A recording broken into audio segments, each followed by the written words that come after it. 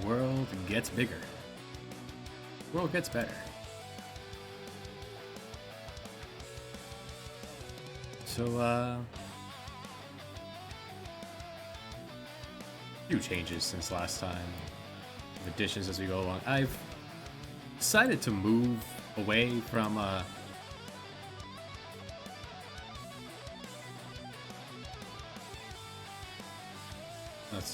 had them in Clearwater.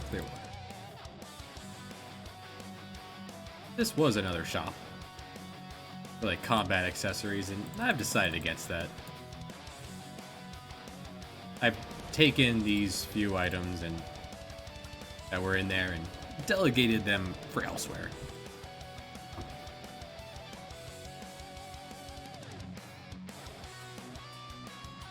Let's see what else.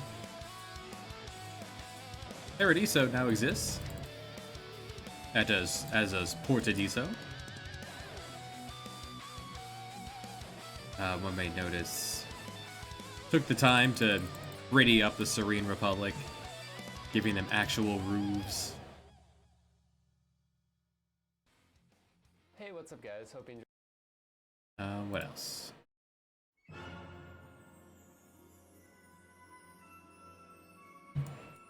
Guess I could slap one of those in here, huh?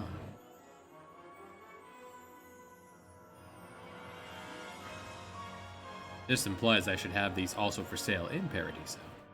Gotta remember that. In fact, let's copy you and put you over here just...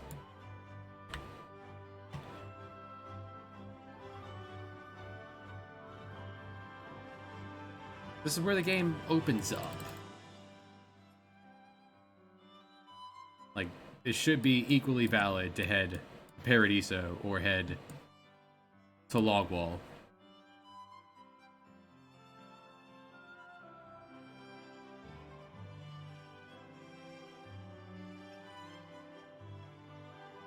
Or ideas are scattered throughout.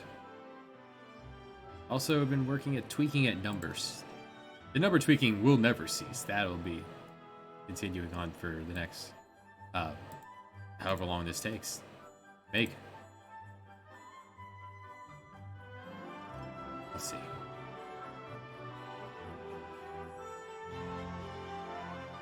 Also,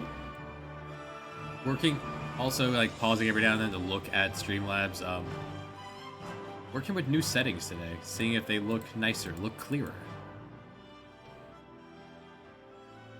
So, may see some tweaking as we go on. We go about. That's a tab. That's a button I've never pressed. Get out of that. Weird. Okay. Anyway.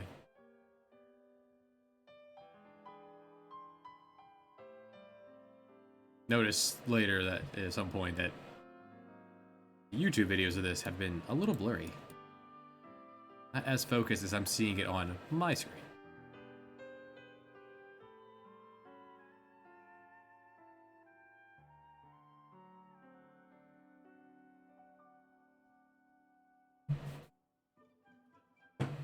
So, let's dive in. What's up, Faye? How you doing this fine? Friday. That was loud. Apologies. Right, I was testing music.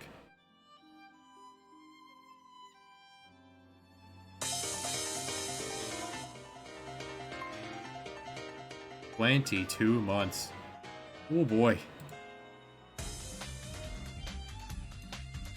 This music has updated. As will happen.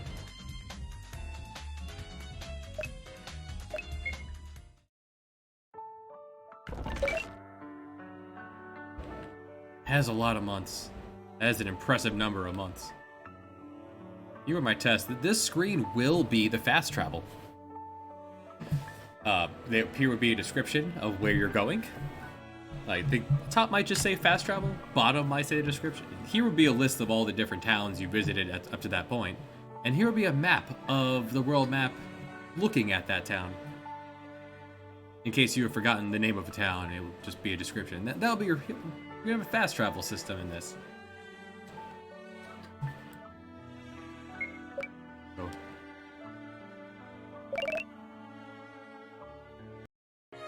This is just a, that's just a test screen where I can slap something down.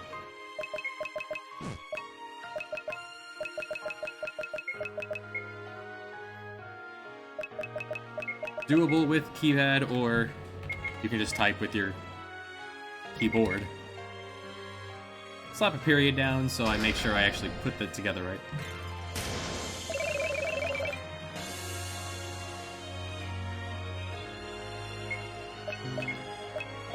Right, I was testing music. I want to chill out on that a little bit. I still like the Verdina. It's nice and blocky, and my eyes like it. But, yeah, a lot of other options here. You can go super chunky. The game will be... The text boxes will be set for the default. I don't like the default. It's very pixel remaster gross. I like Verdana, for most things, actually. You can change how fast you want things to load. If it's instant, I don't think the voices will work properly. There's a lot of options I keep adding in more and more. Anyway, off he goes.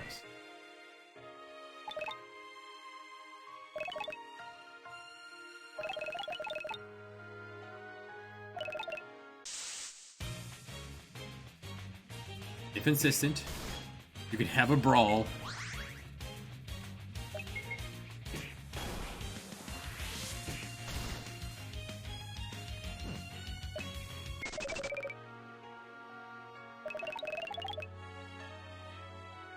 You could run, or you could punch him a few times, and then we'll end up in the same spot. Hey, Harper.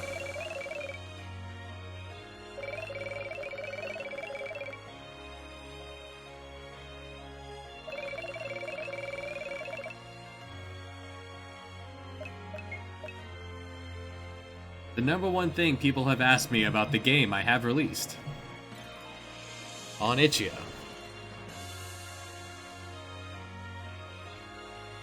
is for a quest log, because people don't like to write things down or remember things. The quest log in this will be quite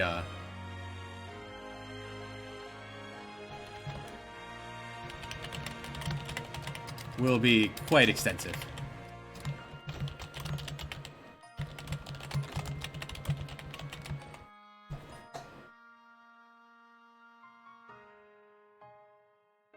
Yeah, it didn't take long. Now, it does go off the screen because this is defaulted to smaller text.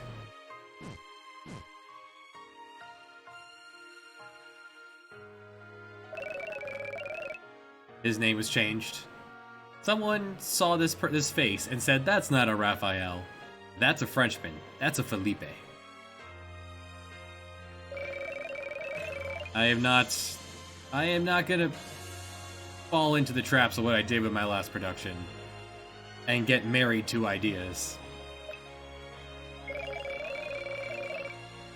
I will be willing to change anything that needs changing.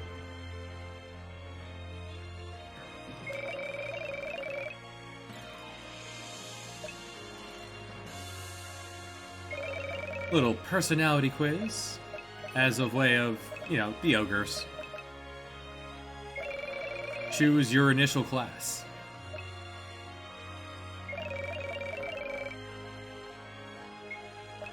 Whether you become warrior, thief, or mage.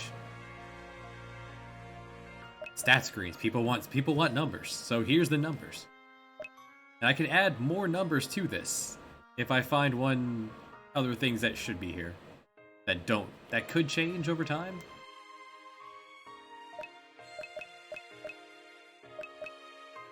The W, because they're all going to be name limit, I need a modifier for now. Eventually I'll strike all these. I have room for a biography. I can write so much information about everyone. All 108 fated stars.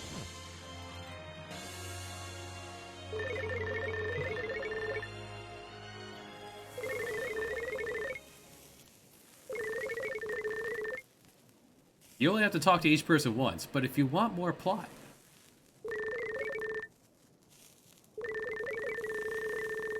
if you want a lot of proper nouns thrown at you all at once, before the plot starts describing things.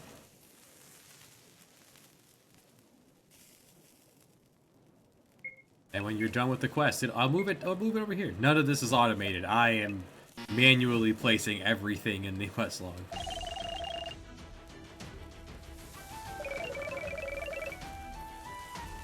Just a period there to make sure that I have the name properly in place. I can also do that. I actually was messing around with how to make that happen.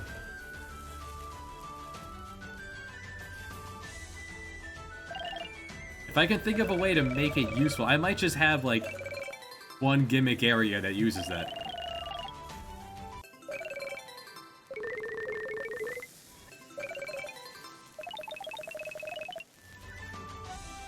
The dog doesn't like cages. In fact, I think... Let me go ahead and just... You won't be able to save anywhere in the real game, but I can. Here. Just teleport back to the test map.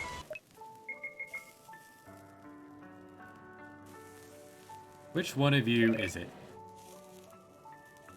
No, not you. Is it you? That is not it. I broke it. One of these. Test map, hey. One of you is actually where I was using to test it.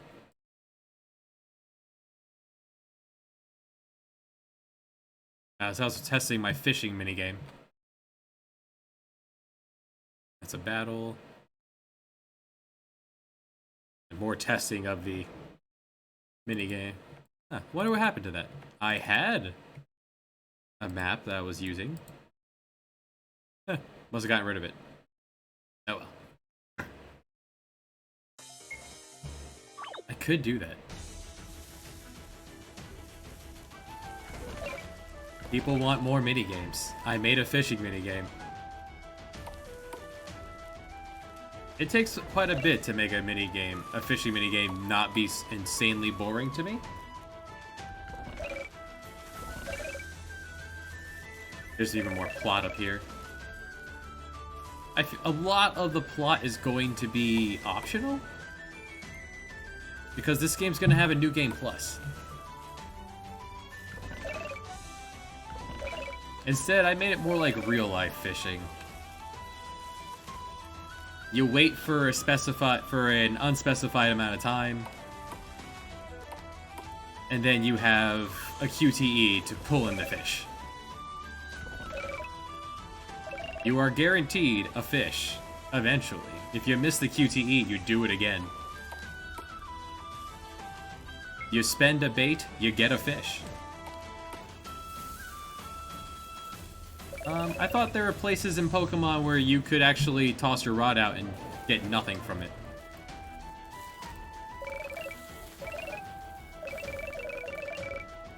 Now this whole area, this was the first map I made. This will get redone at some point. For now, basically I'll redo this map once I get to this area in the plot. Like there are placeholder weapons, or like battles, that you could get into and get destroyed by those men. In a New Game Plus, though, you would probably destroy them. Well, I'd hope you would.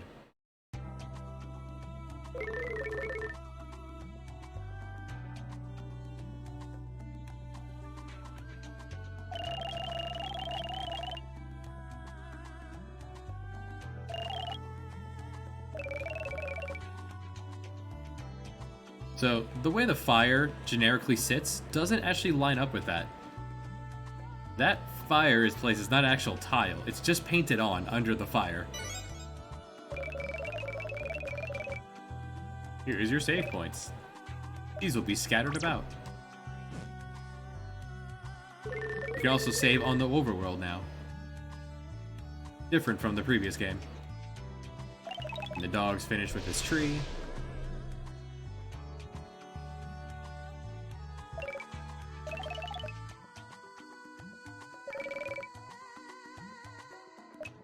The player probably won't immediately go in and equip their weapons. You get a prompt to do it, where the player will then see the main mechanic. Well, one of the two main mechanics. Weapons will teach skills, so there will be 10 weapons. Everyone will get 2 limit breaks, or 2 limit skills, we'll call them that, and 8 regular skills, at least.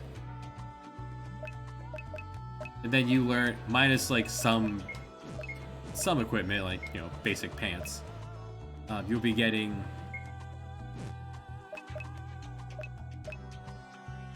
you'll learn all your other skills that you can equip through equipment.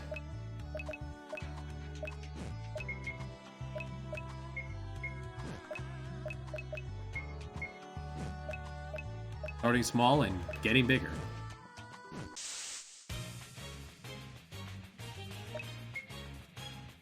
Even in the first battle of the game, I want you to have choices. Good old Law and Order.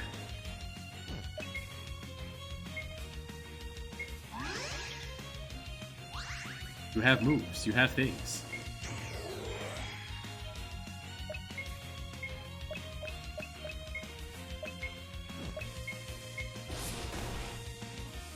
Every one of them has their own specified weapon that they use. Only your main character Dawson would gain the ability to use weapons outside of his skill type.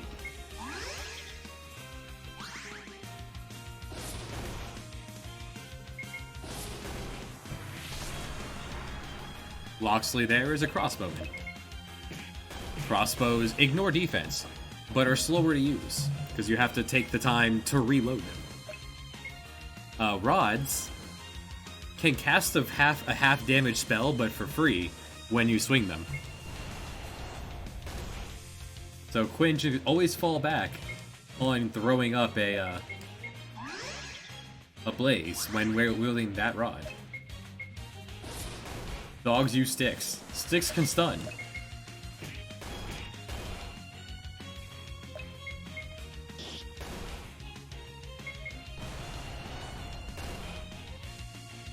They have seen its prompt's weakness, and it reminds you. If you cursor over any icon, it will tell you what it does. What is that icon? This has been a pain in the butt to set up, but all the information is there for you.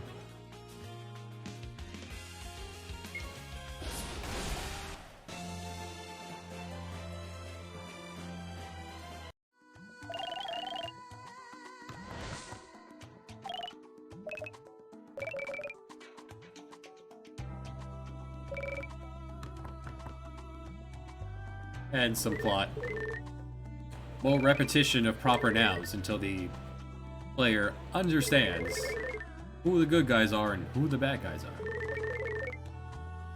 Blue for names, green for key items, red for locations.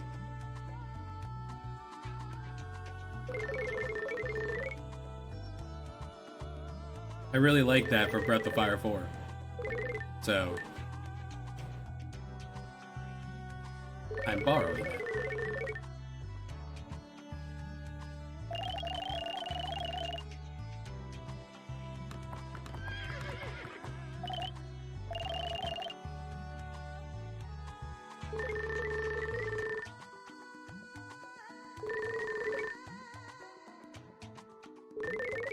The weird line breaks are just from me using a larger font than was intended.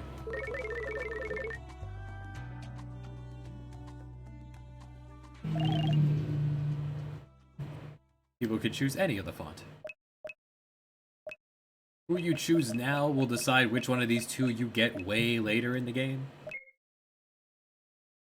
We're not that far along yet.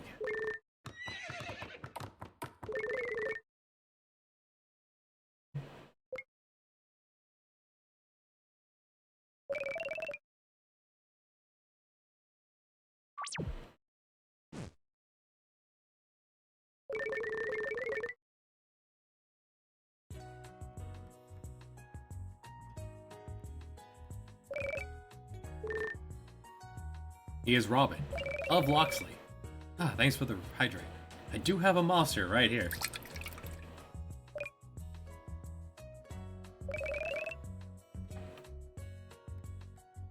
He is Robin of Locksley. It made me laugh. Ultra White. So Zero Ultra, the white one. Tis my favorite. I have a half dozen of those for this weekend. I'm gonna be streaming most of the weekend. Yeah, the good stuff. Robin wants to join us. Harper wants to come along. Dawson the hobo is, may as well. However, the dog is going home.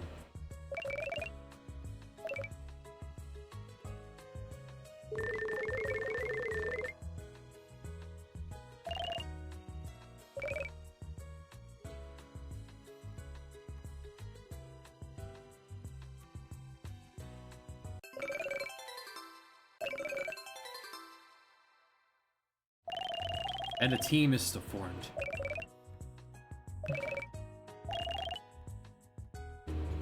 And every time this will update, I'm gonna pop it open so you can see. The recommended level to start it. To start the quest. Where you got it, where you got information. And I will, as needed, it will continue to grow longer. This old man will chase you down until you poke him. Free food.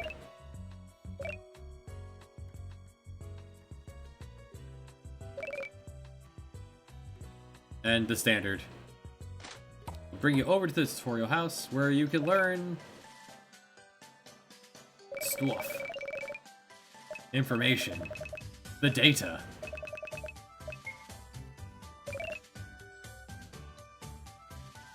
Every enemy in the game will have a 1 in 64 chance of dropping. And there's a lot of things they could be.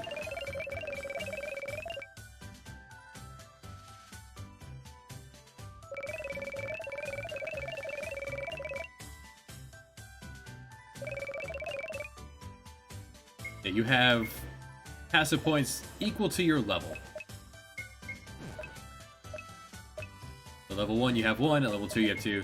I can tweak that pretty much however I want.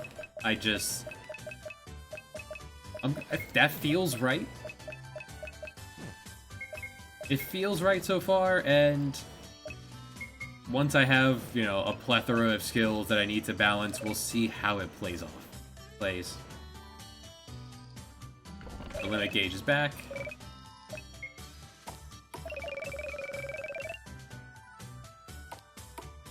Follow the clown.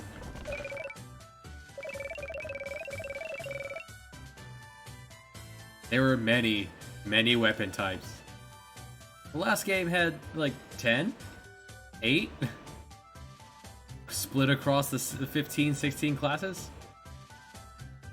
We have swords. And fencing swords. Knives and bows.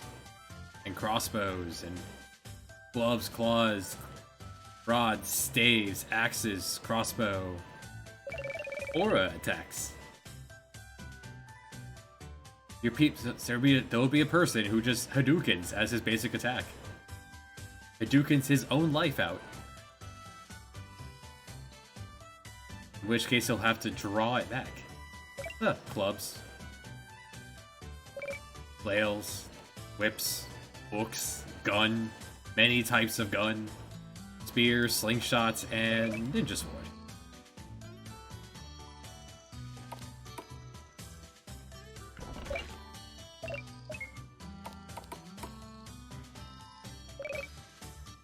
All the data you don't need. For all you nerds who just want all the data.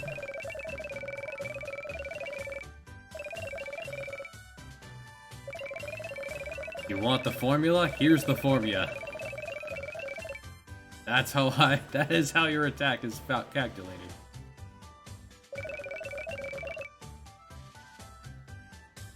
Enough people asked. I'm just putting it in the game.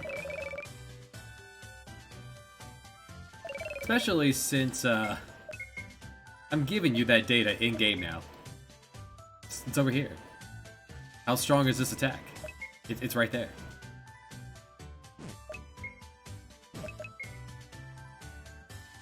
A healing power of 6. You'll be able to balance that among other things.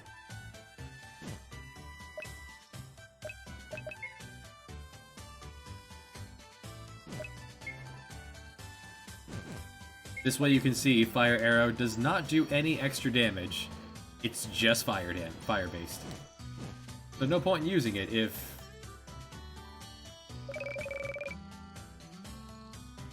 the enemy's not weak to fire.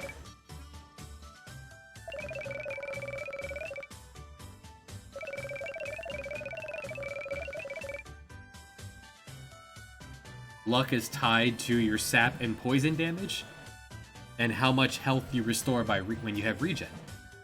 Higher luck will increase the regen and lower the damage taken from sap and poison. And I wanted to know if I could make a clown in the box just pop out. But there it is. In case you weren't spooked by clowns enough.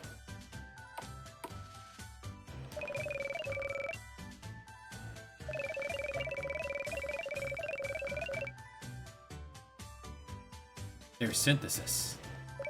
There's smithing.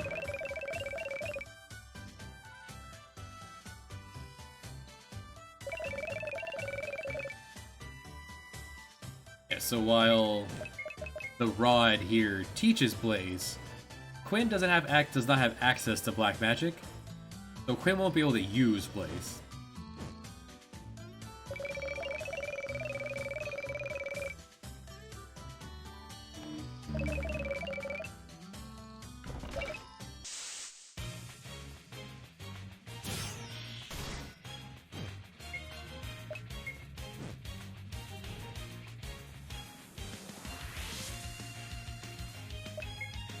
It's a bird.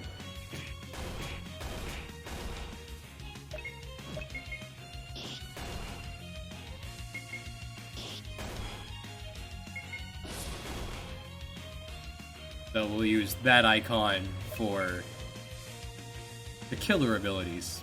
Man-Eater, Dragon Killer, Anti-Bird, Flying.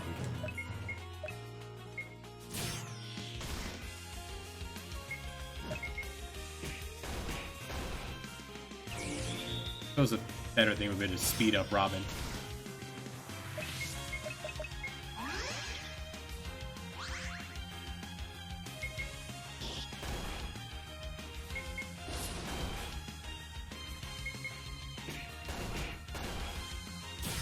Bird is quick. Just zipping all over the dang place. Scratching us up.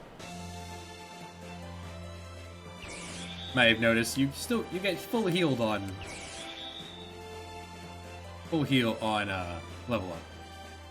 Still tweaking these numbers. Very small stat gain across the board. These numbers will probably go down. Keep HP tight is I feel like a decent way to do things. And I can customize all of these quotes when I get to it.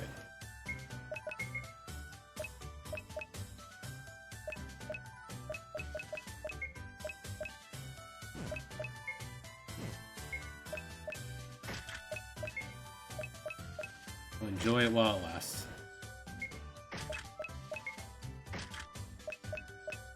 I'm changing how accessories work soon enough.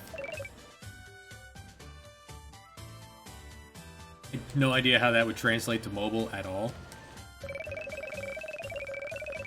This is the other thing. You can only hold 20 of any one item in your inventory. I thought about making it 10, but 20. 20 is a little low number. Can't just stock up on 100 potions and be good forever. So instead,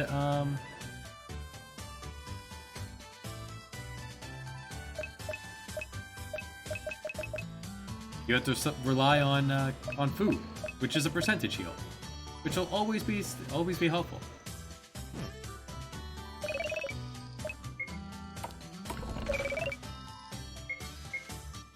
You can even synthesize food. You can cook it. Earn his stat ups.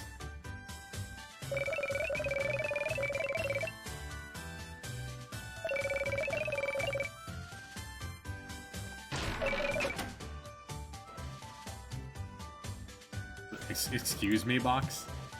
That sounded weird. Hold on.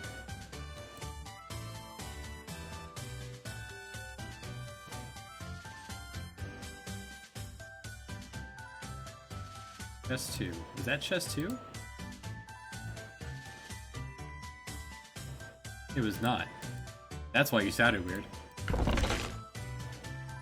The default chest sound I really don't like, so I have to manually change all of them. Oh well. And descriptions. Descriptions. Descriptions. And a locked door.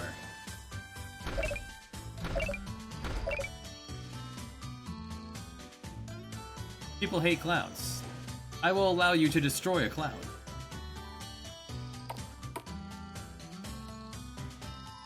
And new. Layering.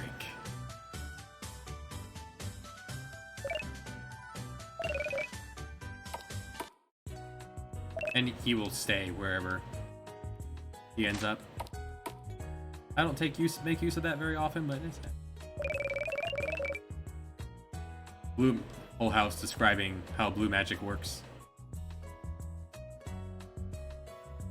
don't like how that shadow turned out. Fix that.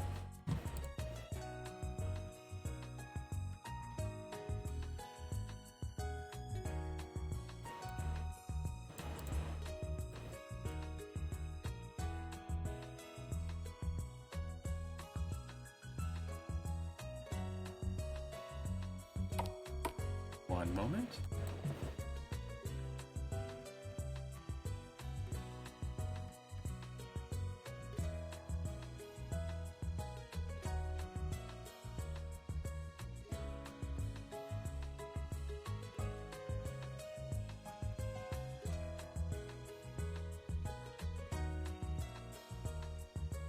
Okay. Yeah, apparently, Twitch has this new analytics thing where you can see where people click to your stream from. Like from like what other streamers they were watching when they selected yours. Alright. I'm carrying this over. I like the way it turned out for the course of battle. If you end a battle knocked out, you auto revive at the end of battle with 1 HP, and you still get the experience. Your penalty will just be not having that person in the fight.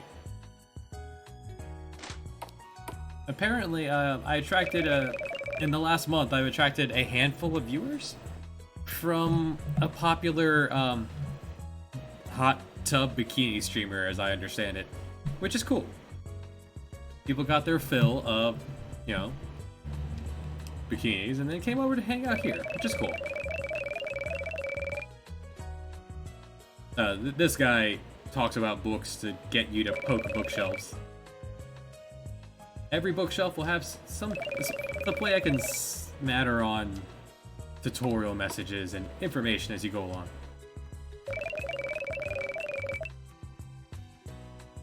Yeah. Fishing pole received. And first side quest.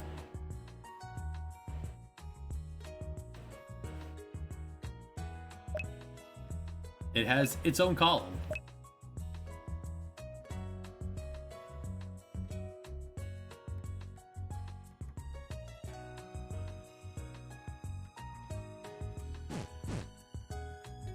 The level 1 quest. It really should be the first thing you do.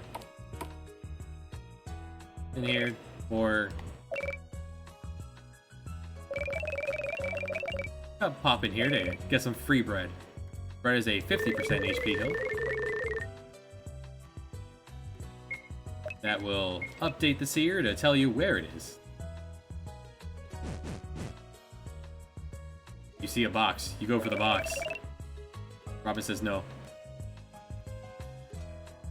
You have to return here without Robin to get that.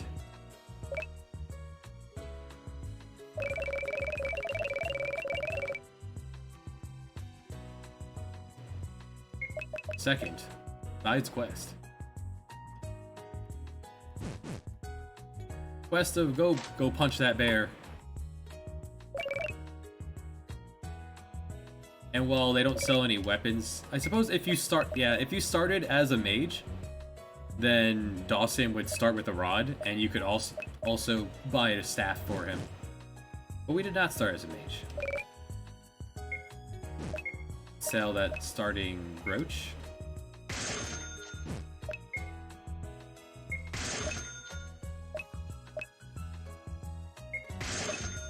Gonna want one of everything eventually anyway.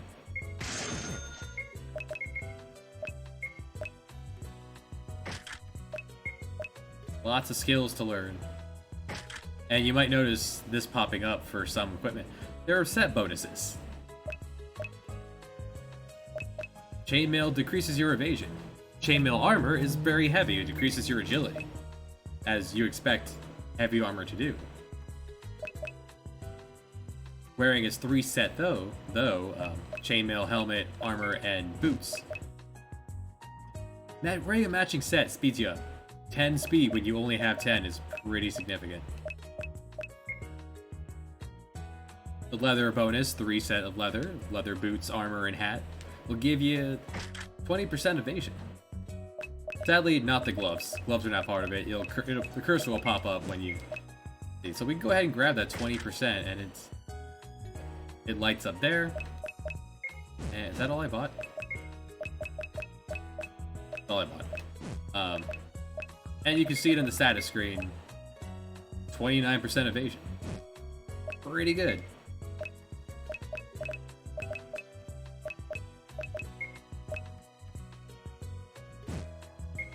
Yeah, sure.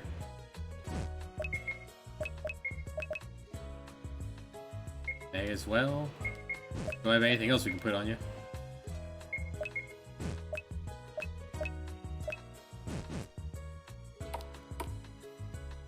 Over here we have another. Now, small villages like this won't have a chef, but they will have a place you can buy food.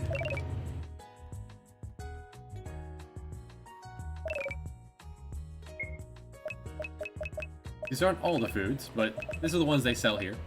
But these might be all the food. There's also fish. Meals often composed of both.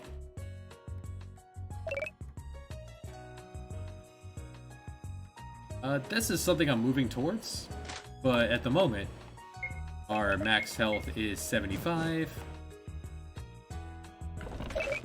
Places I will fill with treasure once I have the key and the treasure is appropriate. First place, you saved Loxley, rest for food.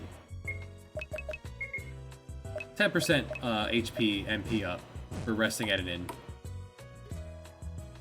That's going to be changed so that it's only when you rest at the better inns.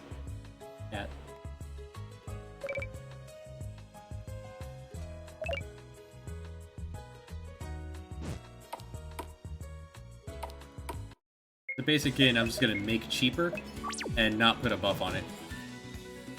So here we are. Encounter rate is slightly higher in force, otherwise it's... We'll take one. And never mind. Side quests. Mini game.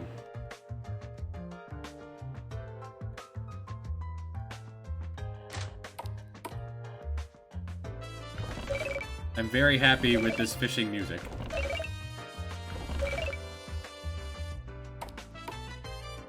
Got a handful of bait.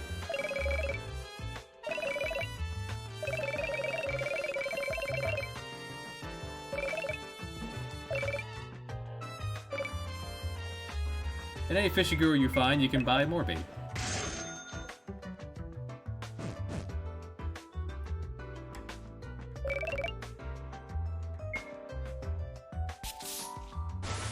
Simple as you cast your line, you wait, as is fishing. When you catch something, hit the confirm button.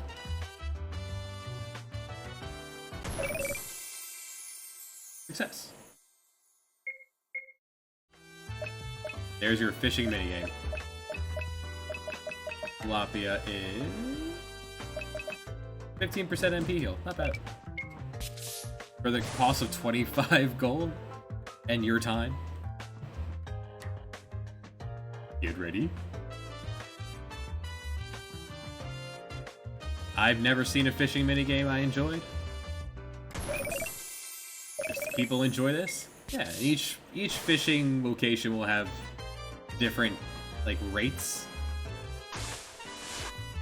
at which you catch all the fish. And what fish is available? You're not gonna find a whale here in this lake, for example.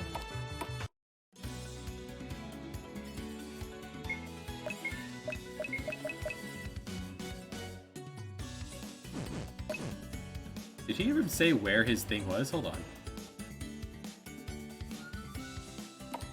The encounter rate's not particularly high either on the world map. You could always cut it in half or just turn them off. Did you even say where your cave was? Okay, with the red rock. You did say it.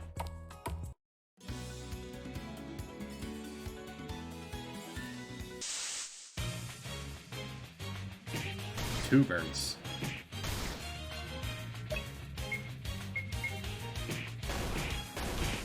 And once you've beaten an enemy, or use the skill that will show it to you, get their HP bar.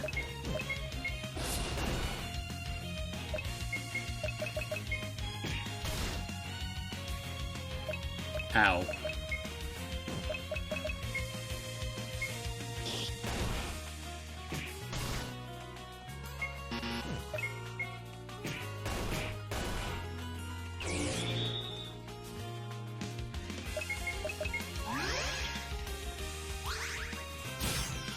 First aid's a pretty good tiny heal.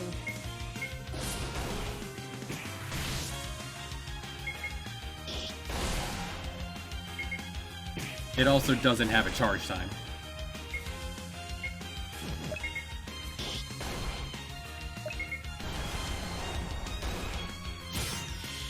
Your regular blaze attack would be twice as strong, but would cost MP.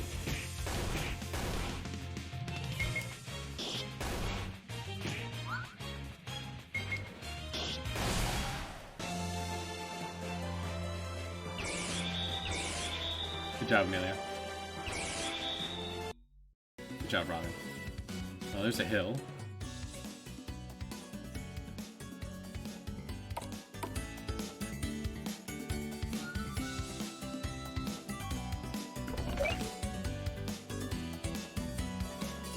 That shoe was placed there because,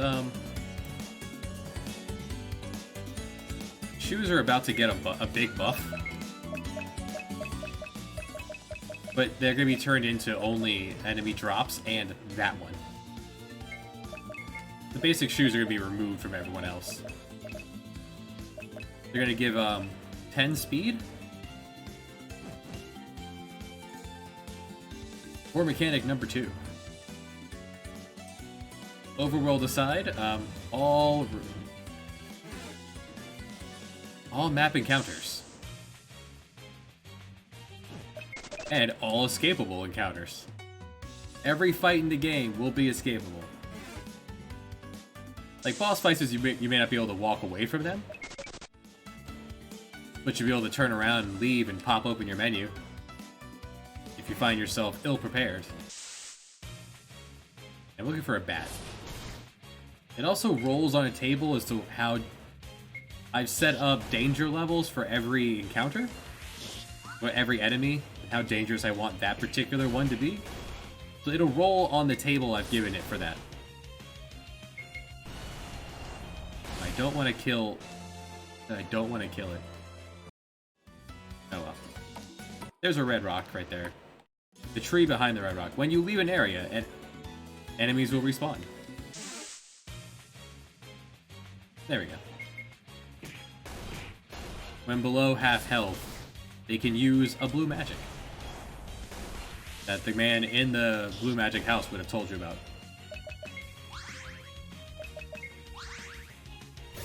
I just need him to use it on Amelia.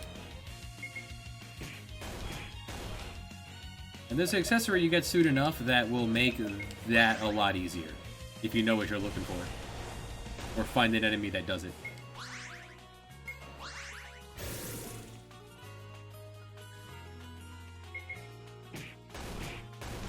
You can also only do it a few times, so eventually we'll stop vampiring. Unfortunate.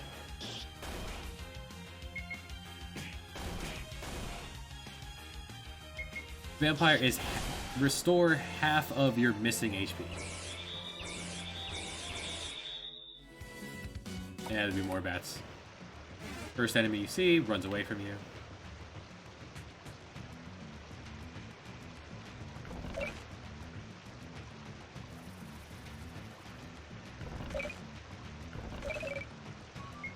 These battle items we're picking up. There's a battle item column here.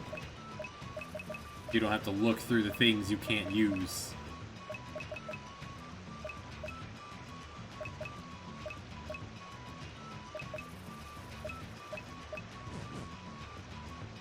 So here, tier 1 magic spells, like Blaze would attack one enemy.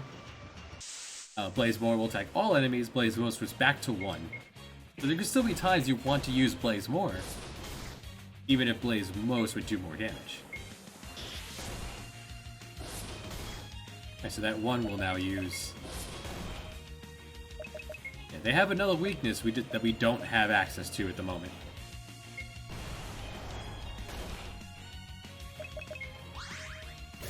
There we go.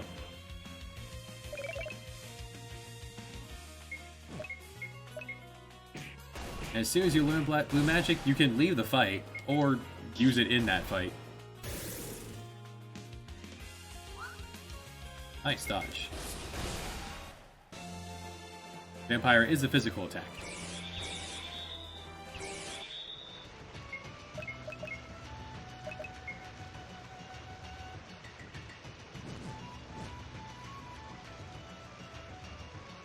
It's supposed to be tuned to finish this place around level 3.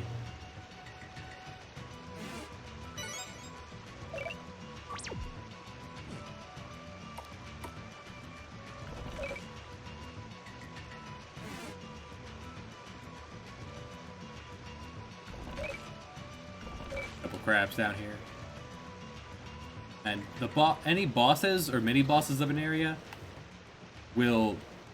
He technically still has a cone of vision.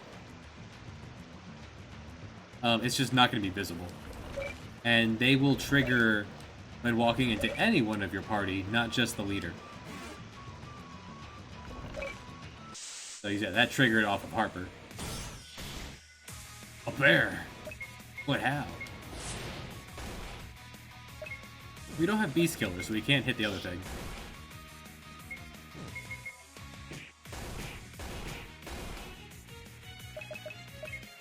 Now that we have Vampire, Mila's gonna be very tanky.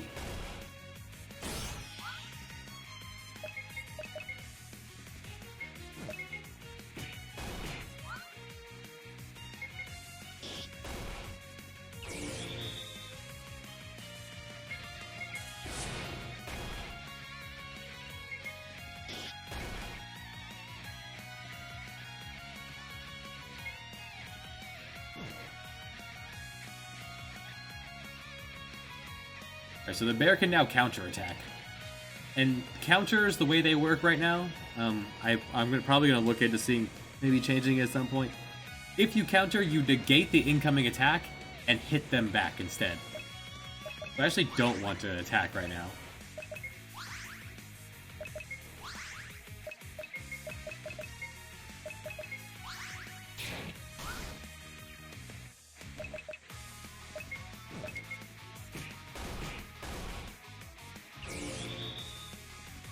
Here's your active time battle introduction.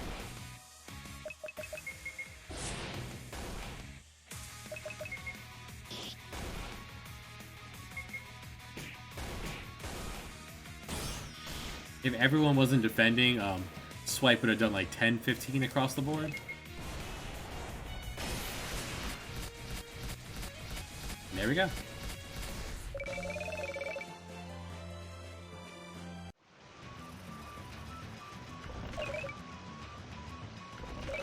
You get one At least, your first guaranteed shrug?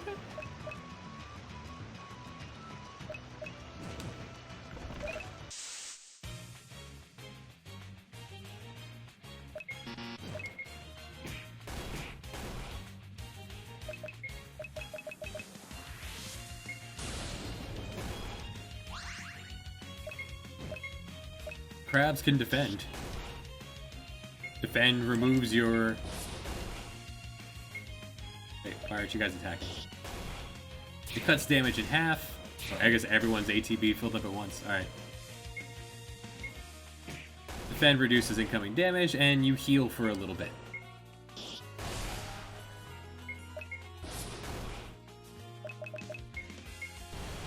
There's no, like, rows.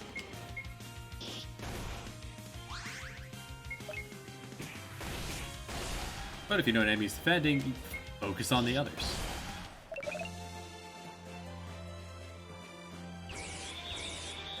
Good job, y'all.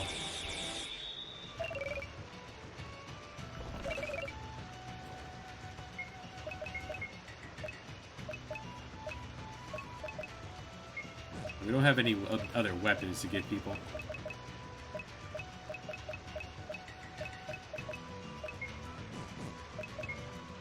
That crab chowder is a recipe you can make for food. 50% MP.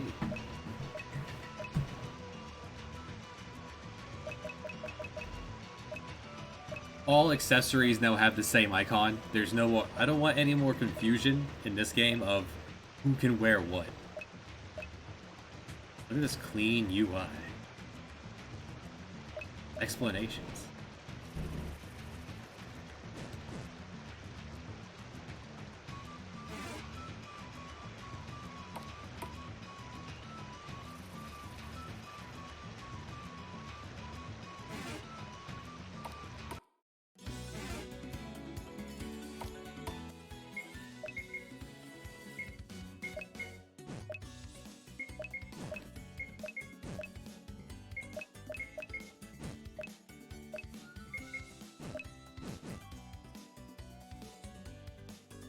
Oh, we cleared out the bears. So to clear out the side quest, just go tell the kid, hey, we did it. More birds.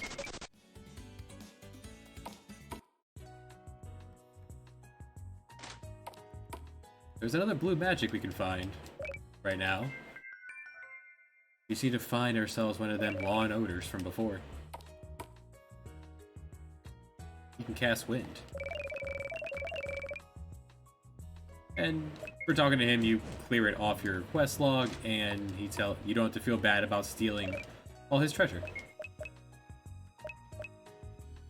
This is could sell this because it's going to be a while until you use it. Yeah, let's do that.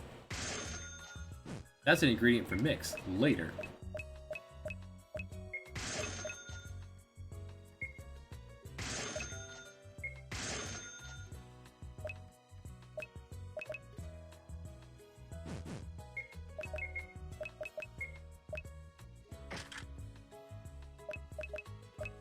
One speed on the warrior. Disgusting.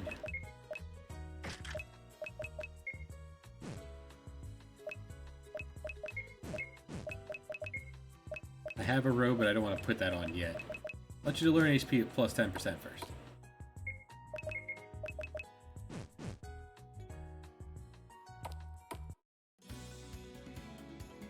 Alright, they said north to go find deer. Oh, wait, one may have noticed, every time I transition to a new screen, autosave.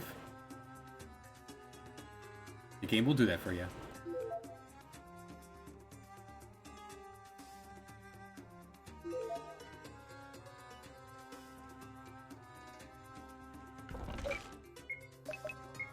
Sokro, which I also still don't want to put on. Hey, Salty.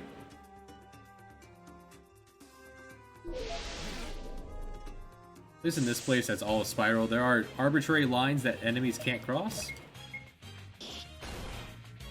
Dawson has Plant Killer on, so That will do double damage to them.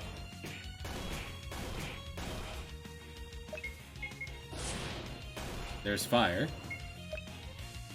There's one more weakness on... That's a spellcasting type enemy. There's a Mage Master kind of ability you can get.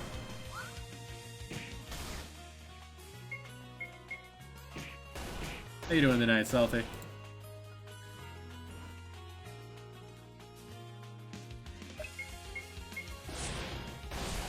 Nice.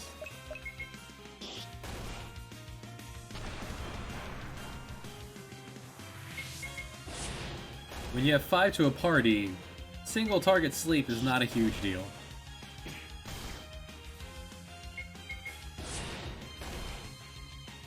Because I think securing statuses after battle is a pain in the butt. I'm carrying over bad statuses removed after combat. And I've increased how much cash everything drops. Lets me feel not so bad about each fight being a puzzly thing. Thanks, buddy. Light strangers. Free sword. If Dawson is a warrior, he can equip the sword and learn his first limit. If he's not a warrior, then Amelia can wear it and just hit a lot harder. Yeah, beard up.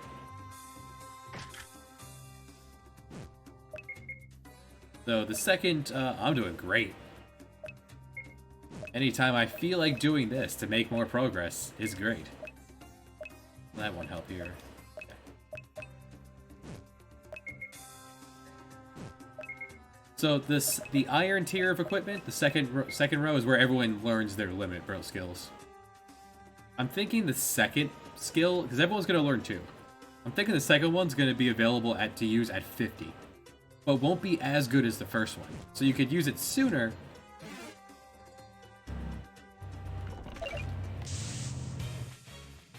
Alright, there's some new enemies.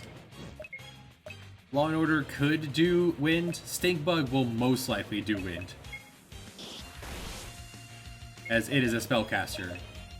Signifying by the third box there.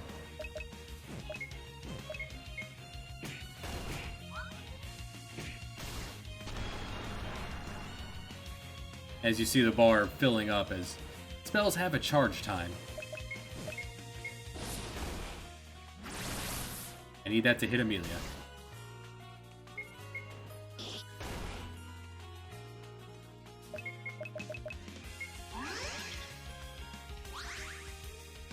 My back line is a little fragile. Yeah. I have a lot more tools to play with now. Enemies have a 1% crit rate. That's just very unlikely to happen. There it is. Good job, Amelia. Now that she knows wind, get him! Some skills don't have charge time. Oops. Oof.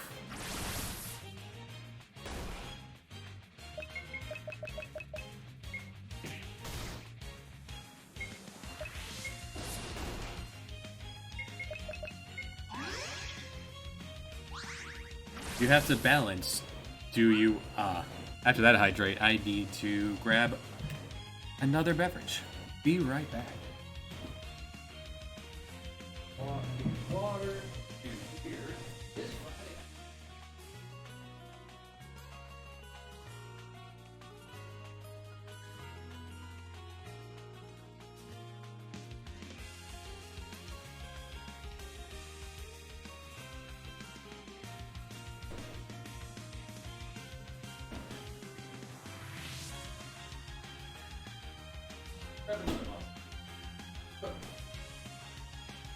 Alright, we'll grab another monster.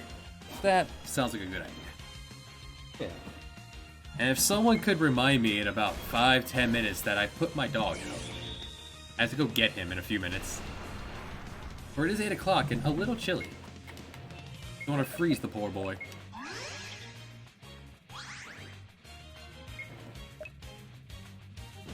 Take one more hit and I will vampire.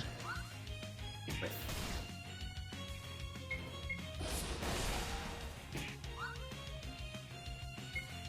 Harper should dodge a lot. She has the plus 20% evasion buff on from wearing all leather. Right, so you have to balance whether you want your Dawson Warrior to either hit like a truck because he has Plant Killer on, or if you want him using his practically free no charge time heals.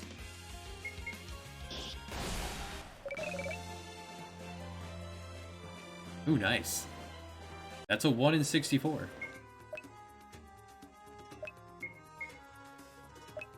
On the other side, he could just do it out of battle. Put everyone together. Dawson is your main character. Your little happy squall wannabe here. He is your main character. You pick one of 3 classes for him to start with, and you can get a second as you go by. And on New Game Plus, you can pick up the 3rd if you really want.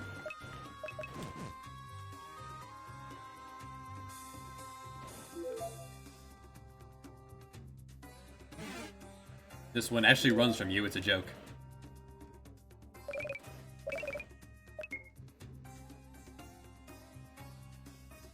I really like the way the sunbeams worked out here.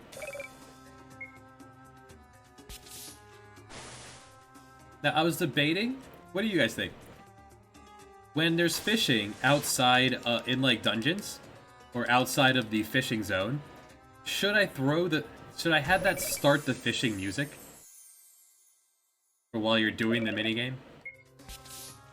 Tilapia is a pretty good prize here. Most of the time you'll just find sardines, which are not great. Missing the QT. Yeah, there you go. Alright, moving on. Sometimes stepping in a certain spot will spawn an enemy. You know what? That's a good question. Let's head down to the fishing spot. Take a moment, step outside.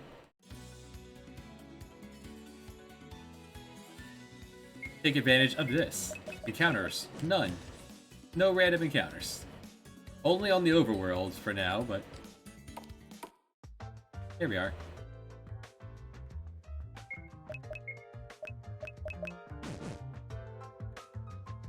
Get ready.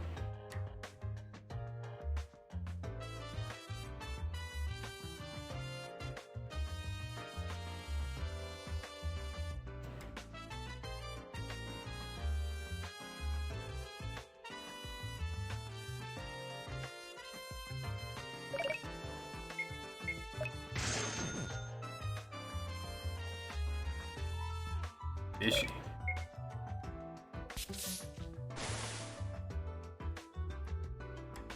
So I'm debating just whenever you're fishing anywhere that isn't in one of these fishing spots, to just have the smooth jazz queue up.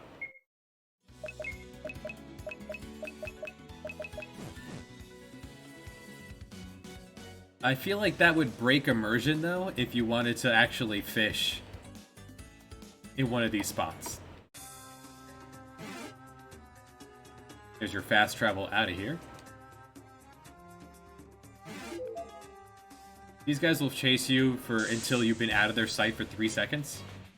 So you could like duck behind something. Or until they catch you. Although if you don't want to fight, you could just leave. Hey BTV. If you didn't want to fight, you could just leave a fight. And they'll pause. I want to grab that, but missed that box. Misty, how you doing? Ow. Stop it.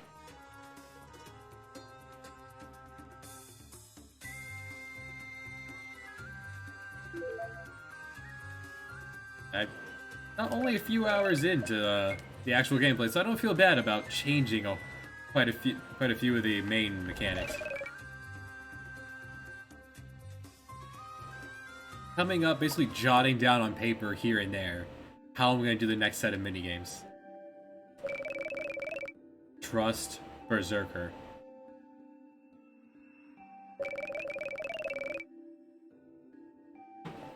So like rods in Brave New World, swords are gonna spend MP to cast spells.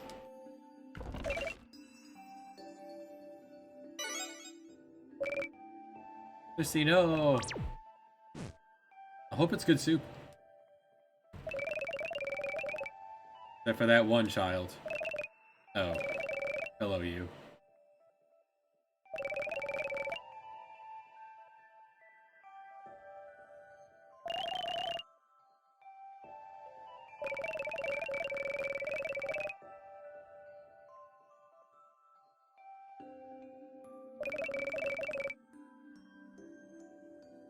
Retrieval quest. Bleh. Let me read your fortune. This was gonna be a whole thing, and I cut most of this.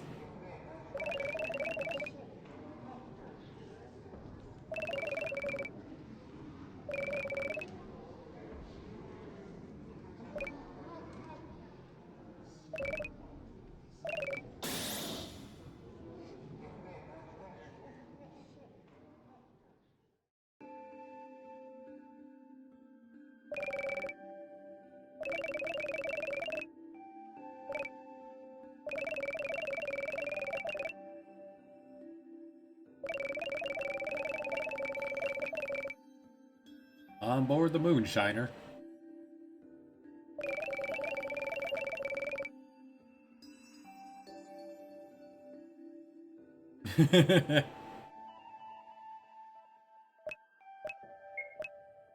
Updates.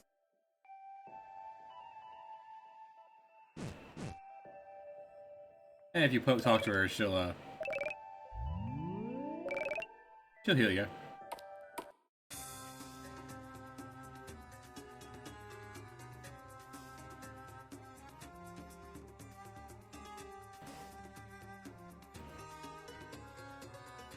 Yeah.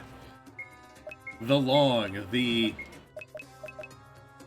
thing that everyone asked for. It is here.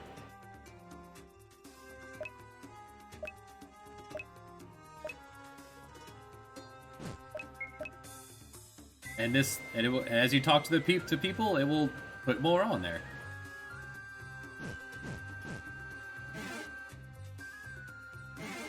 Player will not have to pay as much attention. All right, to the east. I think I bought one of everything from down below, right? Do I have a cotton robe? I do. Okay.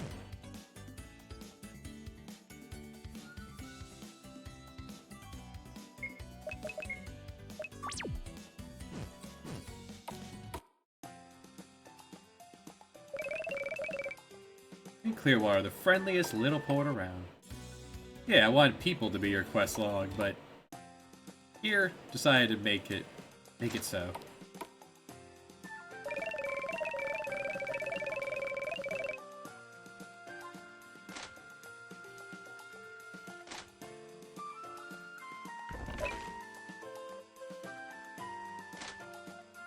I figured out how to make animals not go out of bounds, but be able to walk under you. I could put that in the readme. Yeah, I haven't named that town yet. Insert mountain town here. I don't think I did.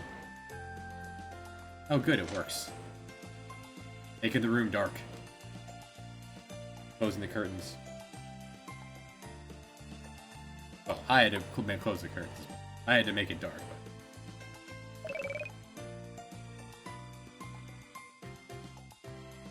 Little smatterings of plot here and there. Make it mostly optional.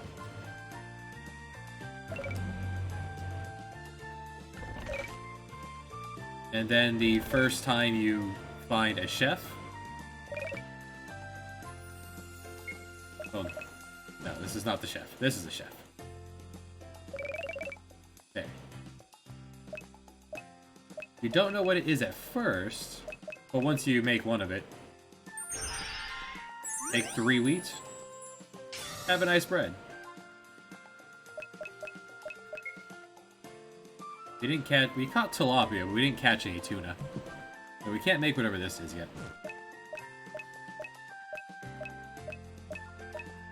And this will become more relevant later in the longer dungeons.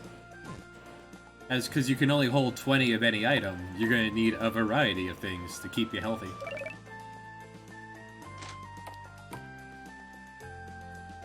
Meow.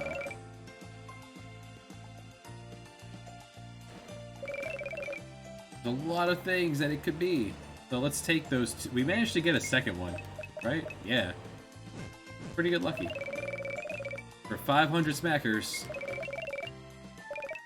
it rolls on a table, a weighted table. Free fireworks. That's an item instant cast of Blazemore. And that's a loot item. Probably sell that for a bit. There's some gear you can only get through the appraisal system.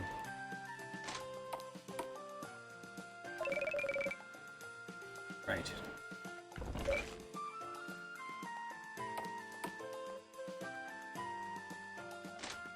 I have like 10 pounds of striper in my freezer that I need to eventually cook up. It's a big fish.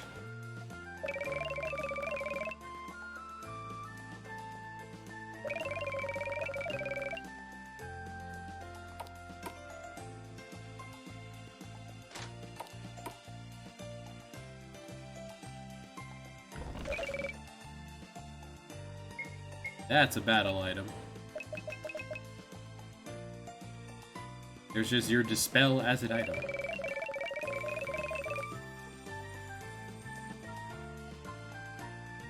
I feel like I was supposed to put the decoration here. Let's put a decoration up on this wall.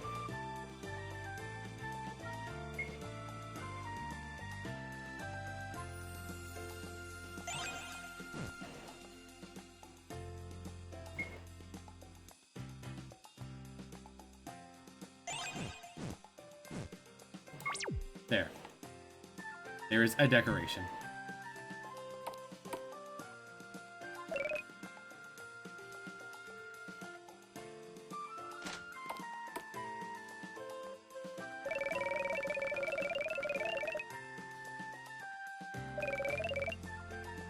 Let's see what I can get for that. 2,500. Not bad.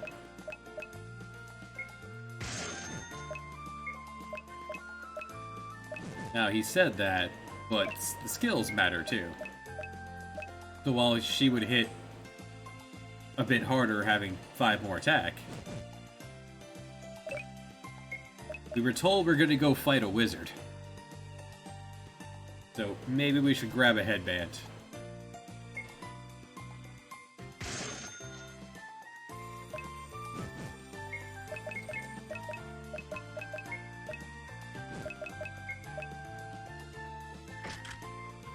I'll give that to Robin, actually.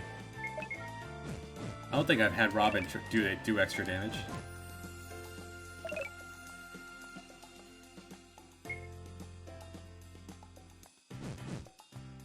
Permanently or...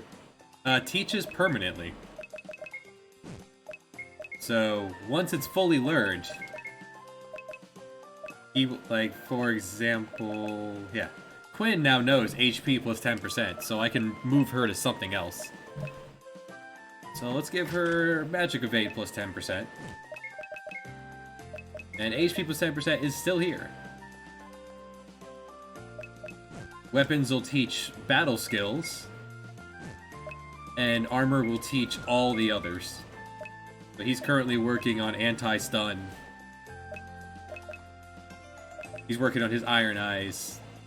So he'll eventually be my dodge, my provoke tank.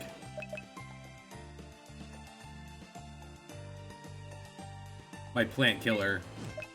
Defense plus 10% and back guard. While I could change out his accessory, I like him having the plus 10 speed.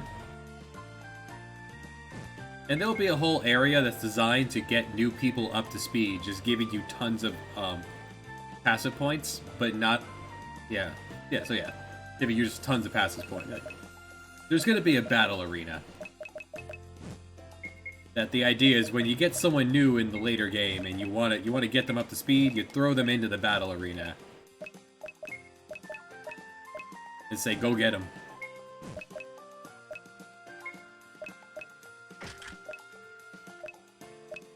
You ended up with pretty good magic attack here. Not bad.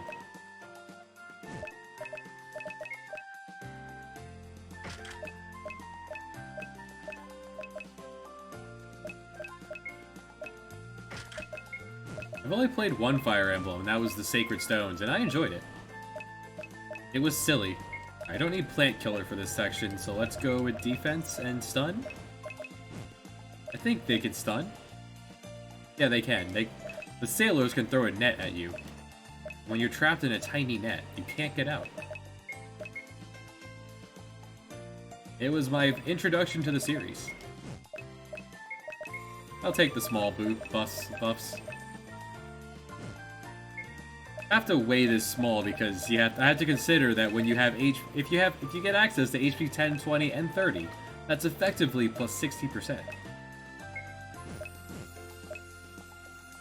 Alright, can still afford another weapon or so.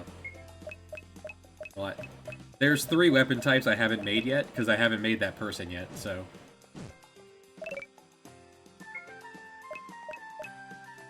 May as well get him the longbow, too. Yeah, we can use Robin this run, why not? And...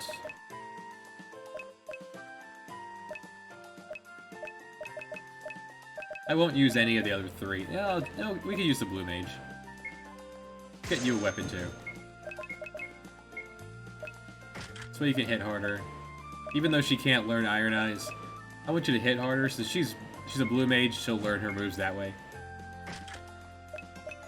The Robin's limit is just a guaranteed critical hit.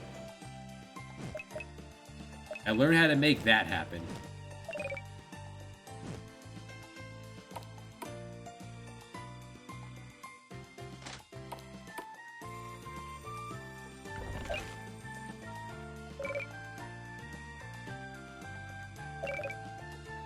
All status is clear after combat.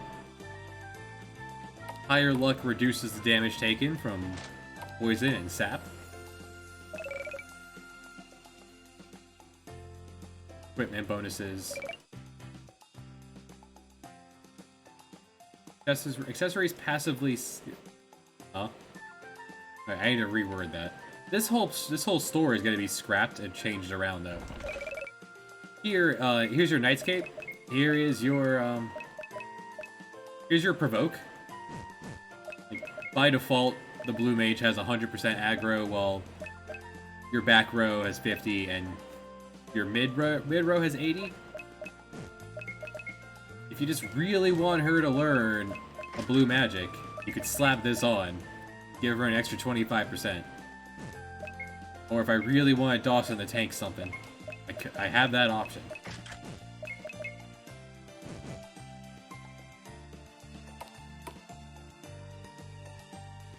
It's good terminology.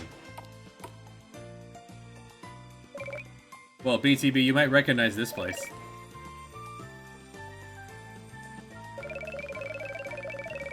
For such a good mechanic that wasn't used at all in that game. I'm using a hospitals as places to put the descriptions for nearby enemies, how to handle them.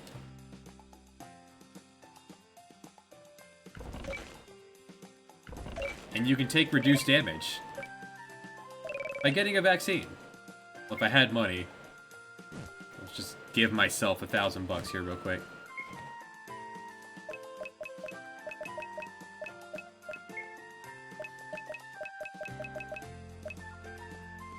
I have that here somewhere.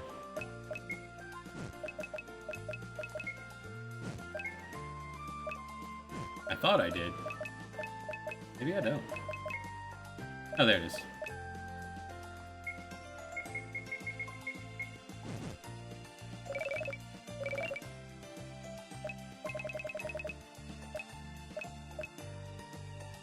So she's So all these people are in the hospital because they didn't know how to handle these things.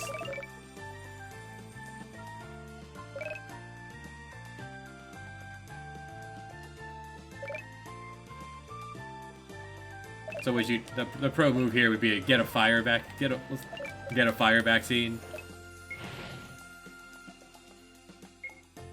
Now everyone will take less fire damage. I haven't done descriptions for everything yet.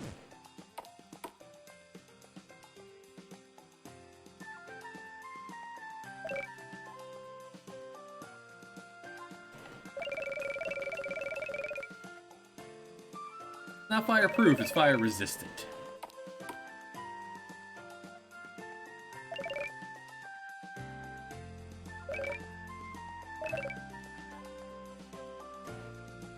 Yeah, something like that. Well, how could that harm?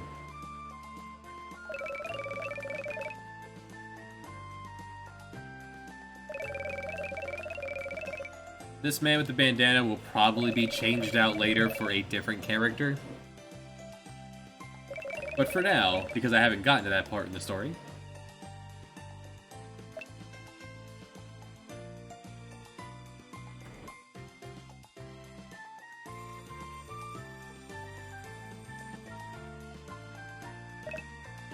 must be the Moonshiner.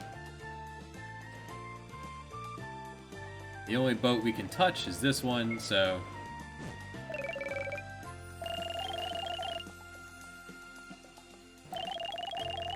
I also have the girls with a slightly higher pitched voice. Some of them.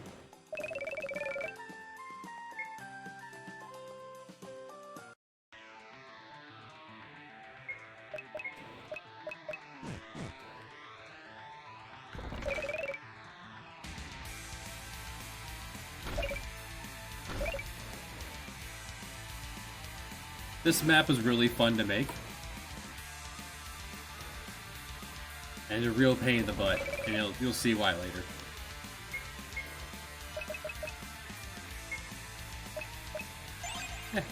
Give that to Robin. I have the cursor still on screen, hold on. It was reading the vaccine. Kind of a stealth mission.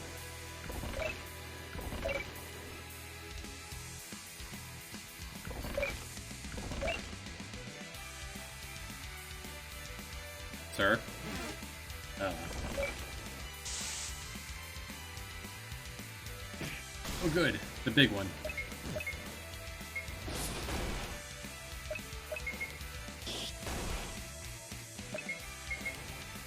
Downside to not buying Harper's Iron Weapon is now I don't have Harper's Limit.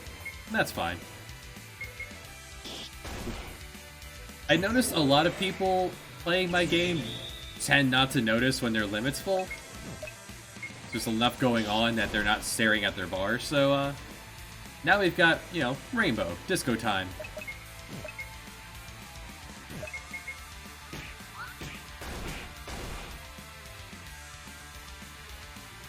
Back by 20%.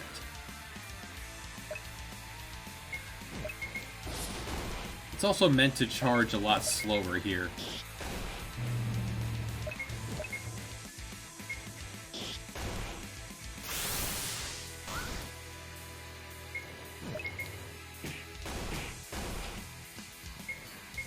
You think, man, he's really tough. These are a bunch of children. That is an actual sailor. That is a grown-up. We are gang-banging this sailor. Usually you have to pay extra for that.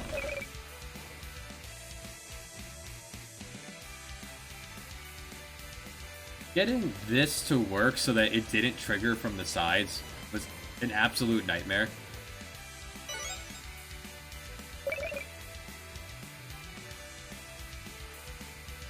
Very, very few enemies in the game, Uncharted Waters, actually counter limits.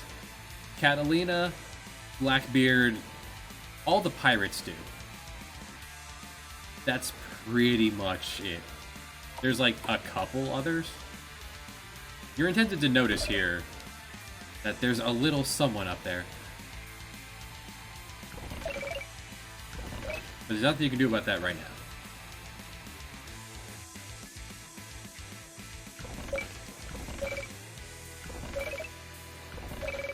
On the other hand, there are a lot of defensive ones as well.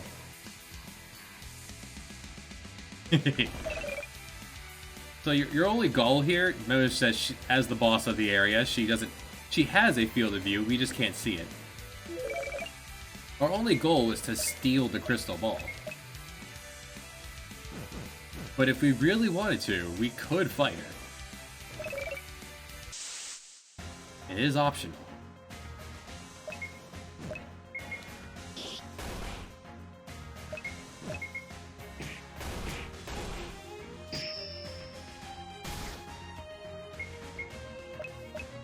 So she smacks with slow.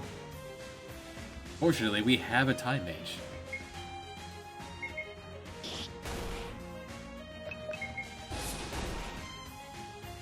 So Mystics is considered both a human and a wizard. So if you picked up Maneater, which was an iron, I think the iron helmet for Dawson would teach him that. I didn't have the cash for it though. She also spams wind, so if Amelia didn't get it there, she would probably get it here.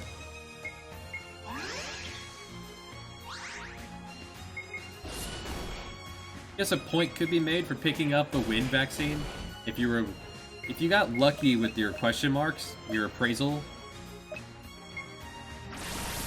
and was just raking in the cat. Like there is one loot item that give you like 25,000 bucks. What does she cast? Oh, haste. Oh, less of that.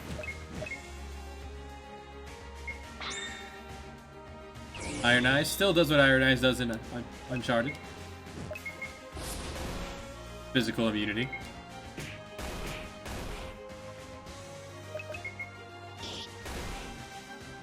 Probably this wasn't the best place for it against a wizard, but I wanted to show it off.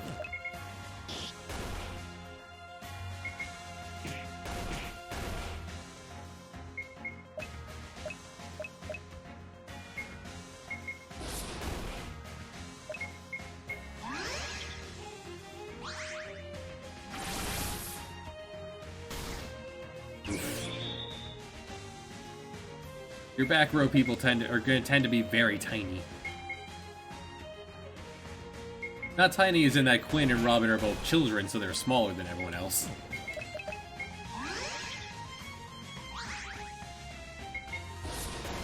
There's also an ability you can get Hide, a passive ability that will reduce your... Yeah. That would have been 40 damage to everyone if we didn't have the vaccine, which is still handleable. Especially since you're not intended to fight her here. This is optional.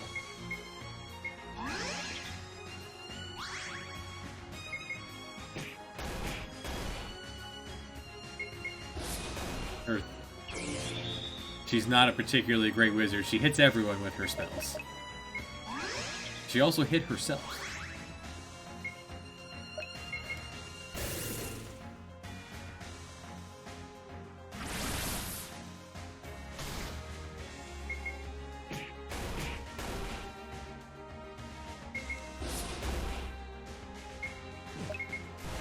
Having Mage Killer on Harper and Maneater on Dawson would very much shred this lady. So Harper's limit is Pummel. Not Pummel, her regular attack's Pummel. It's just hit a third time. Your basic attack hits twice. Pummel hits 3 times. The limit hits 5. Just 5 basic attacks.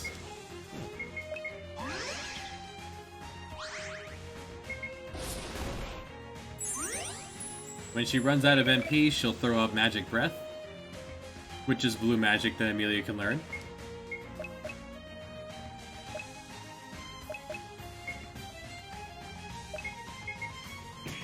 Still working on tweaking the formula for the MP restore here, because it's pretty, it's a lot of MP,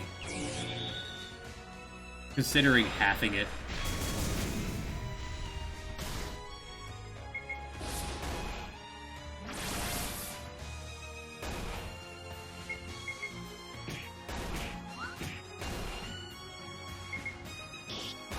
Harper's pretty much going to be able to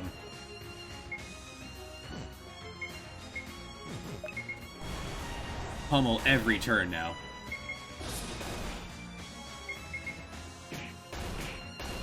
Harper also has inherently high luck.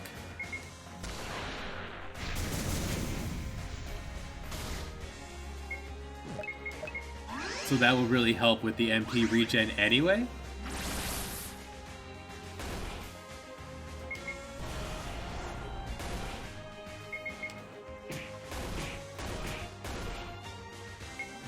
She should be just about done.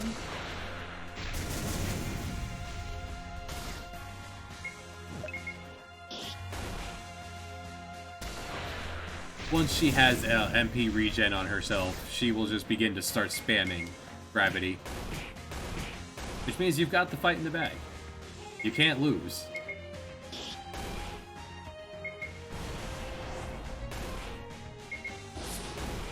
Congrats, you ran her out of mana, so you got your magic spell.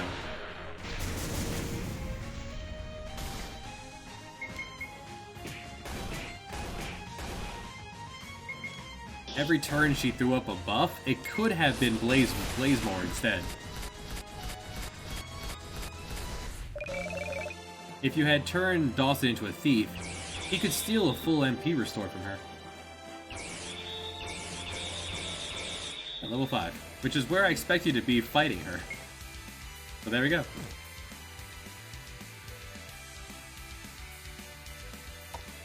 Go ahead and turn that crystal ball in.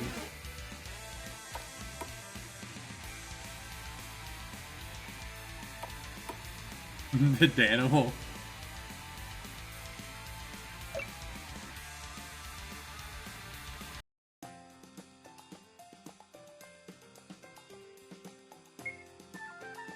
And we're in pretty good shape because we all leveled up, so I'm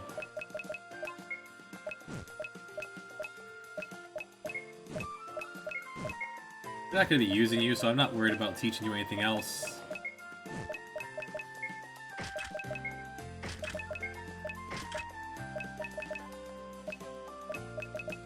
I'm not going to use you either. Alright, let's go. Now the actual boss fight of this area.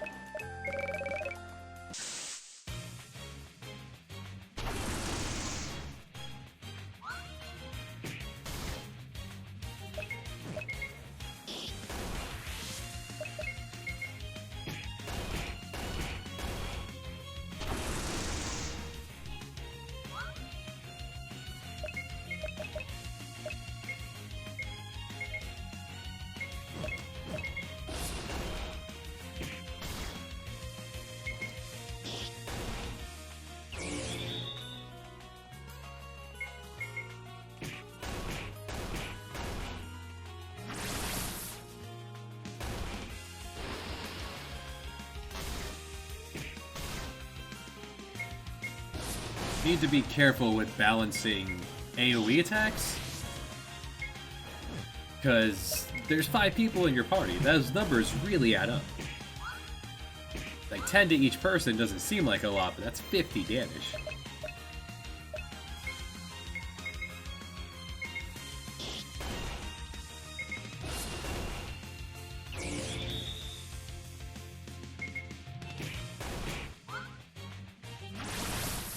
Now if we killed one, we see the HP bars on the other.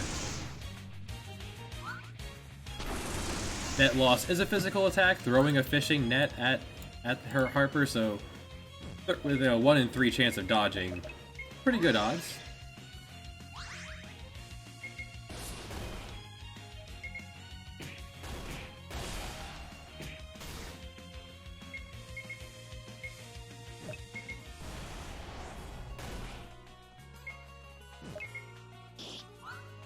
Like, this would have been a better fight to use Iron Eyes on.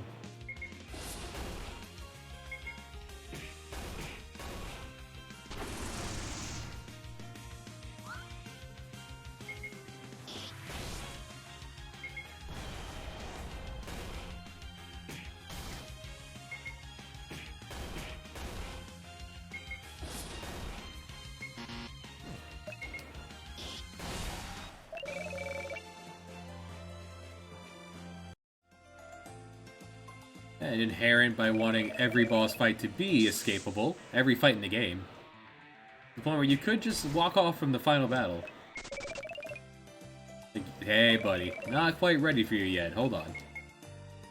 Go ahead and change my equipment up a bit. In a moment. Yeah, not you, you.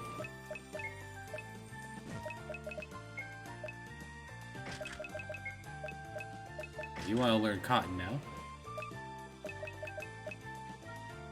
Not using you, then I should probably, change you over to give you the MP regen cloak.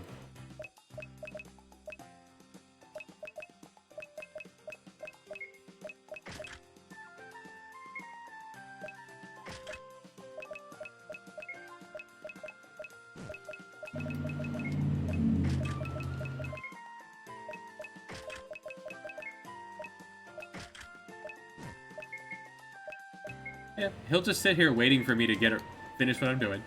He's quite polite. Real gentleman.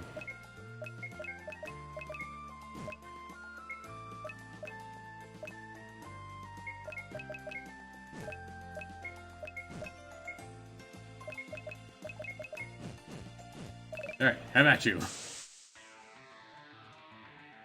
Yeah, because we wouldn't want you to miss out on boss AP. Boss ability points, because you learned something in the previous fight.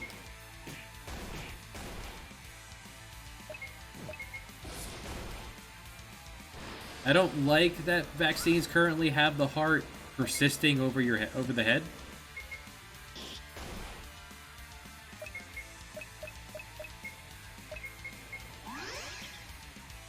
That'll probably be changed at some point, or just removed.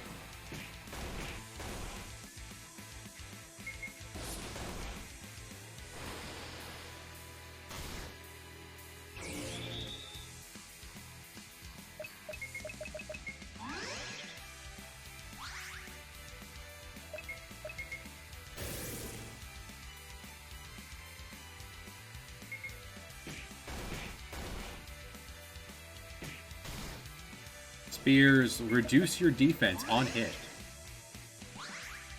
His spear reflects that.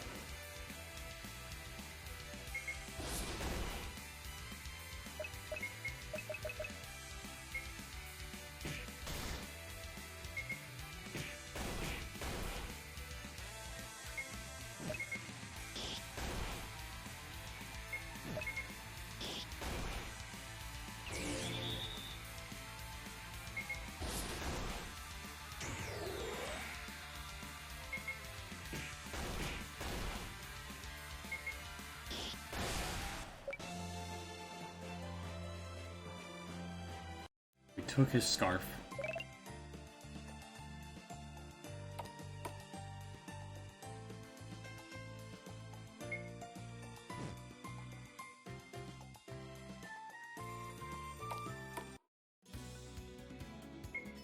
We could use a heal.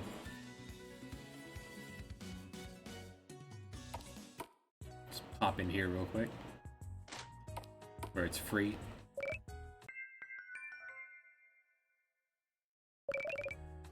I think I left random encounters off yet.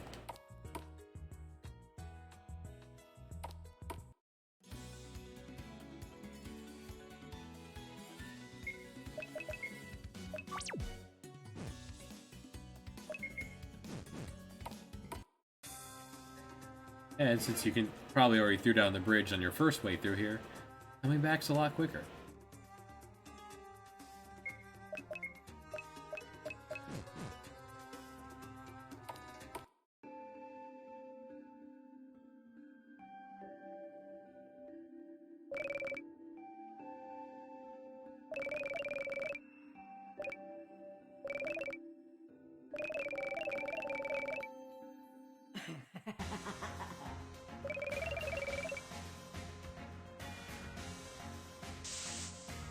So, the actual boss fight here, with the Mystic throwing up buffs.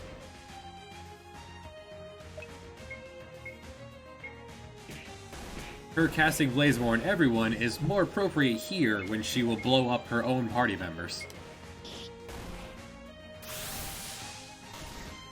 And she's much more likely to run out of MP here, because these two frontliners, they can heal. They have ration. They are sailors.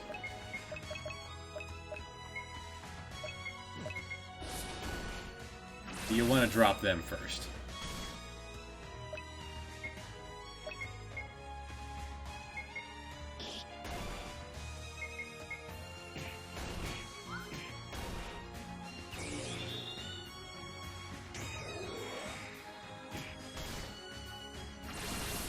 The Seer will routinely throw up either barrier or M barrier on a random person.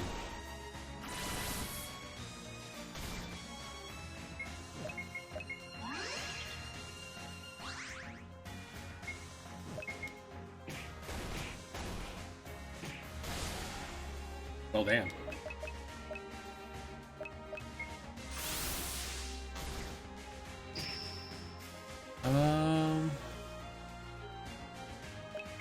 I still use the spacebar, just my hand happens to be there.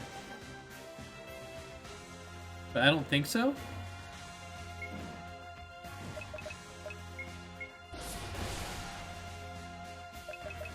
Just use a smelling salt. Amelia's quite helpful.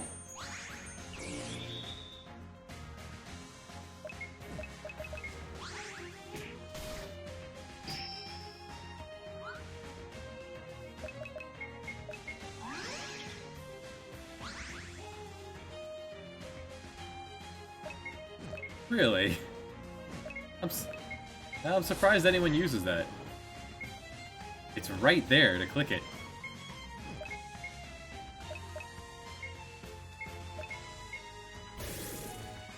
Eat that man. Drink his blood.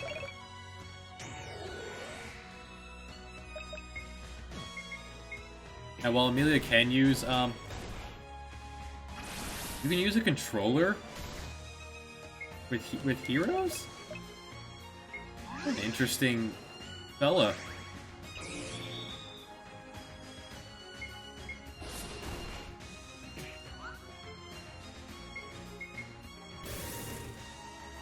Like, I saw that you could play StarCraft on the 64.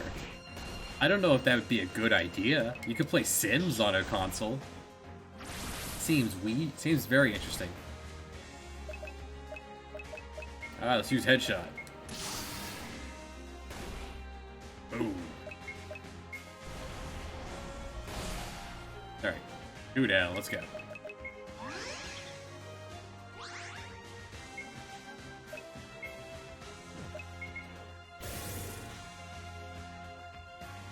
And we already, because we beat her once, we already know,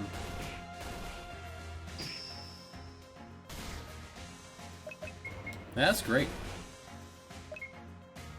So I'm assuming he's just mapping it, or she, is just mapping it, to the controller as they go.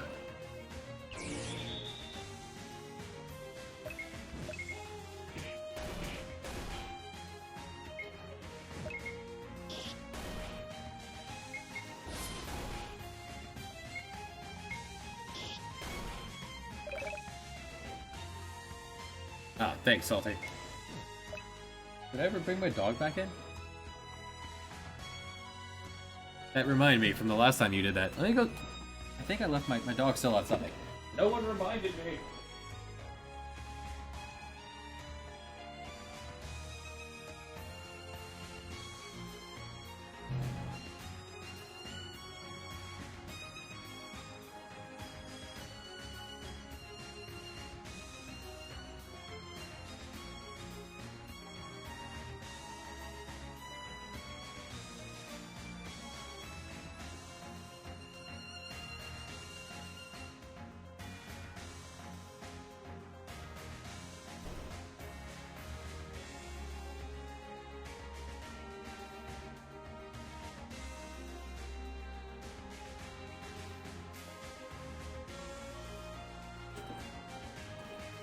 Ah, he's fine. I think he has a bone buried in the yard somewhere.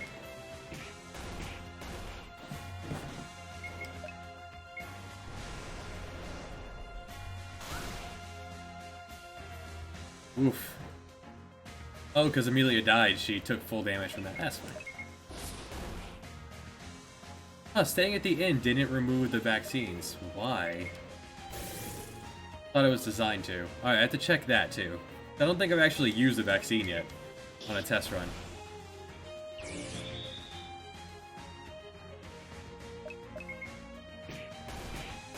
Ooh, BTB. Is the Mystic your type?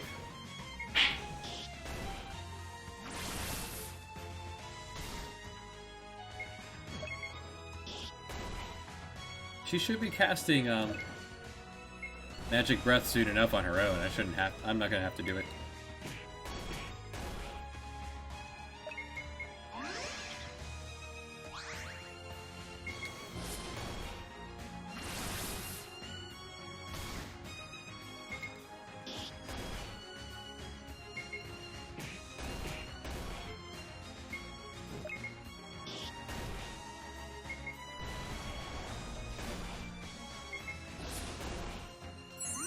There it is.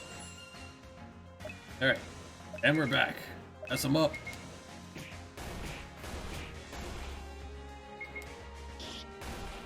Nice. Well, Dawson's got you. Dawson's 69 that later.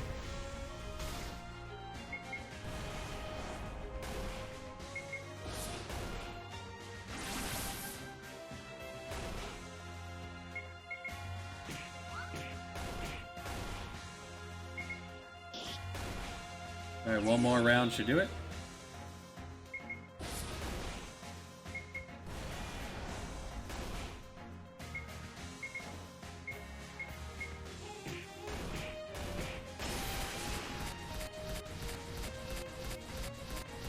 Alright, the actual end of the intro.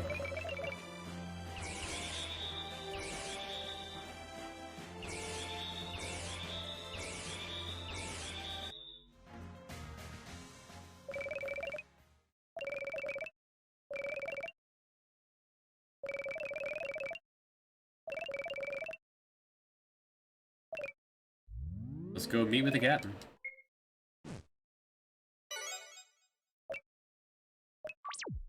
I gotta work on that. That should have also removed the vaccine. So.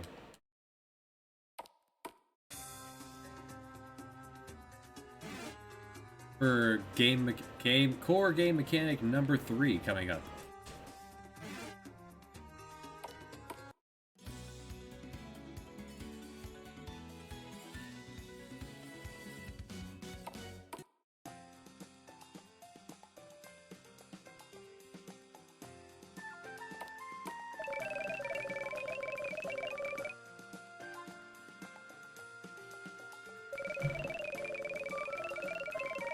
I've clearly been humbled by that gang of children, and my bad influence, the mystic you all hated, is gone.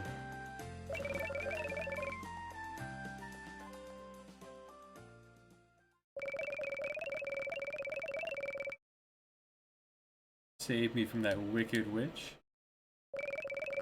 Oh, Salty, as the most recent one to finish Uncharted Waters New Divide, there's going to be a very large cast of characters in this game. Someone, I'm gonna throw in one person from New Divide as a playable character here. Who would stand out the most in your mind as who you'd want to see on your as a protagonist here?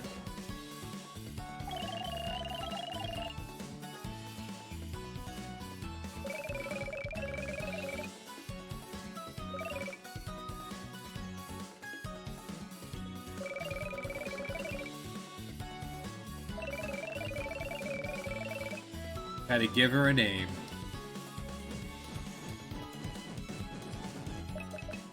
Call her.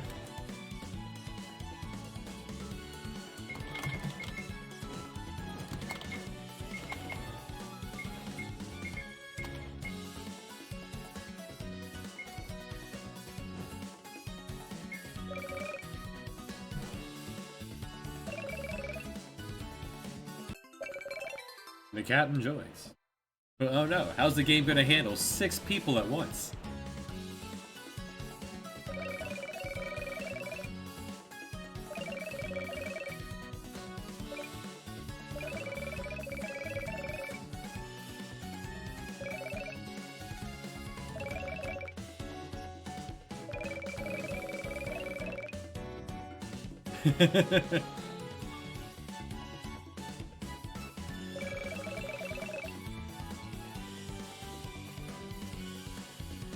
Be Jeffrey. Yeah, I was either thinking William during the Oasis, the Mirage, or Ali.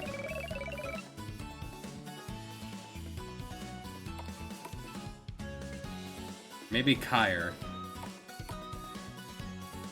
I don't know, there's just so many places it could be. I had to consider Jeffrey. So here we have the Salty Doggo. So the reason why making the Moonshiner was a real pain is because I had to make it realizing I'm going to use it for your main set piece. Here's your main hub on water.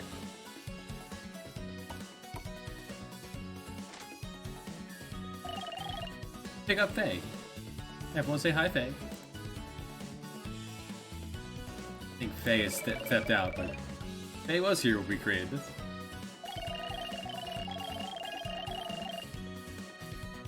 Oh, there's Faye. Faye's still here. If you say no, she will be like, no. I'm joining you. And then you think to yourself, wait, how are we gonna have 7 people in the party? Faye uses slingshots. Faye is a great support.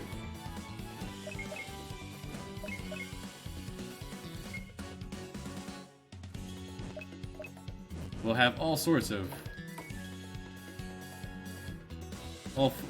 fantastic support skills, but it's very tiny, as you can see from 97 health at level 5.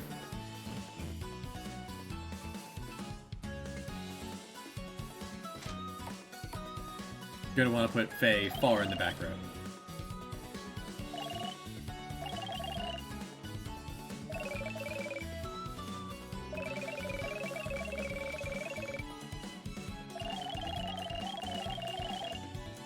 You can literally get enough people on board. There will be over 100 people on board. Made a big boat. We're going to fill it to the brim. There will be people practically being shoved overboard. There's going to be so many people on this boat.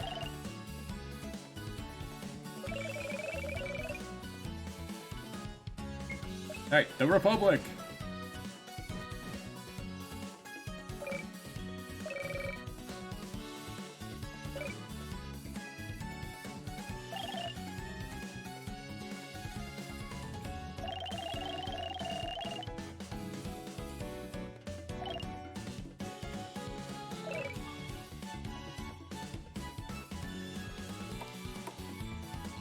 This game will not be connected. It's just going to have that callback. It will have similar skills and gameplay flow, except instead of turn-based, it's gonna be active time battle.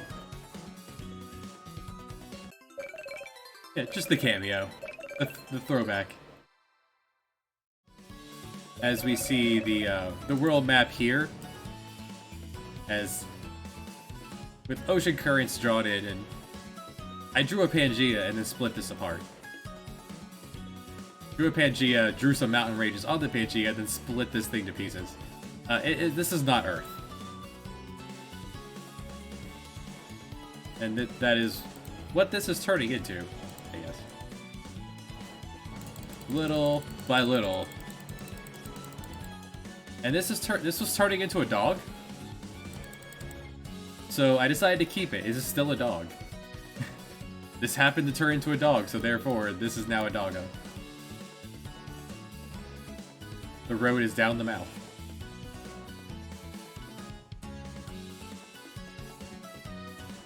I remember, I took a class on geology back in college, you know, some time ago. I remember how ocean currents work, and you got warm currents, cold currents, which would influence your rainy season and your dry seasons. So we have Dog Continent, and that's where the party town is, in the dog face. Alright, so now we have a boat, and we're all alone. That didn't clear the vaccine either. Okay, we gotta do something about that.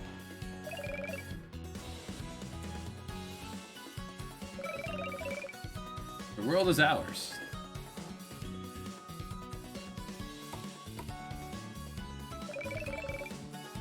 And here we are.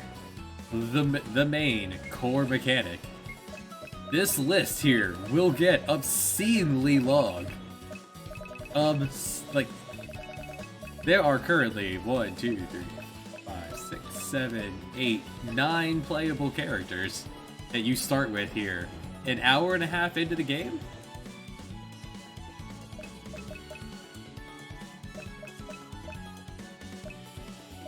I would have to pick a canonical, view for him. And when there's 64 people on this list, it's going to get long. Let's take a Blue Mage, Robin, we've been using him. We could use a wizard, a real wizard. And if you didn't pick Dawson as a warrior, your only heavy armor user would be Thor, the Berserker. Berserker is Berserker. It's not exact. Then you have your unequipped. This was hell to put together, but it works. If you bring Faye with you, she'll say, "All right, now we will have fun." Berserker goes on autopilot. Berserker is actually playing like with me.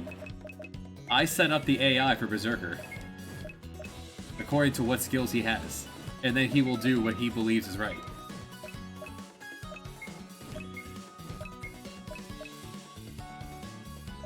The captain comes with a pretty good raincoat,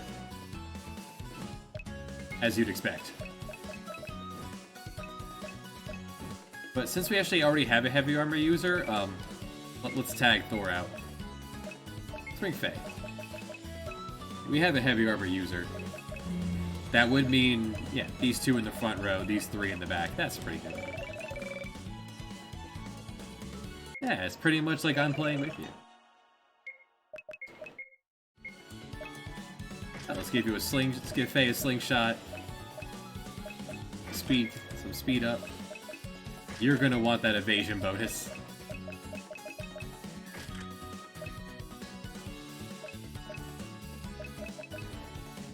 Alright, so mages. Here's what mages do. Mages have... You can start Dawson as a mage instead of a warrior or thief. Mages have access to black and white magic.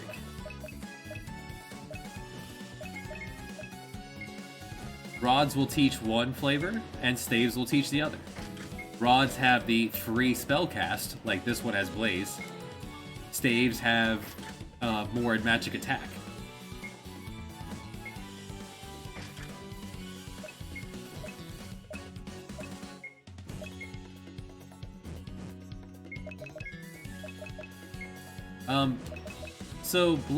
So the rod teaches Blaze for anyone who has access to black magic, and speed for time magic.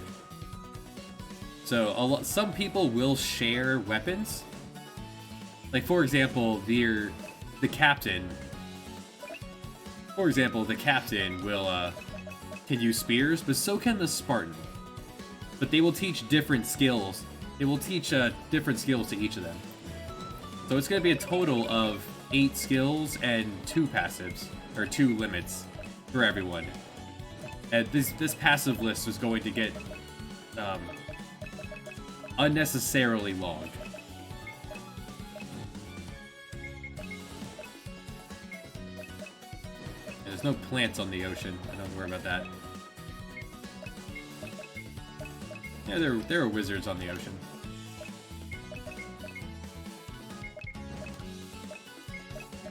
Speed up. I need Faye out of harm's way. Please and thank you.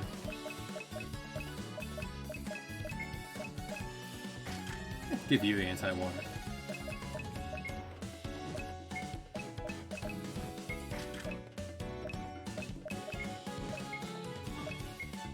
And you get free suits. You get basically, I mean, if someone shows up and you don't want to use them right away, you could just strip them nude and use their stuff at least. And so you only see Dawson when walking around the boat because you can still, I want you to still talk to people. If you go talk to Robin, who doesn't have his mask on when it's not battle time, he points out, hey, let's go talk to my dad. This is where Seer and Thor moved into. As you get more people, this boat will become populated with a lot of people. The Seer is he's your sword master. He also will be really good. And that is on the wrong layer.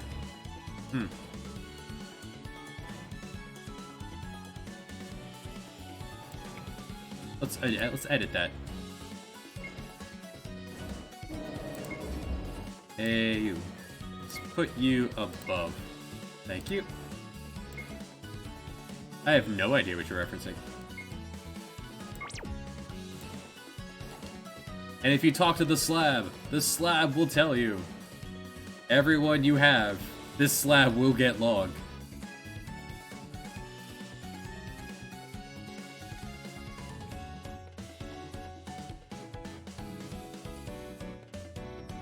And then you will see hints for people in He's a Genius.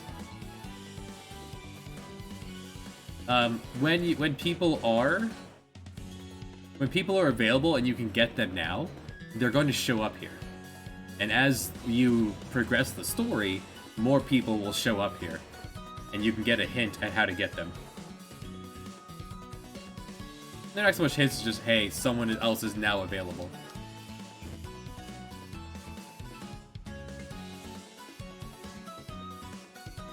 She's gonna reference the slab. You're gonna be able to get your own shopman. You're going to well, this place full so much.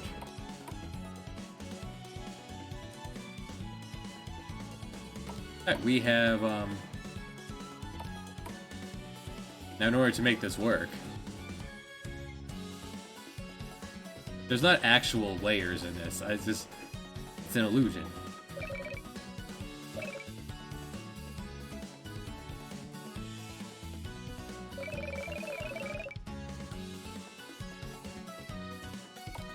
Each of your main 4 people, they're gonna be tagged along for plot reasons. As in, like, they're gonna show up whenever you need them for the plot. I don't like how Suikoden forces people into your party. I don't like how they force you into party for plot reasons.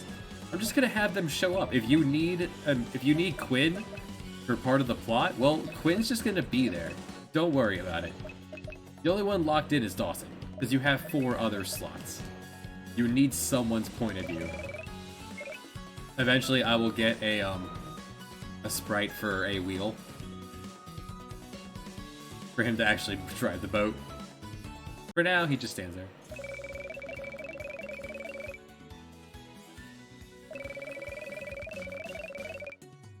Looks for the ships in the harbor. Yeah, I will adjust that too. That's the space key. If you press the space key anywhere on the ocean, it pops you into your quarters. Doesn't empty your party, just you can now go aboard anywhere you are. Anywhere in the world.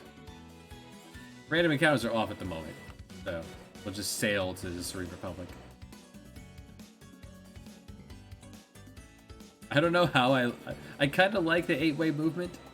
I was never a fan of it, but Chrono Trigger won me over.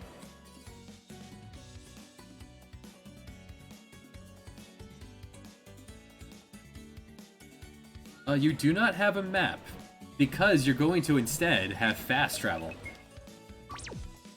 That I do know I can show off, because I started to implement that.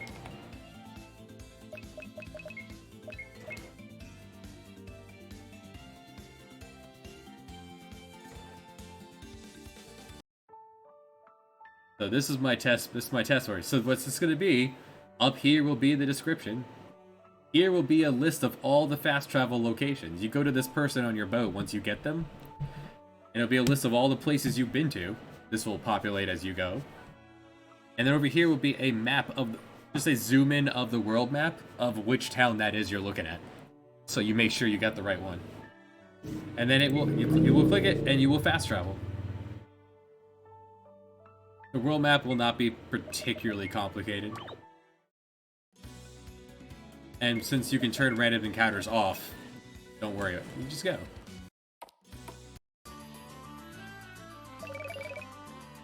Welcome to the Serene Republic. Currently, the map is this. This will be prettied up at some point, and probably released with the game, for reference. There is so much supporting documentation at the moment. I have like 13 notepads open at the moment, as well as a 43-page Google Doc and 12 Google Sheets. Yeah. Free Republic. Big town. Big place.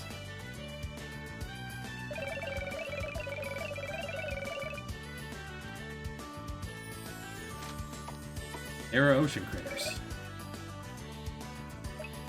Can we cook anything yet? Not yet. And we'll take my hero tax.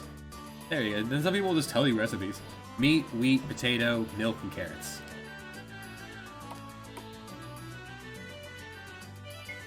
We have some amount of money. To reduce on confusion, I've decided that everything will have the same icon. For example, all loot items will have the same icon. All accessories will have the same icon. No, I don't want any more confusion of what something is when you get it.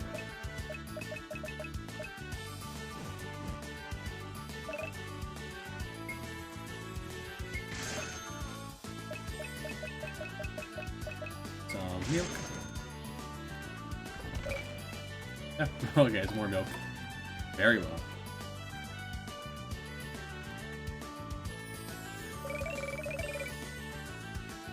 And there's separate equipment draws for certain classes. I have yet to create some series of weapons.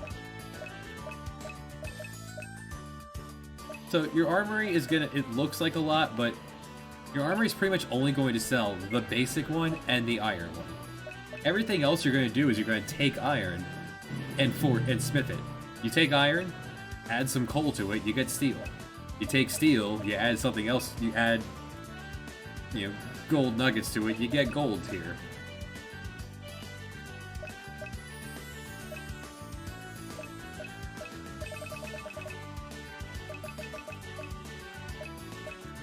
We're still working our way up to iron. We don't have any coal yet, so... I don't have an oak staff either.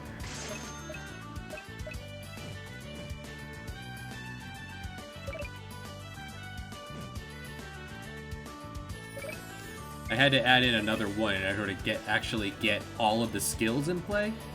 Although things are going to be shell-gamed, or all the skills are going to be shell-gamed around eventually. Like, I've got a Google Doc here with,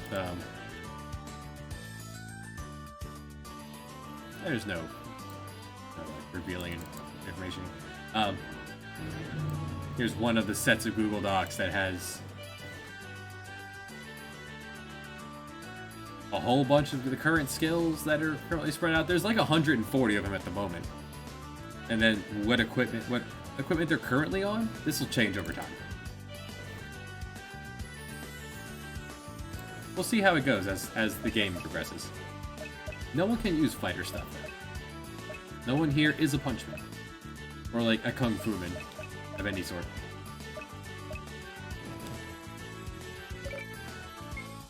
I would like... Yeah, guns are very different. Pistols will double tap. Does we have a pistol? I don't know why we have a pistol. Where did we get a pistol? No one should have come with a pistol. Alright, I gotta work on that. I gotta figure that out.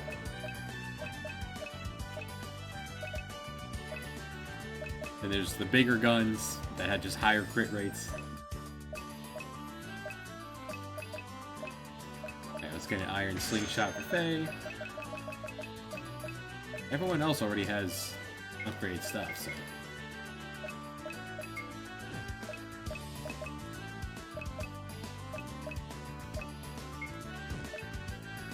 Which you still have to learn, because I didn't fight anything. Fair enough.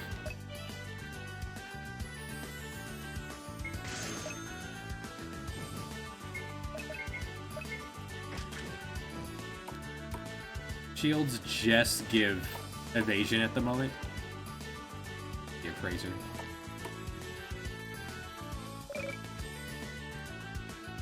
Proper nouns.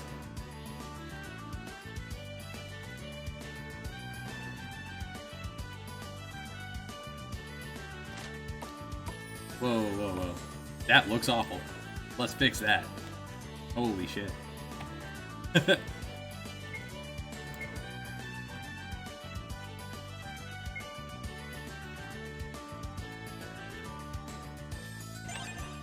Missed that before when I put that together. There we go.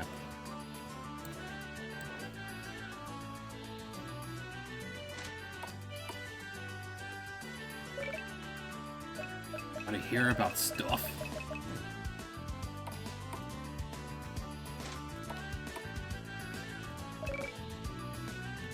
Explain things like this Tears of Magic?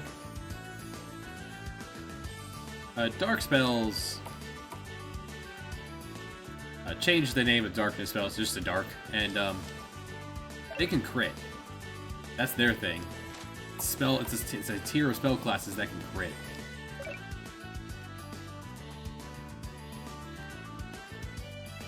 I'm going to mostly gut the accessory shop.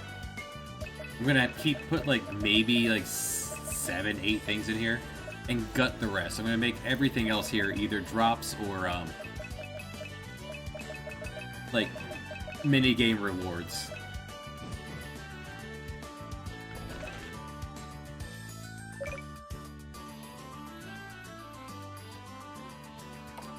There's a quest out here to go hunt snakes until you get a plotting enzyme from them.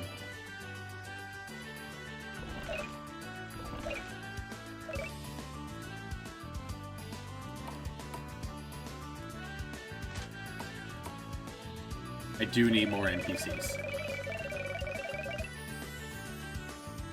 I figure when the game's more fleshed out, I'll be able to more easily populate this place. Story, etc. Local hospital.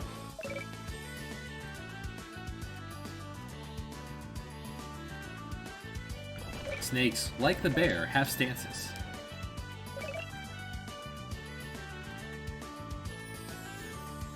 Dragons are going to work pretty much the same way as they did in the last game. I really like the way they turned out. Except now they resist fire. I didn't have any enemies resist any spell, any elements in the last game because I didn't have any way to portray that information.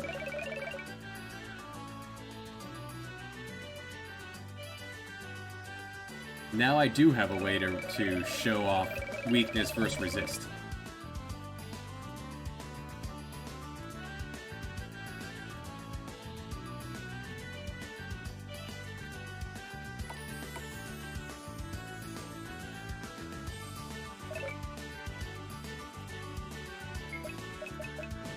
Good old vendor.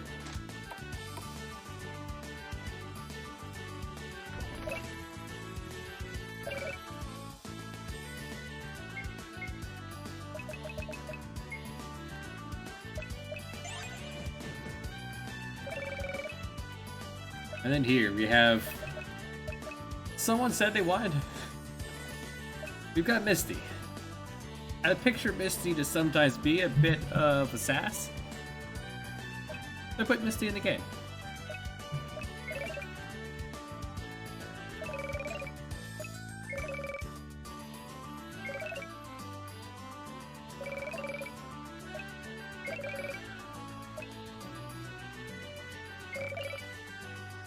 This is a chemist. Chemistry will be quite powerful.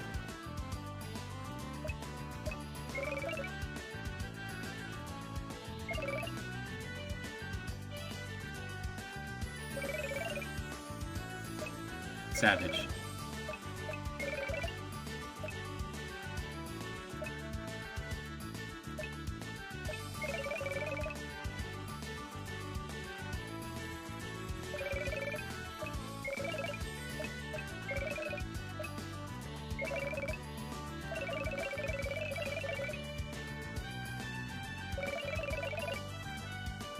Alright, here's a side quest.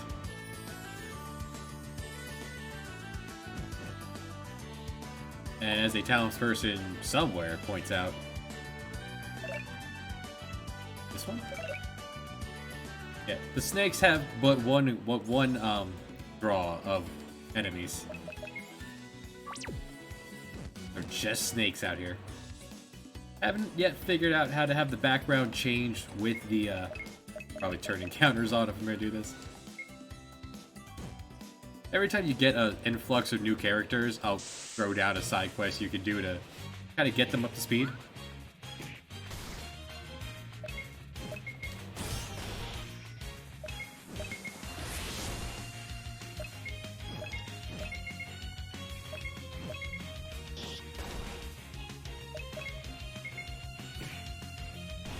So that one's now in counterattack stance, so we're gonna leave that one alone, and well dang.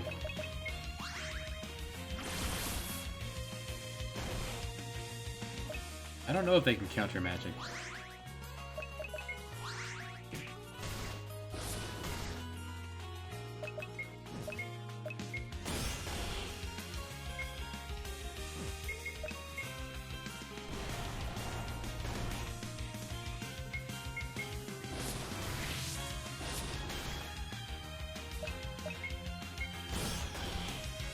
Slingshots can blind on hit. If that sling, that rock or pebble she's launching, that gets in the eye.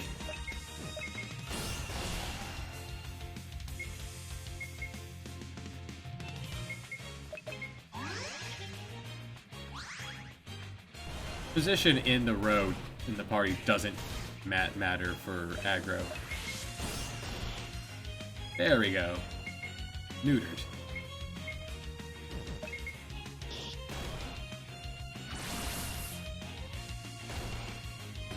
Pointons for you.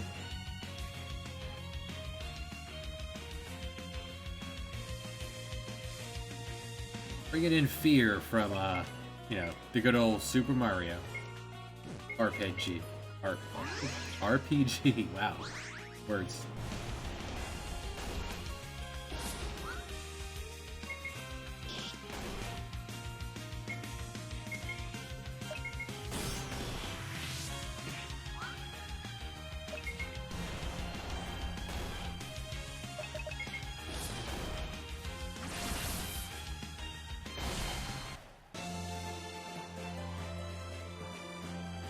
No dice.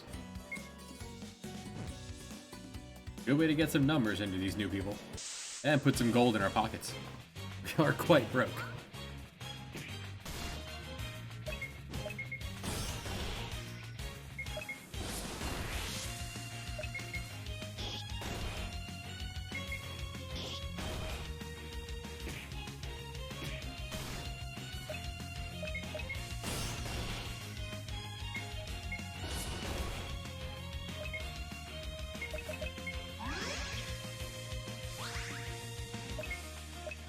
Pretty much. I mean, we're going for a clotting enzyme, which is an accessory that gives you anti-sap protection.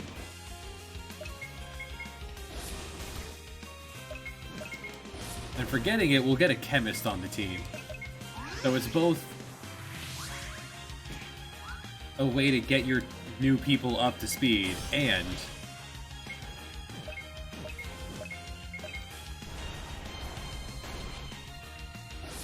Will it be low level game?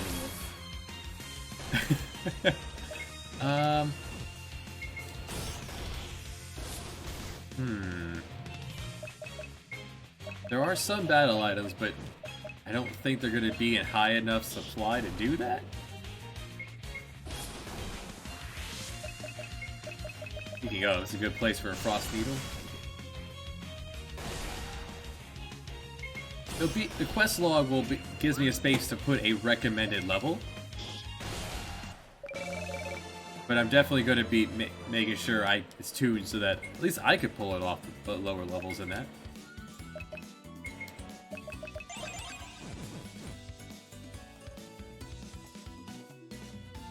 I usually get the clotting enzyme in the last couple of tries of trying this within like 3 or 4 fights.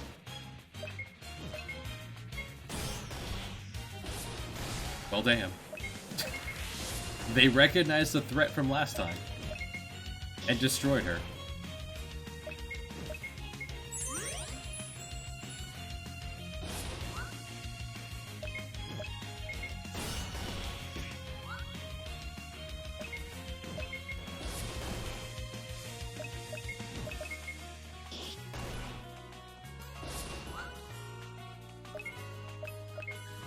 May also is quite slippery to start with. She is going to be held back by not being too small to wear robes or heavy armor. She's just a light armor user. Until we find a place that sells fairy gear. Like the fairy home. It is still just a chance to counterattack. Not guaranteed.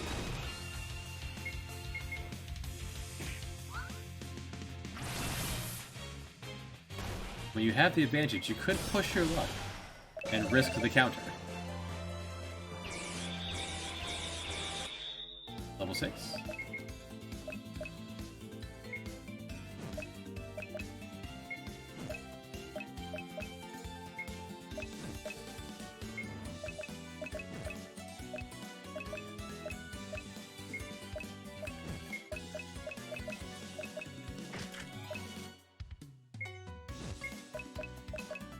Let's teach you Ice Bolt. That'll probably be helpful for, you know, fighting a whole bunch of these things.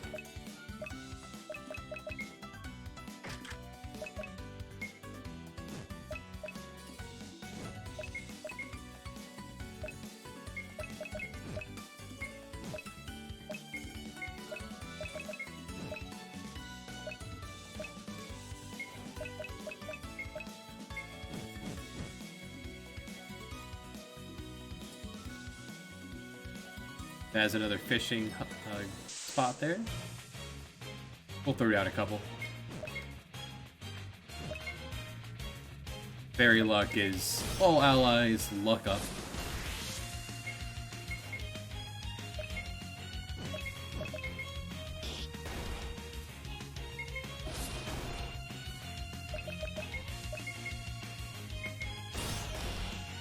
Also may notice Faye is quite quick.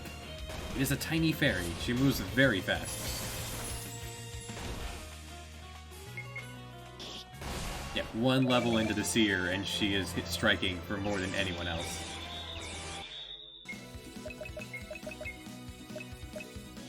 .26 speed on her.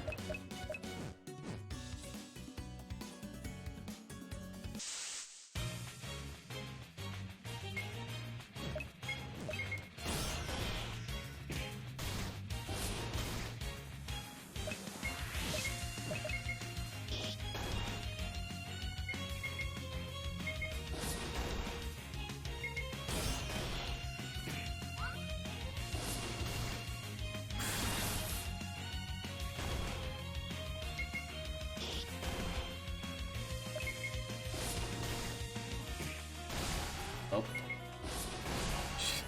Misses not participating in this fight.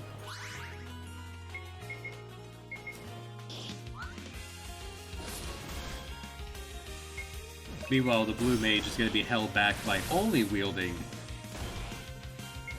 while being a frontline fighter with only robes.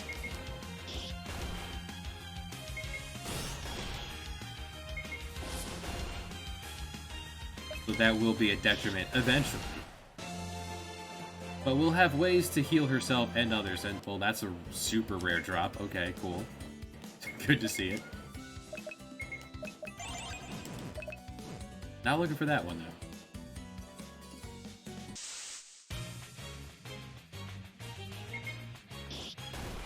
Just give me the 1 in 8, please.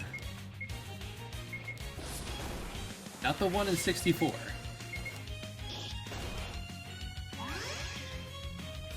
And every snake drop has a chance to drop in this accessory. There were other snakes we just didn't end up meeting up with in the forest.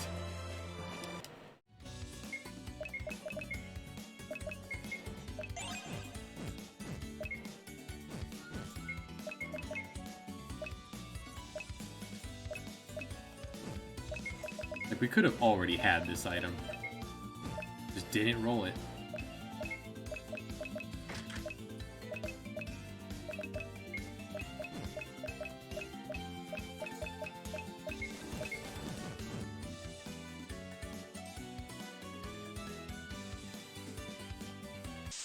I feel like I want to reach a point where you learn skills fast enough that you don't have to micromanage it.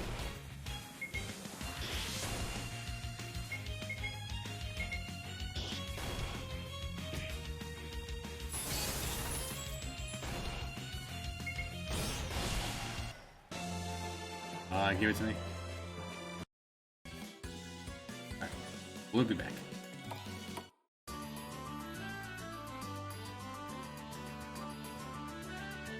Actually, one more person we could recruit.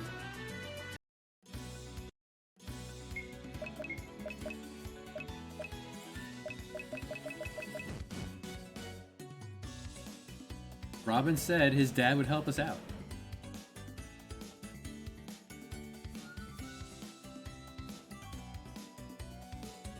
There's never encounters in the shallows.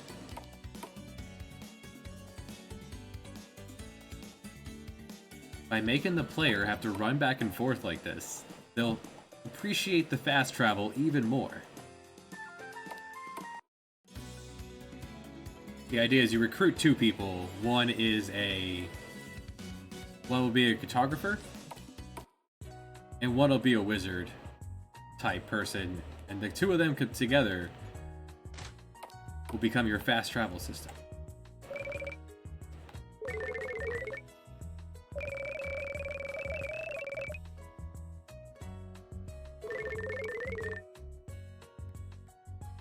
The great antagonist, Emperor Ludovician.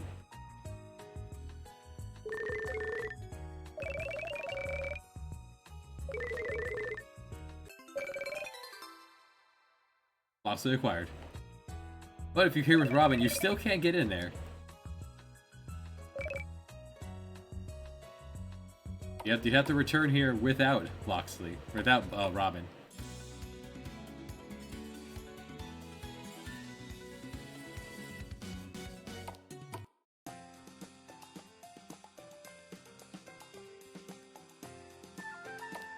I even have some ideas for like joke classes that you could bring into combat. Like,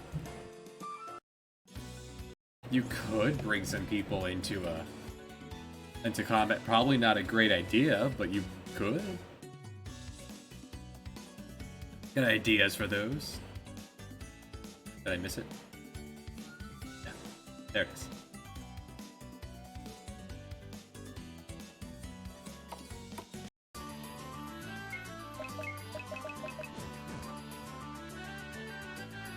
And I have an idea for a skill that will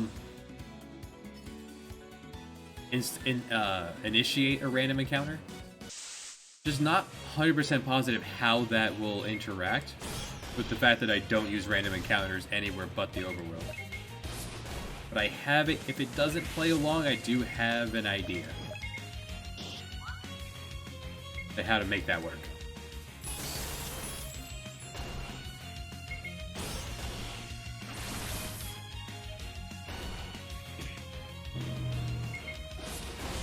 Haven't seen a counter work yet. It's only 1 in 5, but The 1 in 5 chance of negating your attack and smacking you back.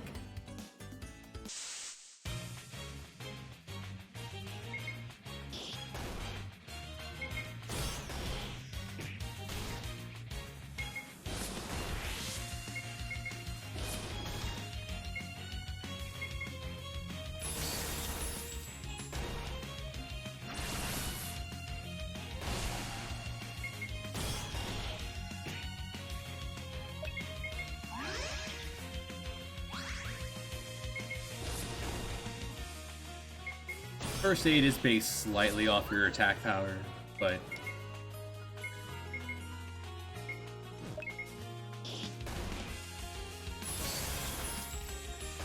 it's also scaled off of the target's max HP. There'll always be a minimum. As you walk around, people talk about this marsh up north as a place you can get coal. Yeah, there's some peat. There's a peat swamp up here. You can get some, coal. Every time you walk in here, we've set it up so that it randomly places 3 things of coal in here.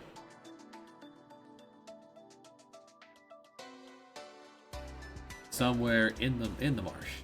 Those are damaged tiles. 10 piece. It can add up if you wander through it. Yeah, there's some coal.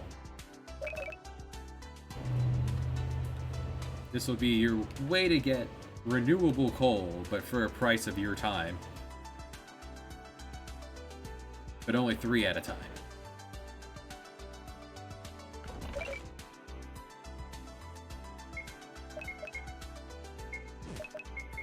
You might notice Faye does not take damage from damaged tiles. Faye is floating. Faye is in fact not on the ground taking damage. Like everyone else.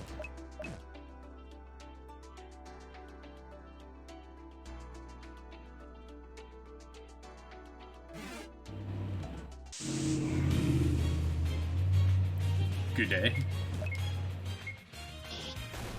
Speaking of,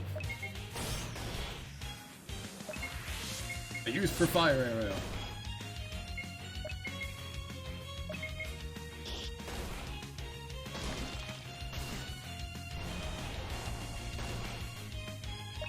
We could also have run into a cousin of these earlier if I was doing more overworld fights on the first continent. They are large. They do earth attacks. Large earth attacks hit the entire field. They smack twice. They are the behemoths of the old game.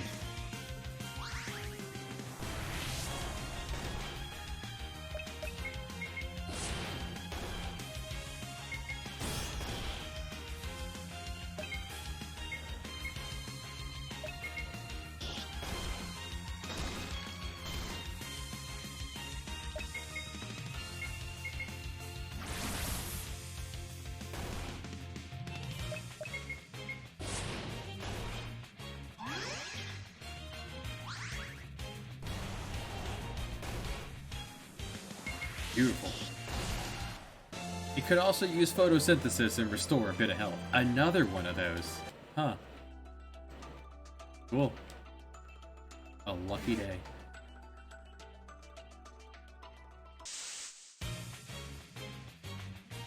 If you don't want to fight that, just walk away. Up here we find a ranger guard that is not just equipment for a ranger.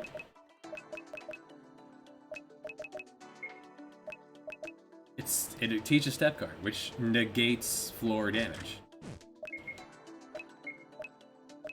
You could work your way passing that around.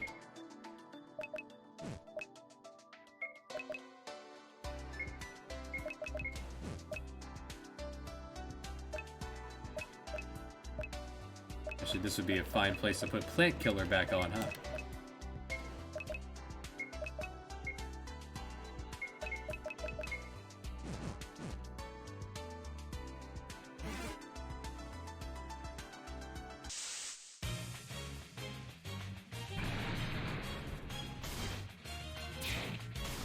And as mentioned, here they are. Dragon Tap, Innate Regen.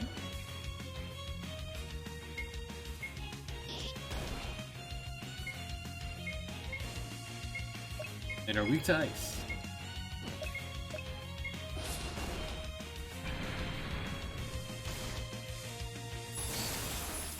They're also quite quick. At least the tiny ones are.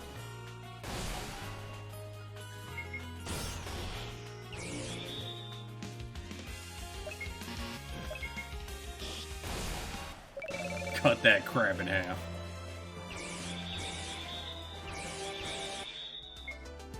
Ice Bolt was learned, meeting, yeah. Let's teach you sleep and get free Ice Bolt that I can throw up. So magic is quite powerful. Having Dawson be a mage means you always have a powerful wizard with you.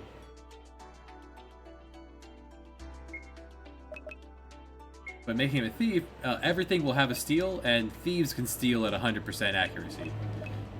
So you could just get a whole, it keeps you better supplied to have a thief on the team.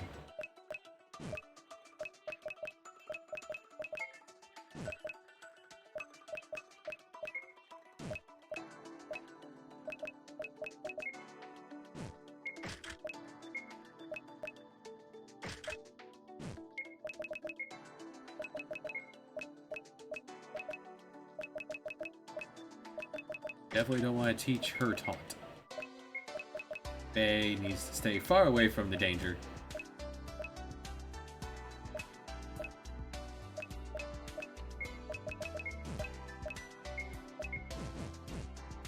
Here you see a different one. If we help this out of the... It'll run away. It'll run away and kind of lead you down a path.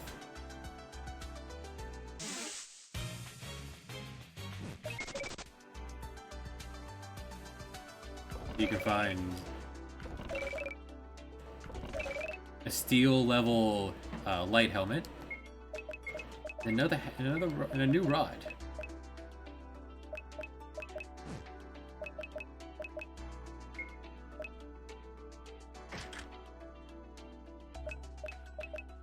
Giving Robin, the Renko giving Robin the most defense on the team is the way things work out. It will be the rare equipment that will teach you things. Anti-magic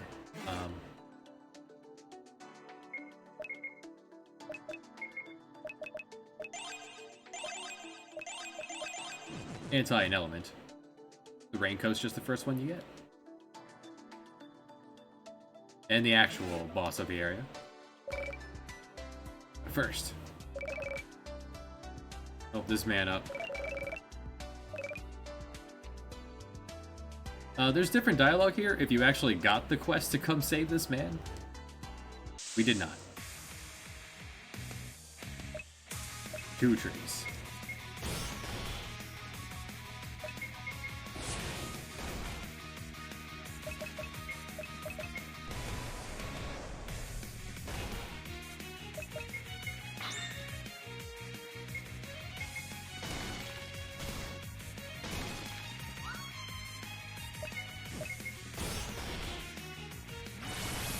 Your rock is a magic attack.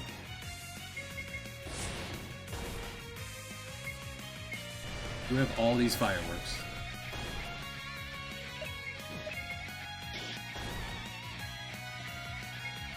There are now we've filled out everything they're weak to. Fire and plant killer.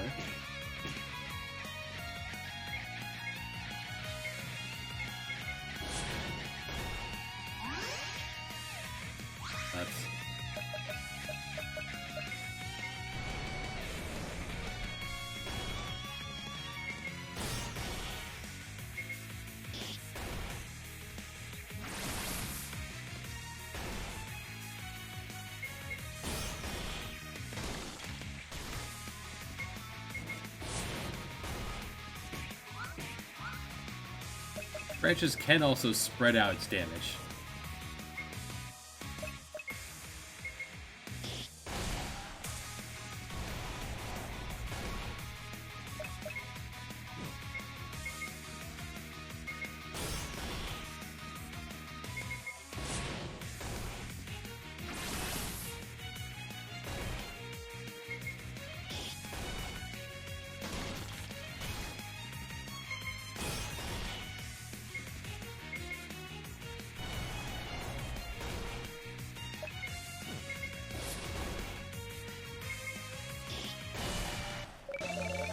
Beautiful. That's their loot item.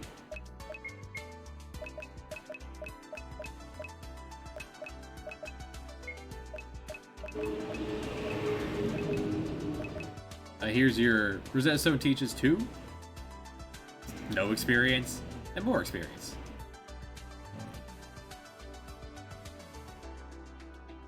In case you want to get someone up to speed a little faster. Or if you want to, for whatever reason, keep someone low on experience.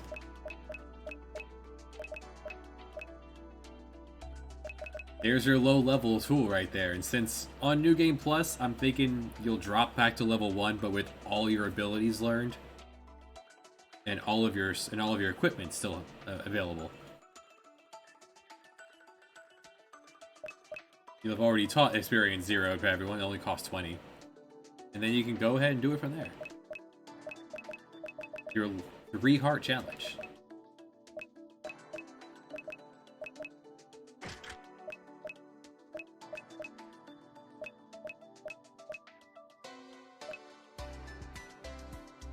Yeah, you know what? You're a pain in the butt. You don't get to learn anything ever again. Yeah, also the spite move.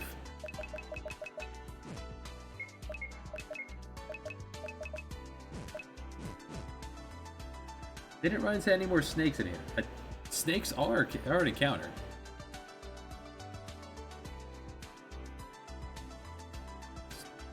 Didn't run into any. Alright, well. Did I get all 3 things of coal? Yes, I did.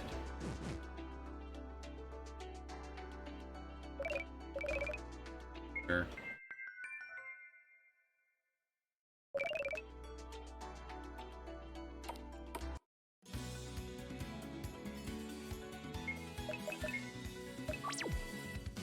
Well, if we're going to keep trying to grind out that Claudian, I may as well... I can now show this off. I have money. I'm gonna need something to upgrade. Remove your sword. And... your bow.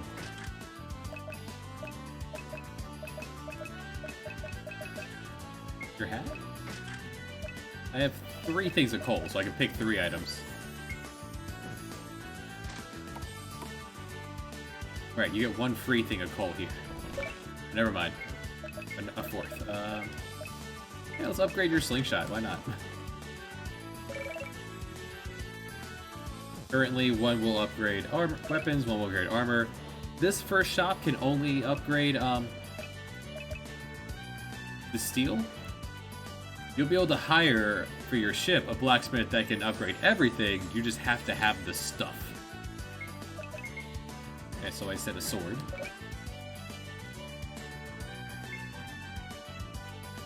Costs 1,000 smackers, a coal, and an iron equipment. Iron something. And then a helpful little thing, a little reminder, hey, you've already made this. You've already... There you go. It's in your inventory somewhere. It also says here, but... you've already crafted it. Iron will always be...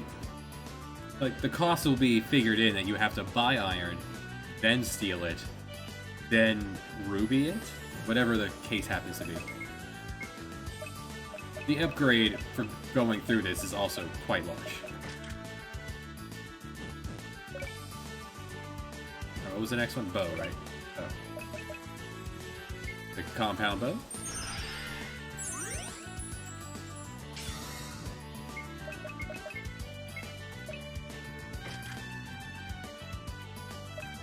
also said a hat for Amelia.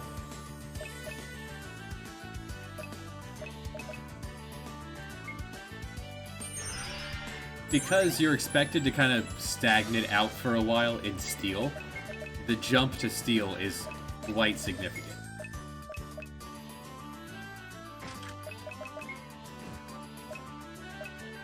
And that also consumed the silk hat that you did not learn yet. You didn't get a chance to wear.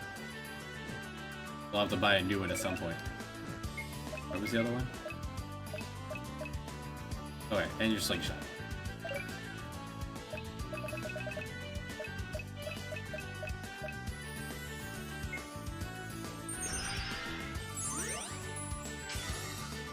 What is fairy drop to?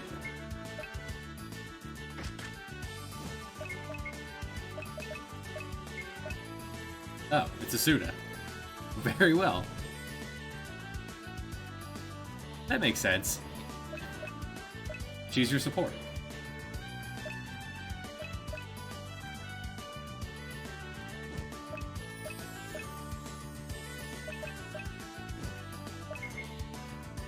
And the other one's your standard warrior class.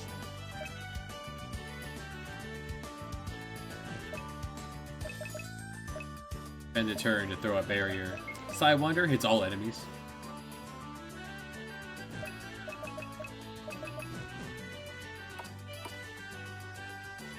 Let's go learn those abilities.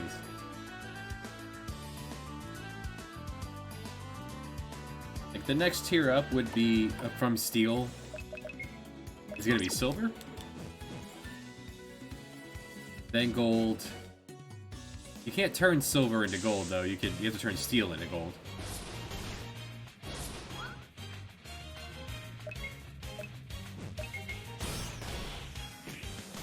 Jeez.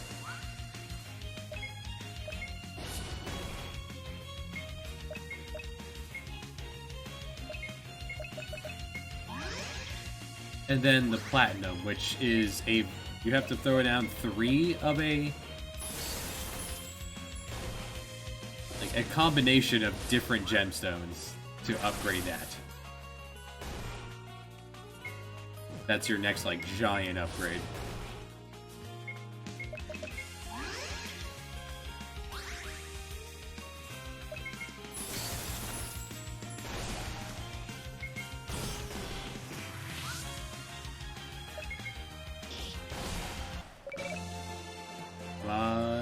No. If you want to get a whole bunch of steel now, you certainly could. You just dive in, grab your 3 steel, or grab the recall, and back out. Other places will just point you to it. Other NPCs will point you towards an actual mining town that I haven't made yet, but there'll be a side quest there, and then you can just buy coal. And that's where you're gonna get the your Uber blacksmith for your boat.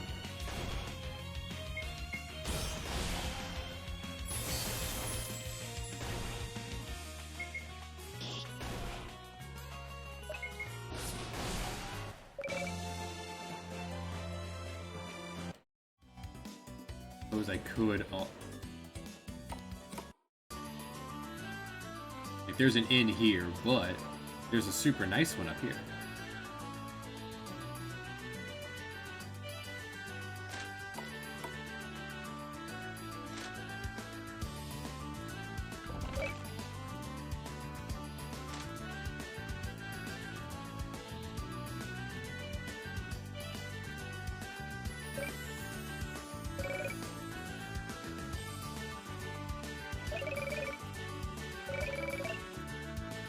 This child would tell you where his father went, and there'd be a side quest and all.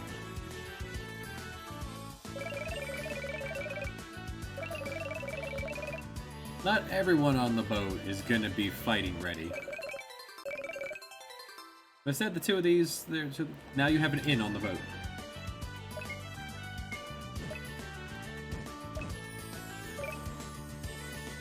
Doing it that way doesn't even trigger it as a completed quest. Fair enough.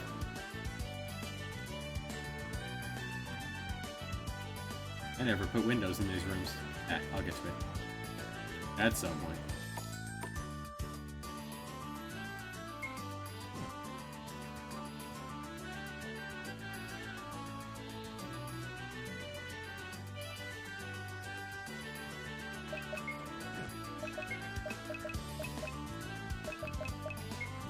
Okay, now I found a clotting enzyme.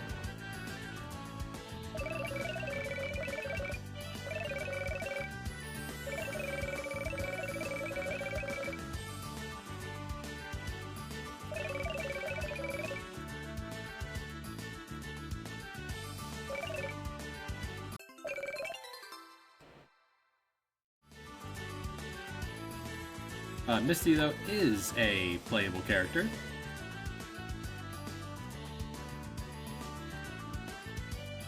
With all the sass we can expect. Let's temporarily tag in Misty. Switch out Faye temporarily.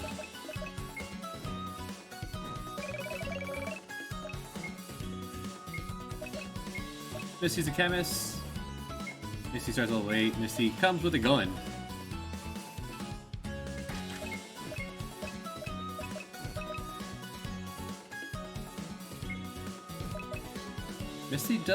Misty comes with a gun, right? And how did I get that gun early?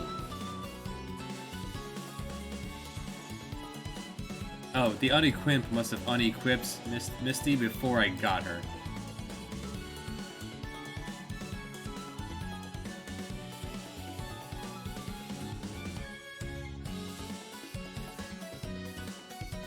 Which is actually going to... that's... I have to add another layer of unequipped conditionals to make that work.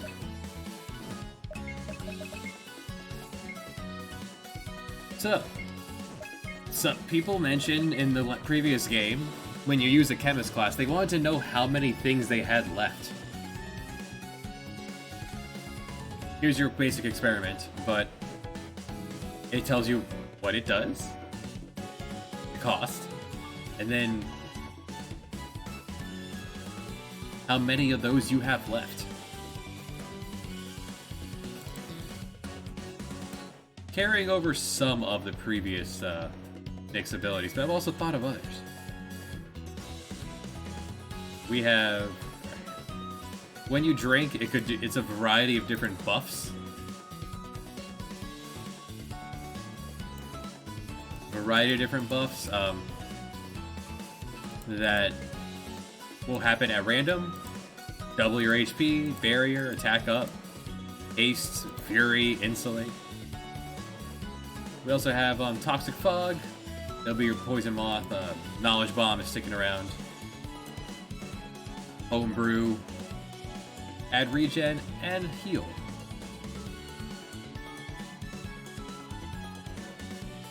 Gonna have one called Dragon Warrior that gives you dragon attack and breath protection. And the limit will be Shadow Flare.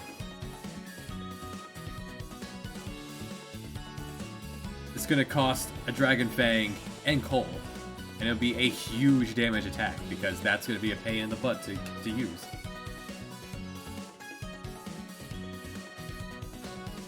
Now what would not a beer do? Well, that's what homebrew is. Homebrew is alcohol.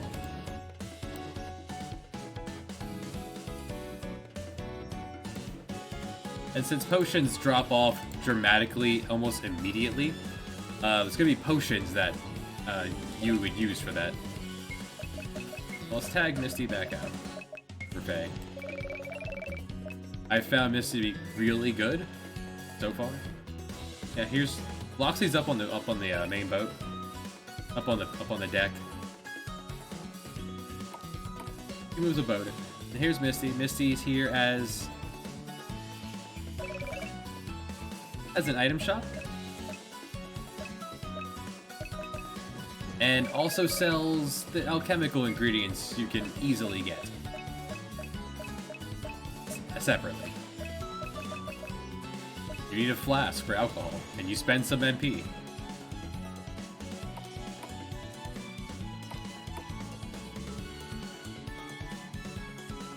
And did I properly? Yes, it properly revealed everyone you can get at this time.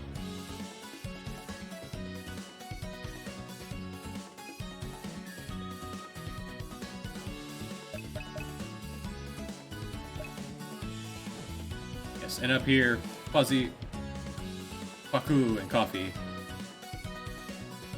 They are not active. They're not functional yet. Because I changed my mind. I deleted their events because I'm gonna change the way inns work with their buffs.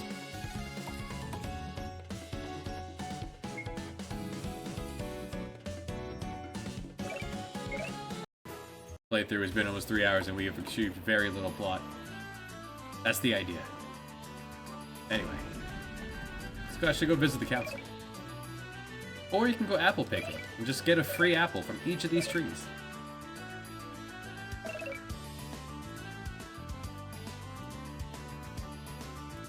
If you noticed like 3 pixels up there.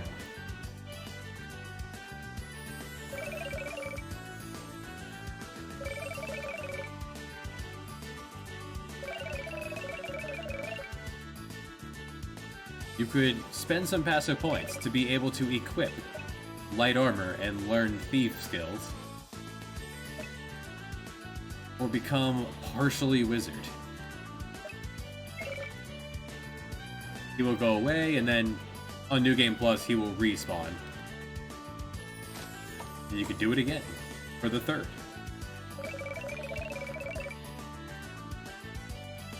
I actually haven't seen this cutscene in motion, so let's see how it works out. It might break.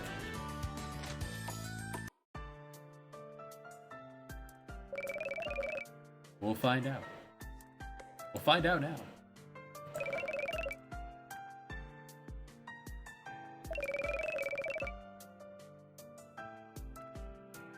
It took a lot of work to make this man look fat.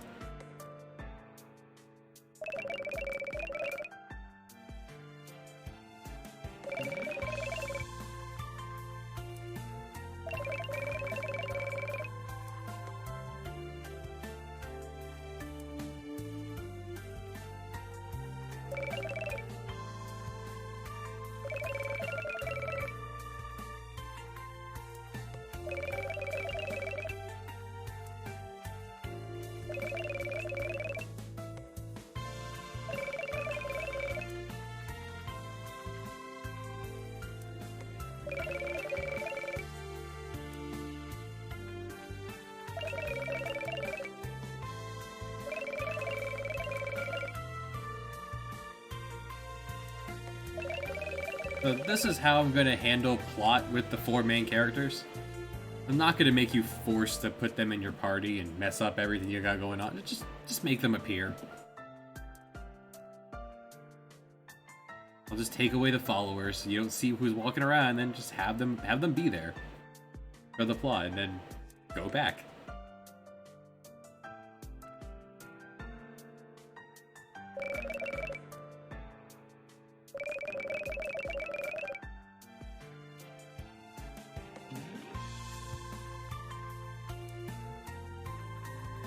More and more people will elaborate on what this personal quarrel is.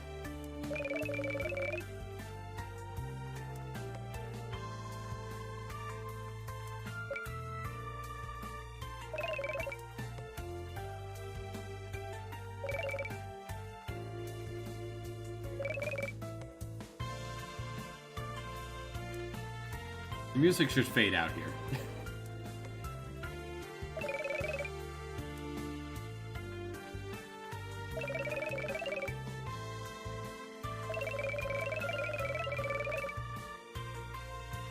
Let's have the music fade out there.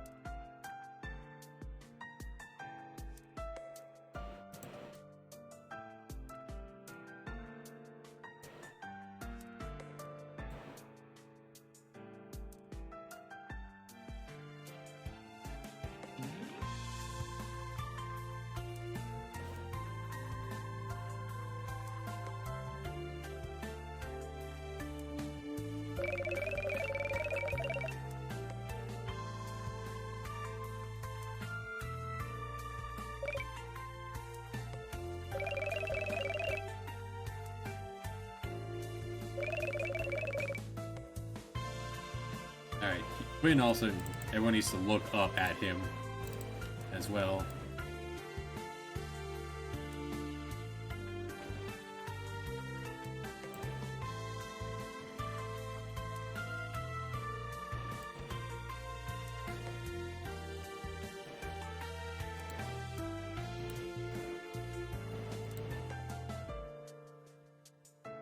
So it's Amelia needs to turn up. It turned up. Harper and Quinn.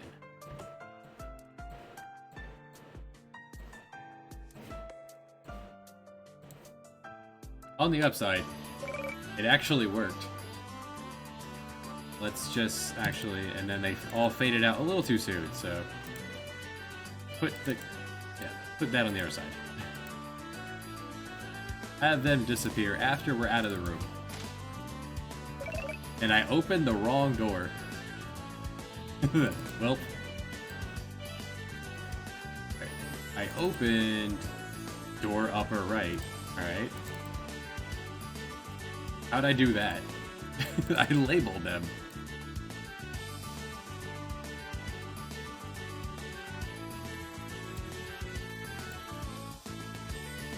Dang it, Danny.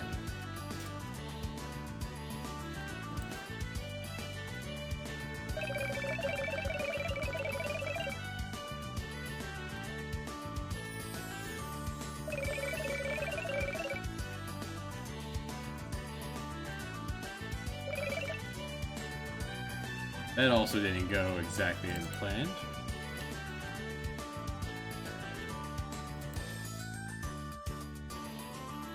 I want you to move one less before you disappear, please.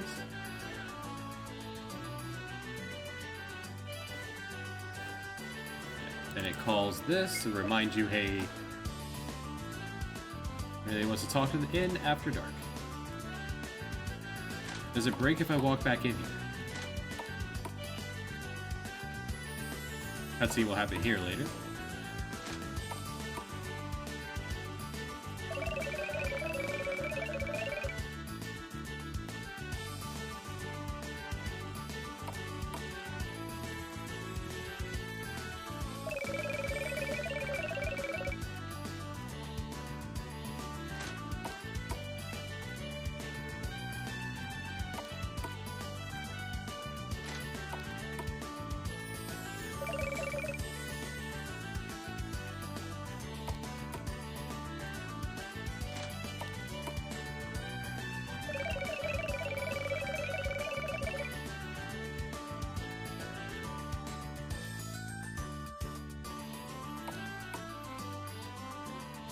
Oh, nothing breaks.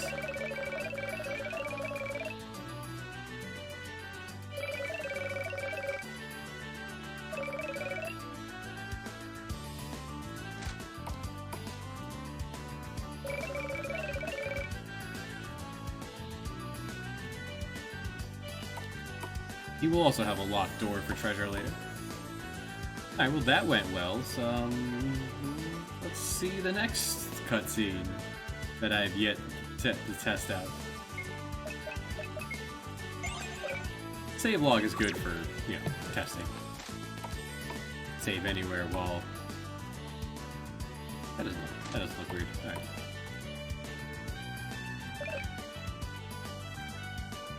Yeah, that apparently isn't happening, so I need to fix that. Goblins can cast shade on you.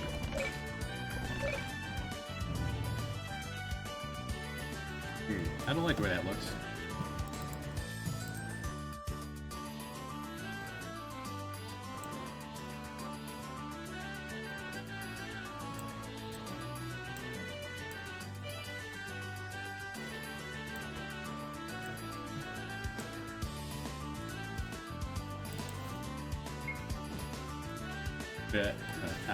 Almost better.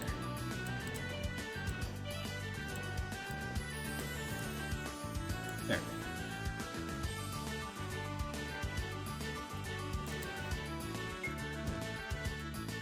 Better? We'll see how that looks once I have the keys. I can afford the inn, right? Yeah.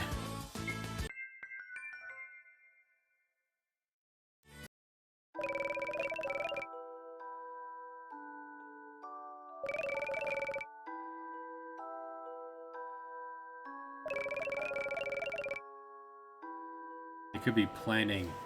Ooh, trap us.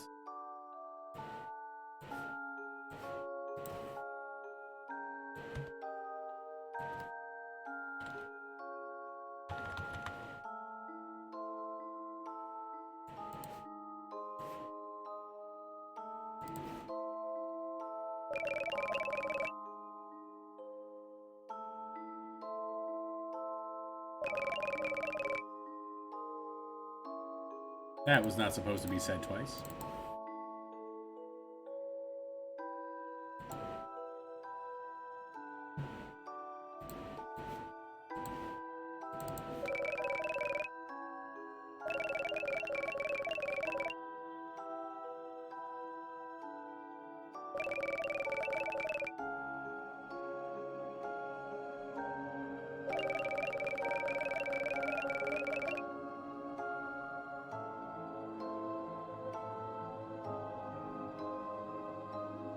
It's a JARPG where your main protagonist's village was burned down by the bad guy before the story started.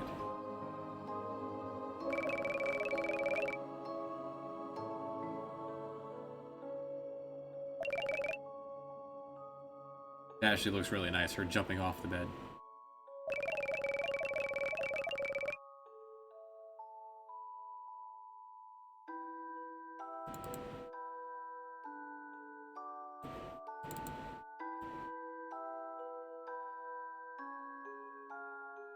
Maybe if we impose trade restrictions or...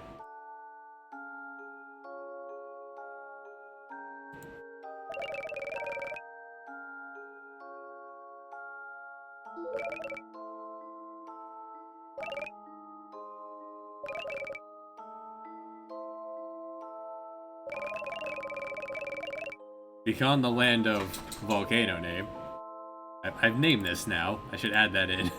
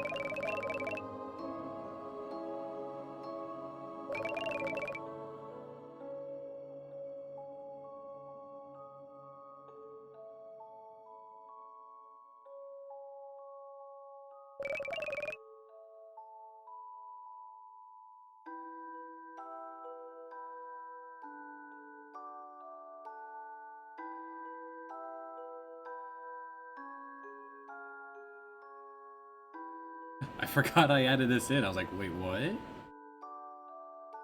Thanks, Cornelia.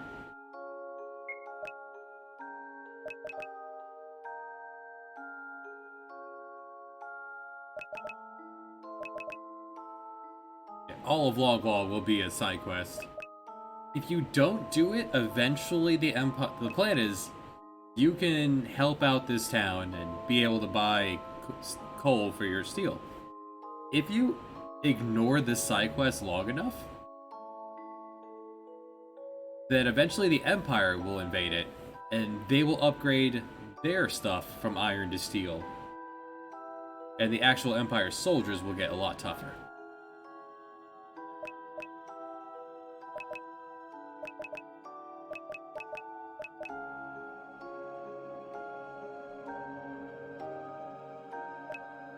Okay, this needs to be marked as completed. At this point.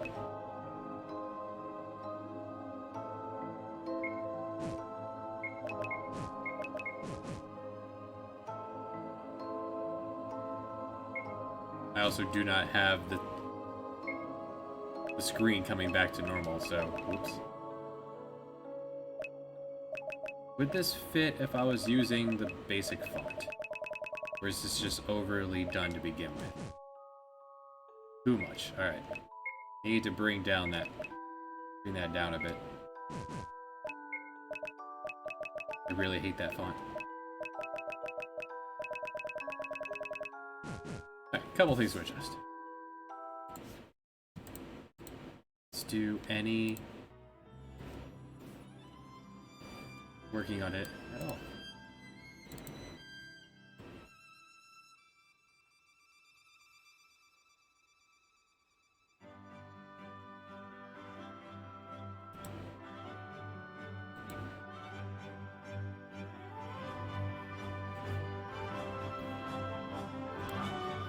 So all I need to do is fade in the screen after that. But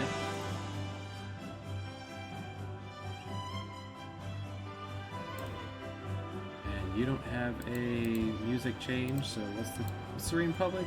Town 2.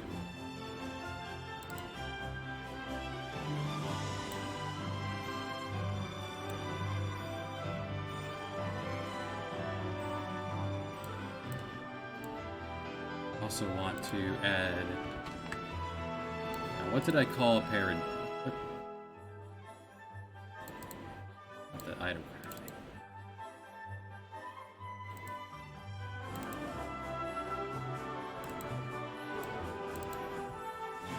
I just called you the Republic, capital T.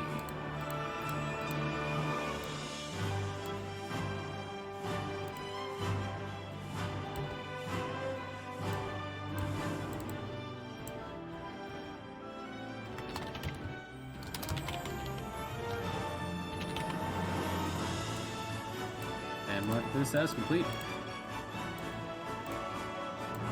I'm not going to use the possibility of adding something that failed. Maybe? That side quest I might do. I'll just remove it. Is there a way to delete? Yeah, remove.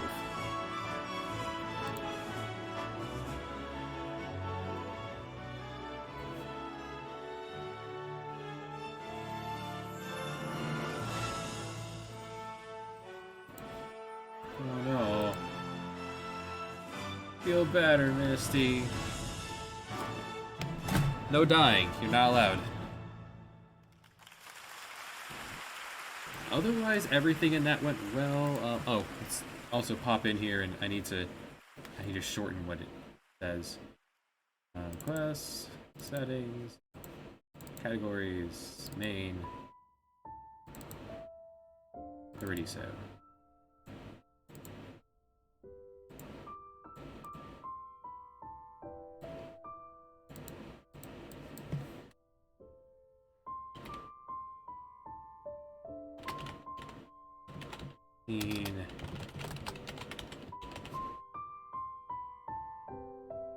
Technically, your lungs are always full of tiny holes. That is how oxygen saturation happens into your system. Oxygen comes into your lungs, and then the oxygen you breathe in then gets diffused into the blood around it and pumping through around, and that gets saturated with oxygen, and that goes off to everything else. Now, that process should not hurt.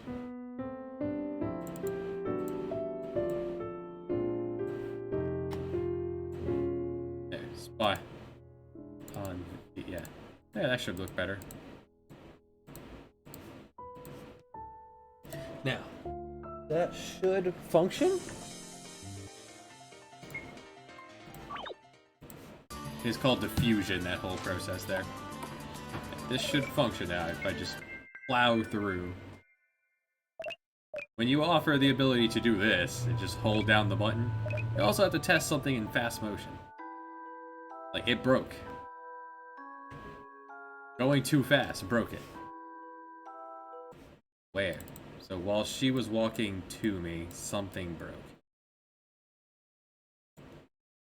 Oh.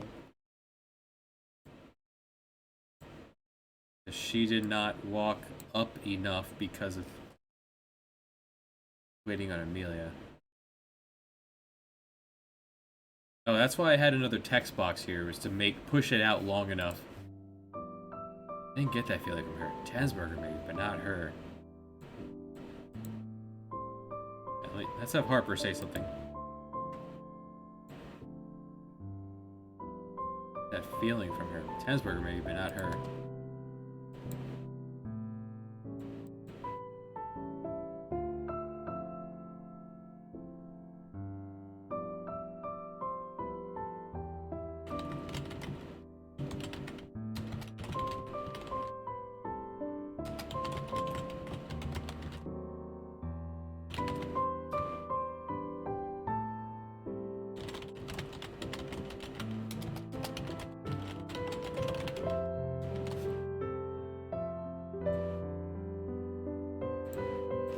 Alright, let's try that.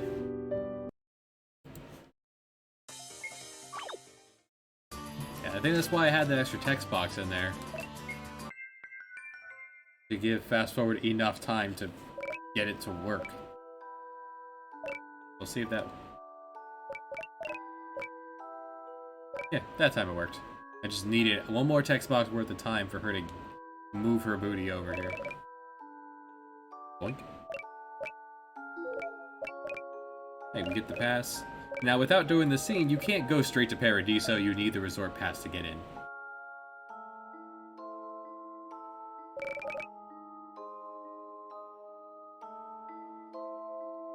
Originally, she was not going to give you the quest unless you were a... Dang it. Unless you were a certain level. Apparently, I put my transparency on, and I need to turn that back off. Where did I do that? Transparency... I guess I did that from here when I transferred over? Yeah, there. That's where I did. That's where I missed it, because I had it on the other screen. Well. Alright, before the fade in, let's do that. Edit that. Transparency off. There.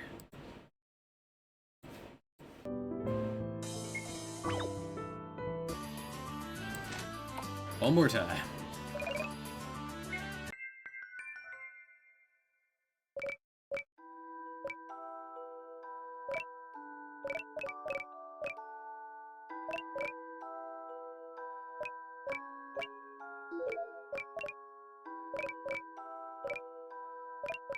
I'm gonna talk to the council, see if I can get them to realize that these people are warmongering.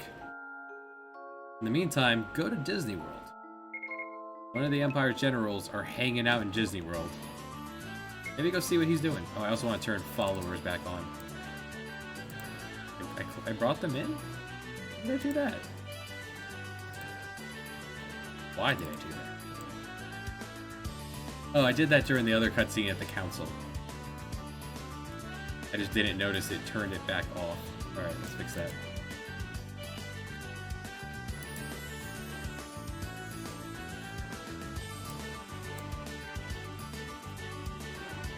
There, that'll fix that. It's fine. Popping into my boat will fix this.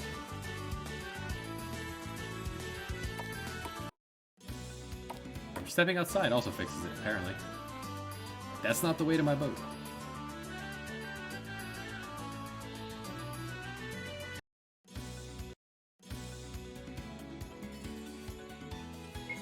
Random encounters are off.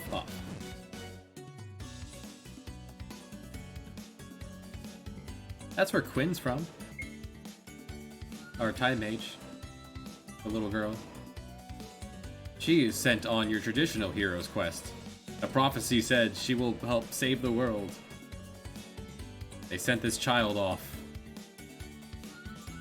And this island is full of times where it did not go well for her.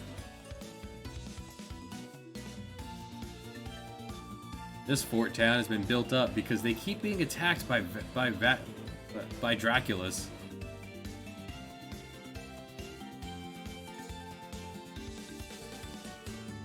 Which, it might turn out that it was Quinn's fault that the Dracula problem got so bad. She was only at level 1 when we found her. She wasn't very successful.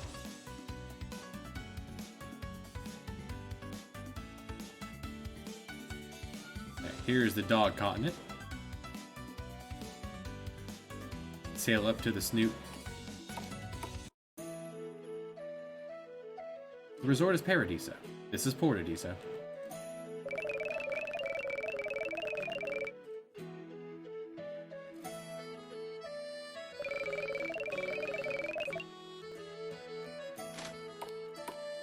This person will tell you all about the different races of the world. You'll be able to recruit all of these different kinds. Plus elves. Or elves should be on here. Elves need to be on here, huh? I'll fix that, eventually.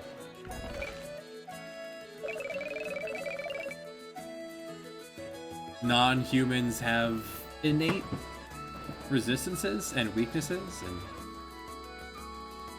when you get your Dragoner, keep them away from cold.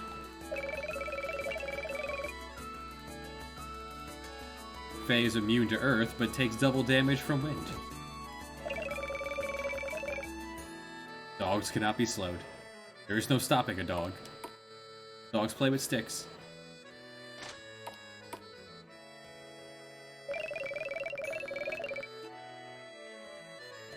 He's gonna run your basic weapon shop. There's gonna be a digging minigame. You need him to recruit the other blue elf.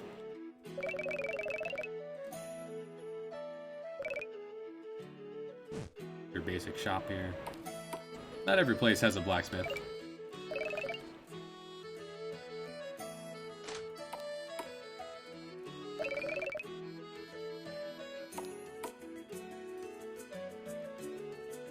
Yeah, one of the thieves' second ability in Steel is a Venomous Strike, and poison does a lot of damage. More reason I need to tweak things with that formula. Not a lot of NPCs here yet. They have a pet pig. They have a Pua.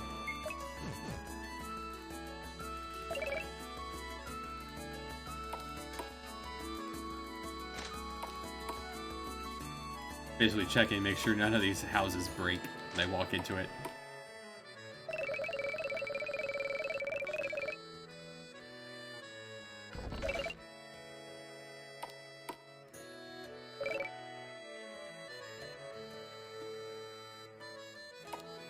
Our enemies off the path.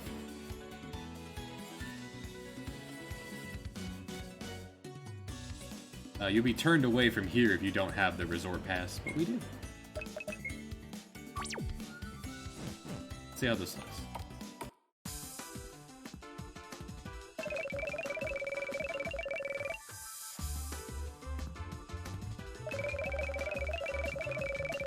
Florence is half the formula to your fast travel system.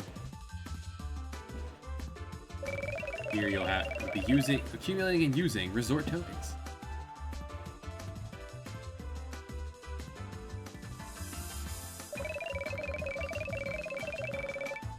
Down that path is a popular archaeology site. That's where the digging minigame will be.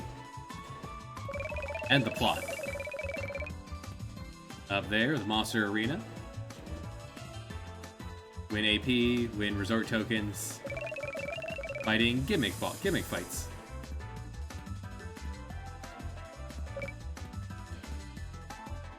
That's where you can get resort tokens.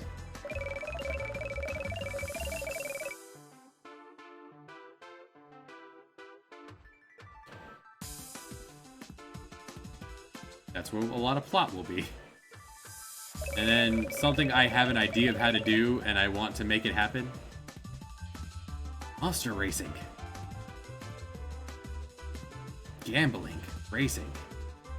I haven't started putting that together yet, but I have an idea. Not an official attraction. You can fish here. You will either get 50-50 garbage or really good stuff.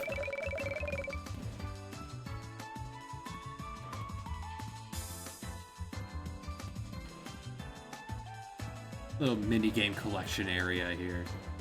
Now you have a whole bunch of tools and have just done a whole bunch of punching.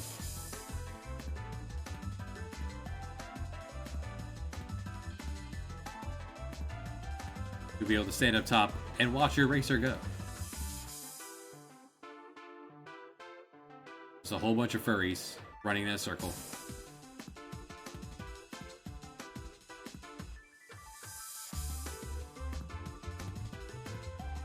We can go fishing.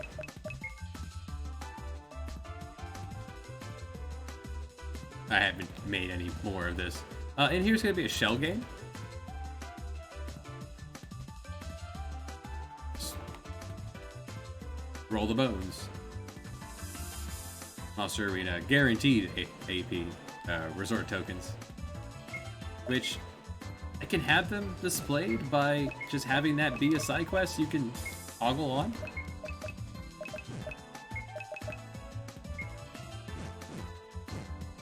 That way you'll just see how many you have in the top right.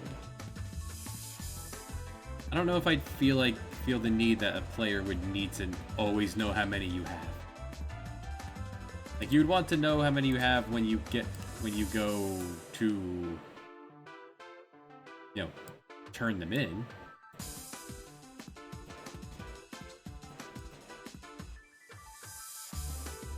Yeah, the things you would typically find at a, they would look better with Windows.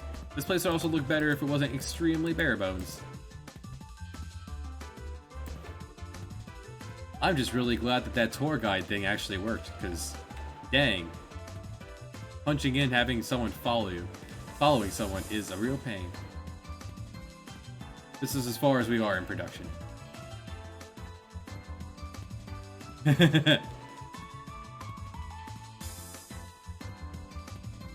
No Windows 95? The minigame I'm thinking will be a, you would pay real money? Real money. For different layers of shovel, different tiers of shovel, that will give you a number of digs. And then when you dig, you'll be rolling the bones to see what you get, rolling the bones to see what you get in the way of junk, loot that you can sell, or possibly something good, a key item, or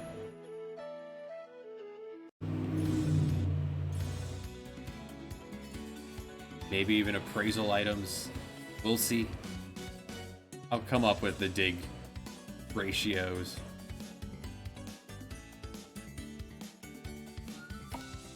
I like numbers. I did find in my grind 2 of Shrug. Let's see what we got. You'll never lose money on this. You pay 500. At worst, the loot item will net you another 5. Random encounters are turned off at the moment. And Elixir's pretty good, you know, full heal. Plus limit as well. Just for, yeah, there'll only be random encounters on the overworld. Everywhere else is on map encounter. What do we get? It's not actually loading what it's going to be. That's just for show. Nice. Ruby Scepter. What can I sell that for?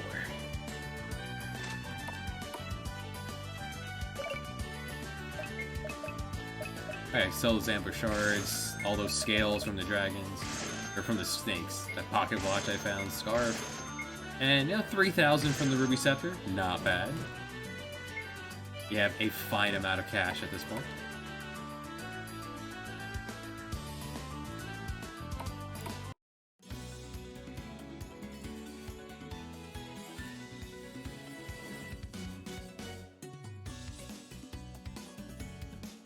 Like the way every map in the game will work except for the overworlds, because it's too zoomed out. Enemies are here. Enemies have a cone of vision, except for bosses. You get in the cone of vision. Cone of view. Sir, please talk to me. And they give chase. Turns out you don't want to fight these, well... leave. They will take a moment, they will stutter, and then they go back to what they were doing.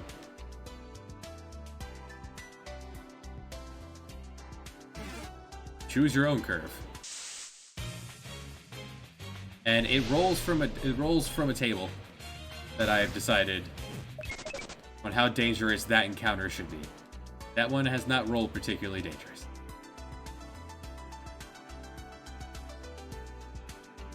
Down here. Alright. There's always 3 coal when you come in here. Somewhere.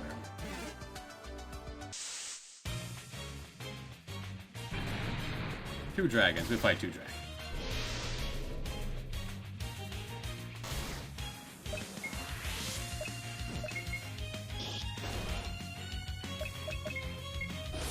Yeah, these baby dragons are not a threat.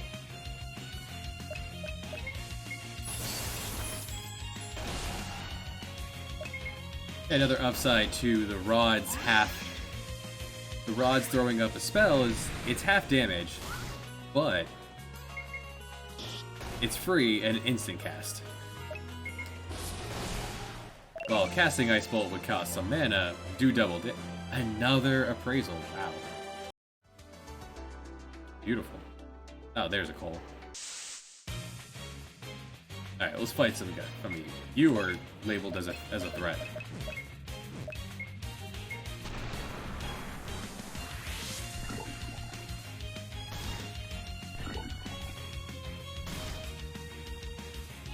Luck will increase luck by 50%.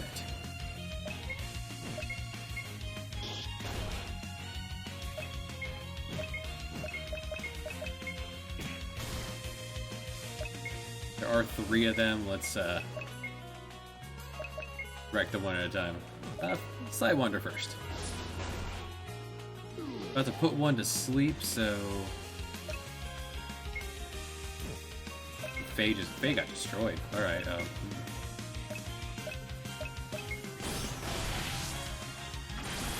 No, not that one, Amelia. Darn it.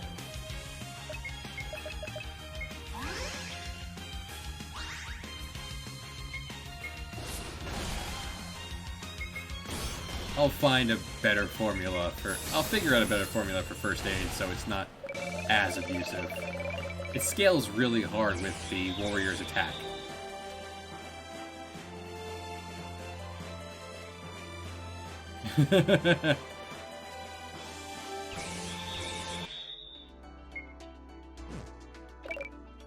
Maybe I'll just take out this. Well, I'll just reduce how hard it scales off attack. Right now it's 4 MP for a full heal, which is real good.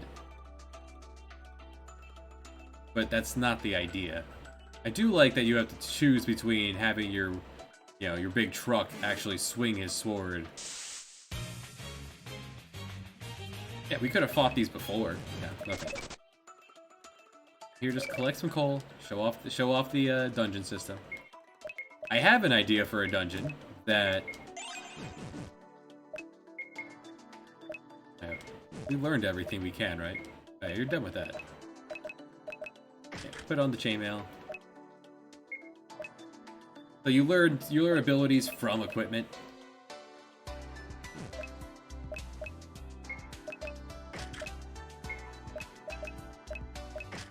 You put on the ranger garb. That's another spot where coal could appear. You get 3 every time you come in through here. No thanks. We are level 9. We are fine. I have an idea for a gimmicky kind of dungeon. There it is. Where enemies will be invisible until you have a certain item to display them. They'll still have their cone of visions and still chase you, but you'll think it's random encounters until you get the I'm thinking of, like, if it's in like a volcano and it's all dusty, then it could be like you need a gas mask or something to actually see them. or you just brute force your way through it. Alright, did we get anything good, anything really good this time?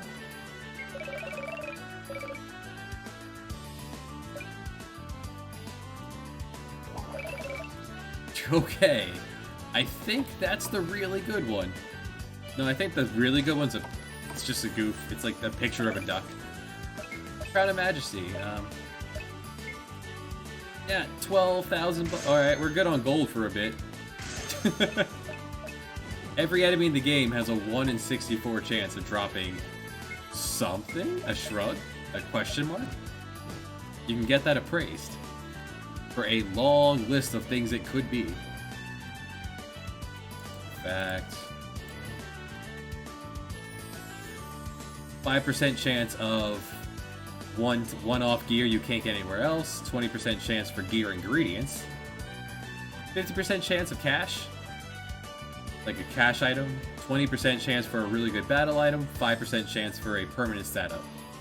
And then from there, it rolls randomly what it's going to be.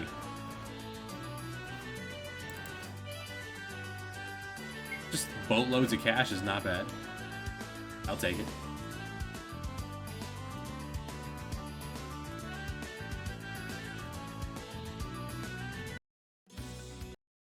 Could also pop onto the boat here.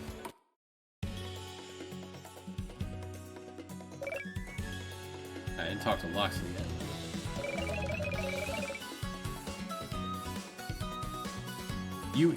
He was made purely so I could make the joke. This is his son. He is Robin of Loxley. It made me laugh, so I put it in. And if you also make games, you gotta make a game you want to play that makes you laugh.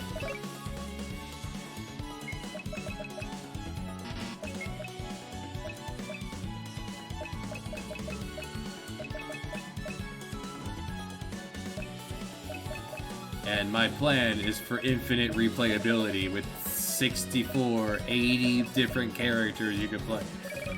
Basically, the only thing that's gonna scale back how many characters I put in here is my own creativity.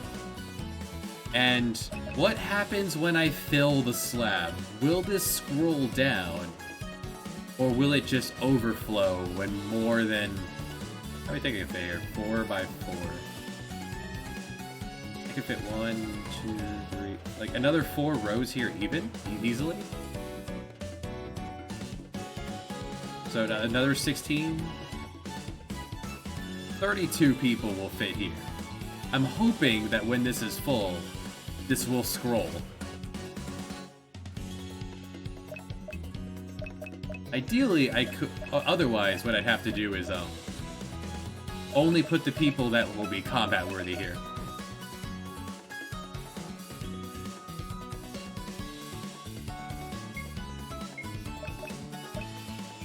Yeah, I like those systems to a degree.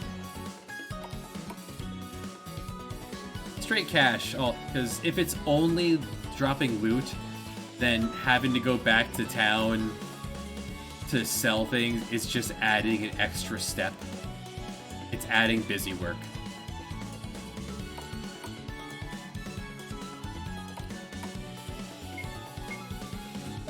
So, I add loot as a separate incentive system to fight.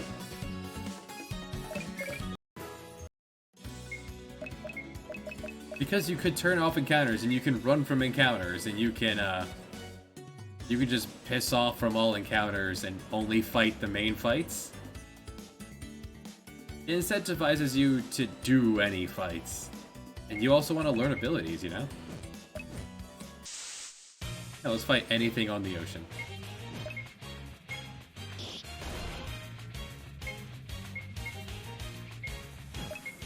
Headshot is just a guaranteed crit. Does alright for itself.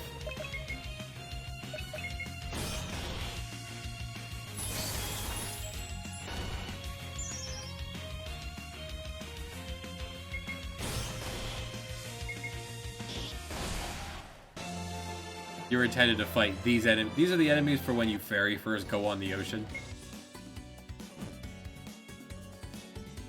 You're expected to have a lot of cash because you're going to fight a lot of things, and I want you to be able to outfit multiple party members. Well, there's the rare ocean encounter. Just a whale. Alright, let's do it. Fight a whale. Blinding is gonna might help. I haven't tested this fight. Let's see how it turns out. I haven't taught you your limit yet. Can I put a whale to sleep? I can blind it. Hurricane is a physical attack, so...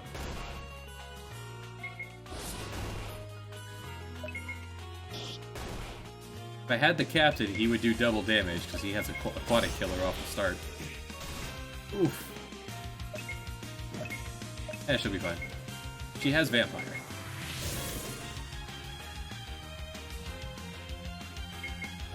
So, the rarest fish in the game is a whale. It's the blubber for whale. That you can use to cook into some of the most powerful foods in the game. Fortunately, we have a healer.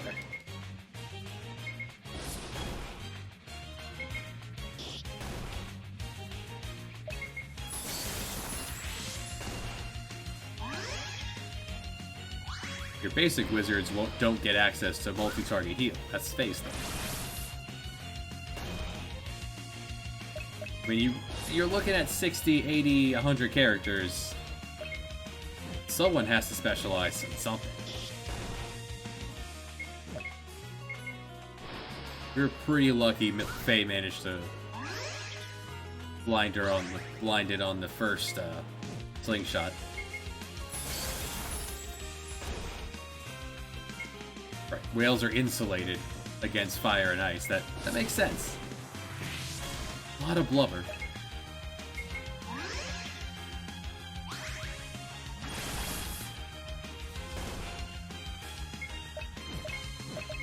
This is your ocean mini-boss here.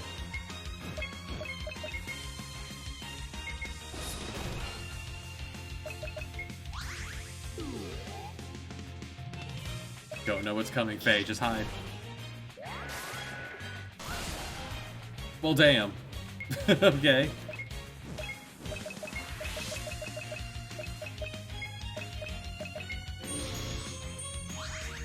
Waterfall might be a bit overtuned.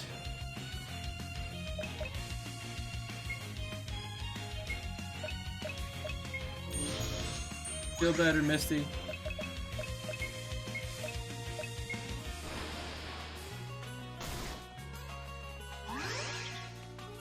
That one person did say they've never seen a whale go down.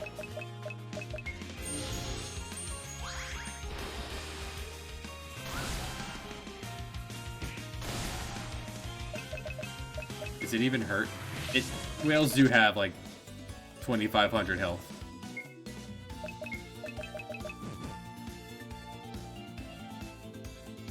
You get a free heal just from swapping out your party members.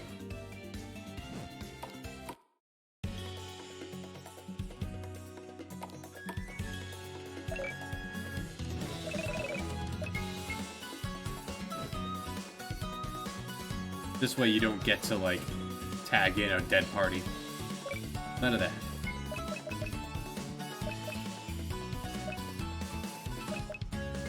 So, well, something's lingering if you're still feeling like crap.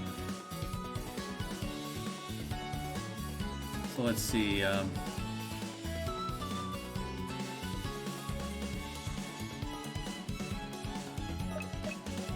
now, a party for the desert would be Seer for Ice Bolt.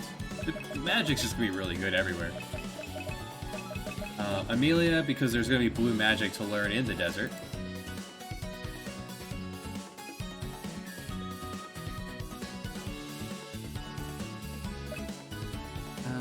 Robin is tough, but not...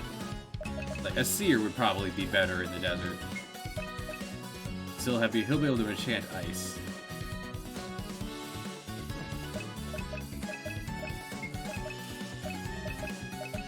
Nothing aquatic to kill in the desert. Would bring a gun and a berserker. Yes, please. Yeah, I have to fix the removal because it wasn't checking to see if you've recruited someone yet. It was just stripping everyone, even if you haven't recruited them.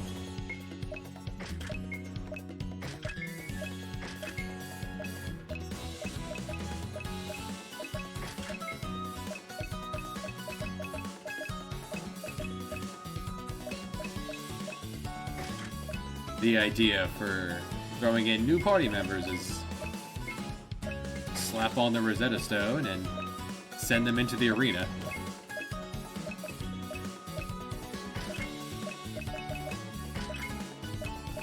You'll get a lot of AP. And the curve is meant to be such that they will slingshot fairly aggressively. And to facilitate that, there's another feature I haven't shown off yet.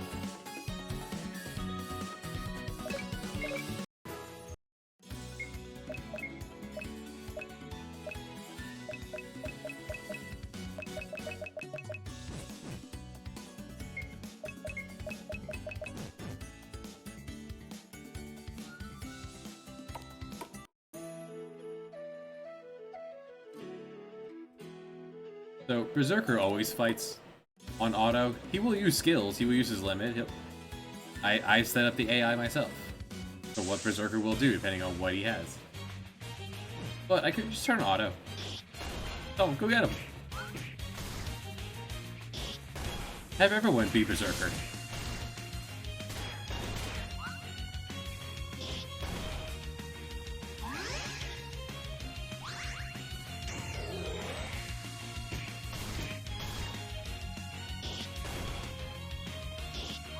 So if you were going to pick up someone new and just go somewhere a little bit easier, probably shouldn't be fighting brand new enemies on auto.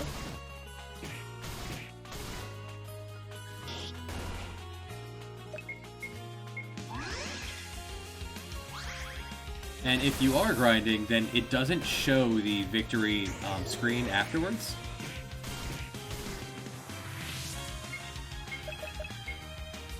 It just skips that part. Chemists use guns. Previous game had chemists using knives. Chemists have upgraded to gunhaver. There are pistols that double tap. There's the large guns that attack once but have a higher crit rate. And then there's the assault rifles that will hit all enemies. Each one will teach a different alchemical move.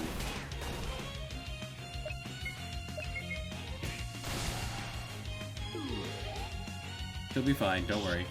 Sleep is probably not going to work very well with the Berserker.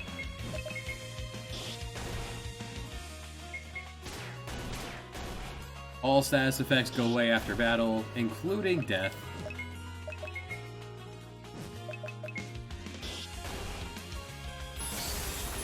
And she will not miss out on experience or AP just because she died.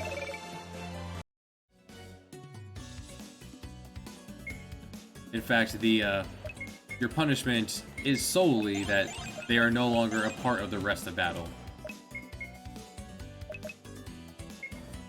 If one battle already taught them got them enough exactly 10 AP for that fight. So I could then head back and buy them more equipment and keep going up the ladder here. But the goal is that it's not going to take too much to get any one person up to speed. One more fight, he levels up. I want to effectively set up plateaus for where your levels will converge in a given area, unless you punch ahead really hard. Like since Dawson's always in the party, you might want to teach Dawson Experience Zero if you don't want him to get too far ahead of the group, basically. As he is your POV character.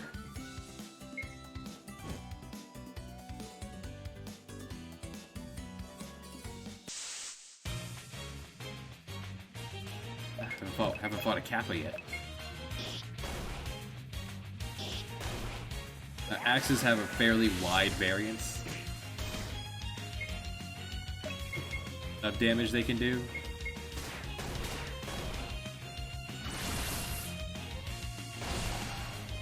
Berserker will pull out the big damage when it feels you need it. Just trust the Berserker.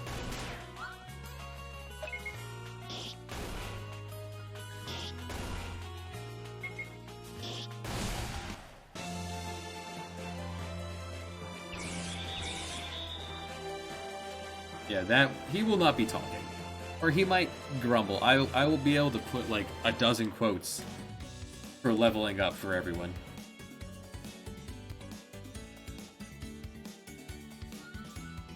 I don't have Robin in the party, so I can go remind myself what that treasure is back at his house.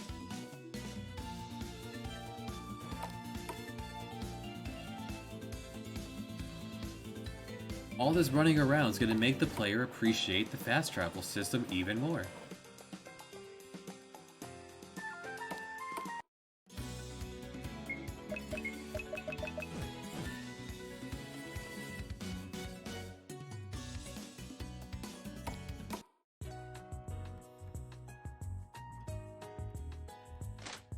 Without Robin in the party, you can get into his bedroom. The follow-up Pike Chens. Get a free speed flower. The valuable speed up. Faster Berserker? Faster Blue Magic. Blue Magic will be quite a thing. That's about as much as I have of the game at the moment. I've been at this for a couple months now. Coming off of, you know, the release of my previous game that took me over 5 years. As you see, the world map is not yet complete. This has turned into a dog, so I'm keeping it as a dog because it makes me giggle. I like it. Especially since, you know, Paradiso, the resort town, is right here in the dog's head. Paradiso, Portadiso, actual plot ruins of something. Plot will be found out here. We'll stumble into the plot eventually. We'll spend weeks creating much side quests, much mini games. I gotta fix this. Add in another. If recruited and if in the party is how I need to do this. For example, let's add in if Loxley is acquired.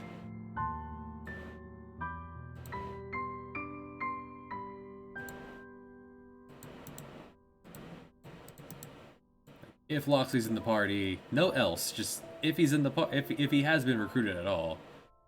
Don't even look at this if he hasn't.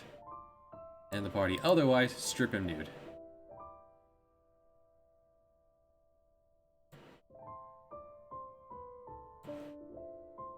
It took quite a bit to get. There's 4 different sets of coal that could appear in the peat swamp. This is also something I'm trying to do more of this time around, because if the further into my into production, the more I wish I had done everything as a common event, because that would make things a lot easier to change later. The fishing minigame is entirely common events. If I were to pop into like the fishing hut, fishing hole, that's all it is. That's the only thing here. The bubbles for fishing. Everything else is done by via common event. So if I do not have to change it, I can just follow the line and be like, well, here's your problem.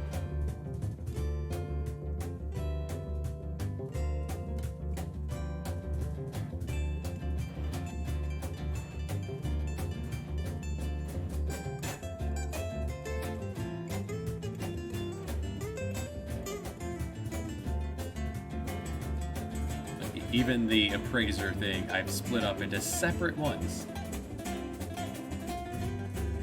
Sometimes for ease just to look at.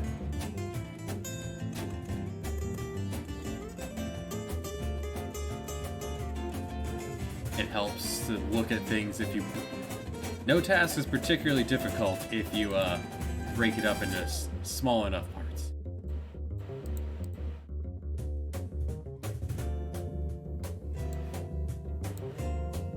Haven't begun yet to work on the new town here or the mini games that are going to inhabit it. The monster arena won't be particularly difficult because I'm not going to like make you only throw in certain party members into the fight.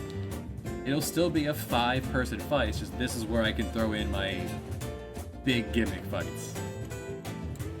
Ideas of currently sitting just a big effing bear. Bears have stances. If a bear throws up, it goes into his counter-attack stance, you probably want to hold off messing with it.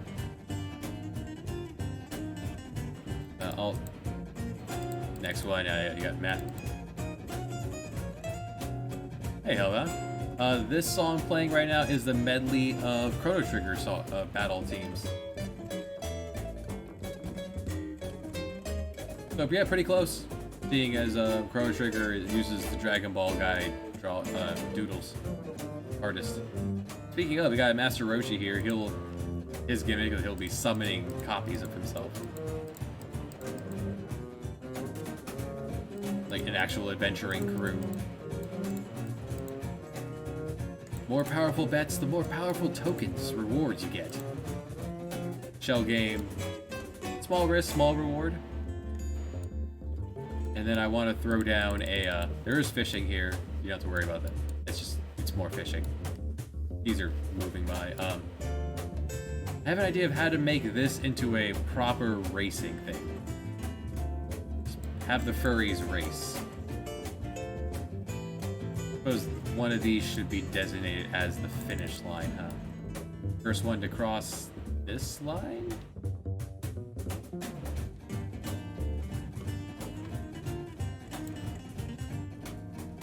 That doesn't look like garbage.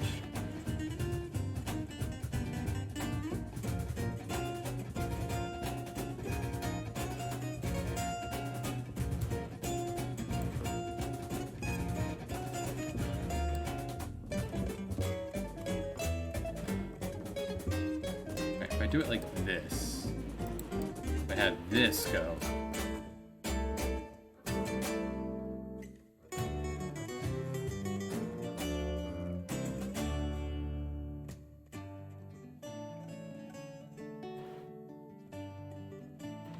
first to reach the patch of ice? Well, I don't need 4. There's only 3 of you. Yeah, there's one too many tiles here. First, fix this. There. You come up. There wouldn't be patches of ice in the desert. Is this gonna be... You bet on which one will make it to the finish first, and then it'll automate a race to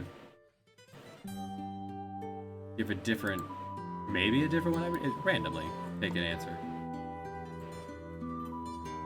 Have anything that would even work as a finish line? Could go with gold. That would also fit the theme. Yeah, let's do that. There we go. Winner. Winner, winner, chicken dinner.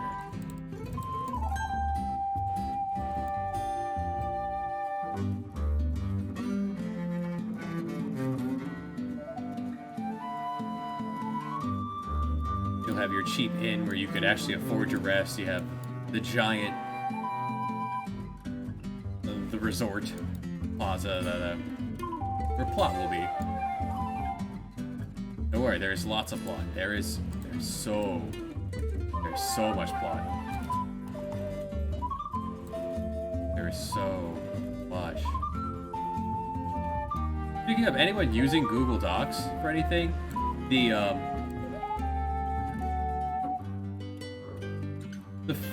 drop down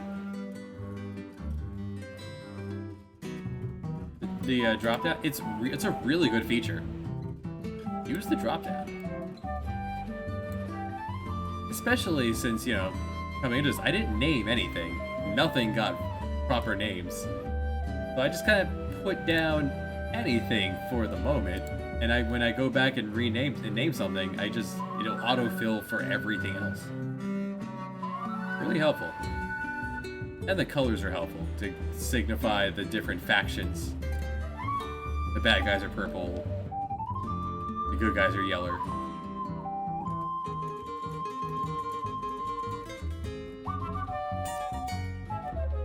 And it goes. It goes.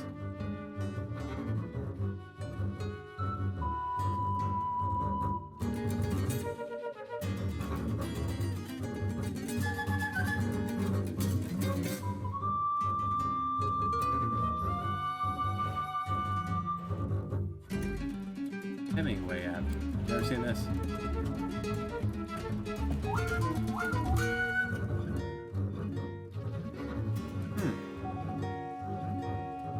This is automated.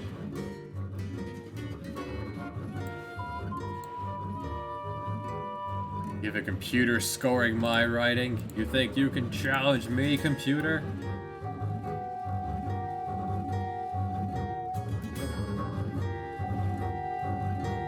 People said they want minigames in their RPGs. Well, you're gonna get minigames.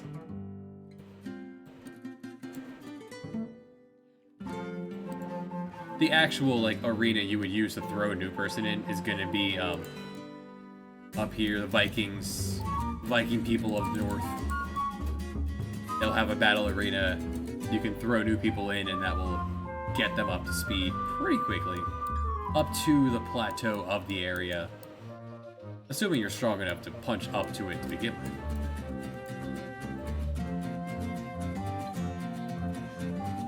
Also debating... Like, I was thinking to myself, I am not a huge fan of Final Fantasy VII. I feel like it's a very all over the place kind of tone-issued game. But one standout thing of FF7 is the battle arena. And I don't like it, but it has potential. So I think to myself, what don't I like about the battle arena? One person, it's kind of blah. It really funnels and what you can actually do effectively in it. So throw the whole party in. Okay, but what else? The handicap system, that's nice. It kind of keeps it fresh. Especially if you have only one person, the handicap system is really a big pain in the butt. But if you have the whole party there, that could work. I could easily throw down a random handicap system. That's easy to put in between fights. Or in between rounds of it.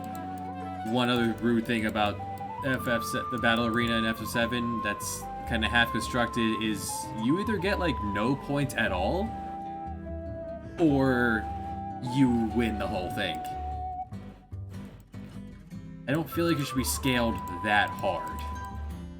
Like tiered rank results, sure. But rather than even, it shouldn't even give the option of bailing out. You should just get what you get out of it.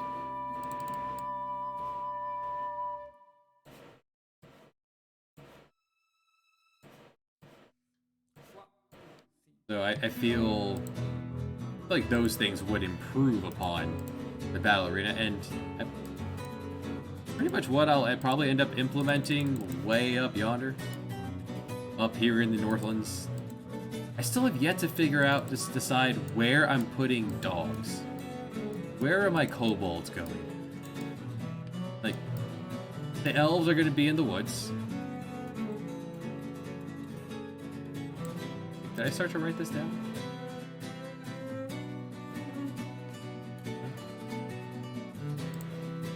I feel like someone... I have an NPC who's going to point you in the directions?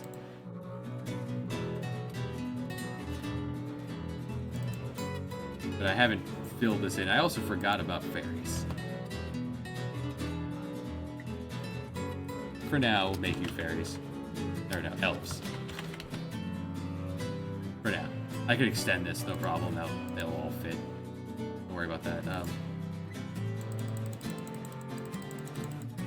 Like, what kind of environment would you expect a dog people to live in?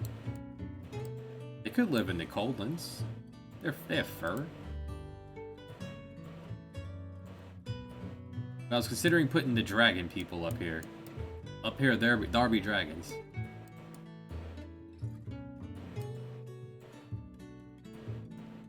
Elves in at least these woods.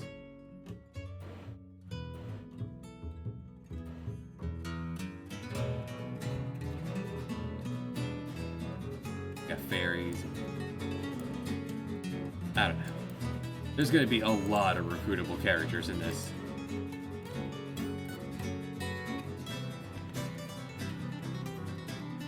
So you could even play as a blacksmith.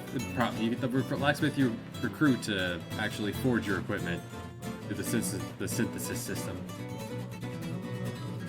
He may not be the best in combat, but he's tough. He has his uses. Everyone will at least have their signature technique.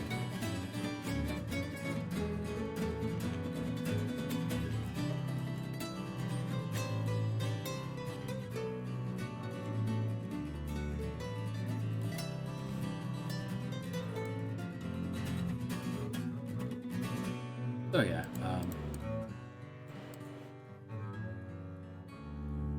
the player won't have access to over here at the start. You could port in Paradiso, but coming up through here, this will start a dungeon that will probably have a forced encounter at the start to gate you from coming here too early in the plot. You could skip it and just walk away, sure, but... Oh, I decided the kobolds are gonna live over here. Yes. At some point.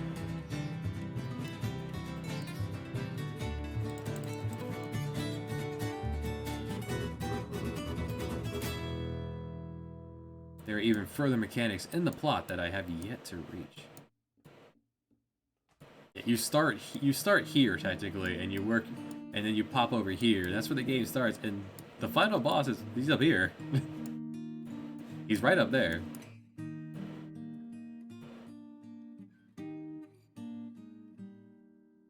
I would say an upside to like Breath of the Wild is you hop off the plateau after way too much time spent there, and then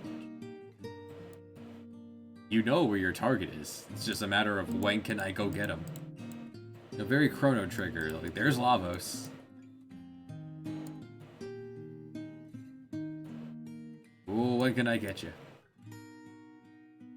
Although, through different points of the game, he will be moving about, so he won't always be in place. He is off doing his own thing as well. Which means on the New Game Plus, you're going to be able to... You'll have to find him at certain points in the plot to get different results out of beating him at different times.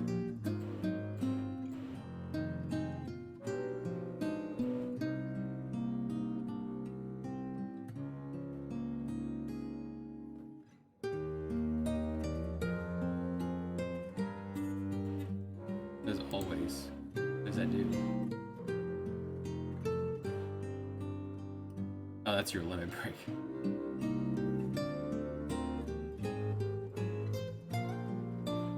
Yeah. The whale pops up and eats you for your entire health bar. Fair enough.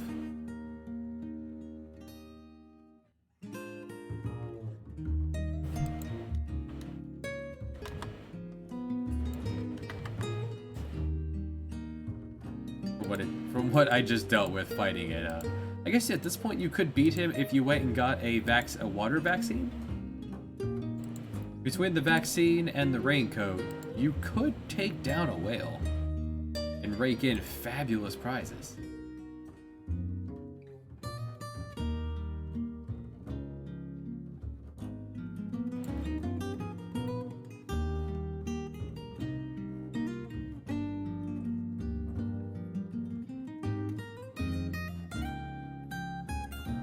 Yeah, another good way to do resistances, just a macro way of doing it, make that a passive state. And make the passive state what you want them to resist. I tier what the resistance is and go from there.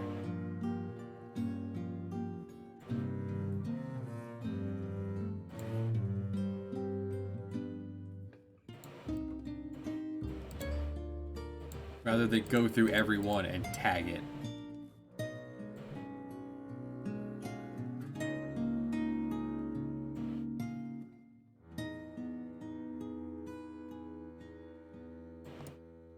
Oh man, it's been 4 hours. Alright.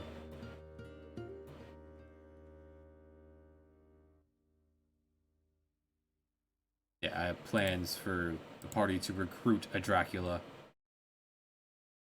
I've yet to name the Dracula.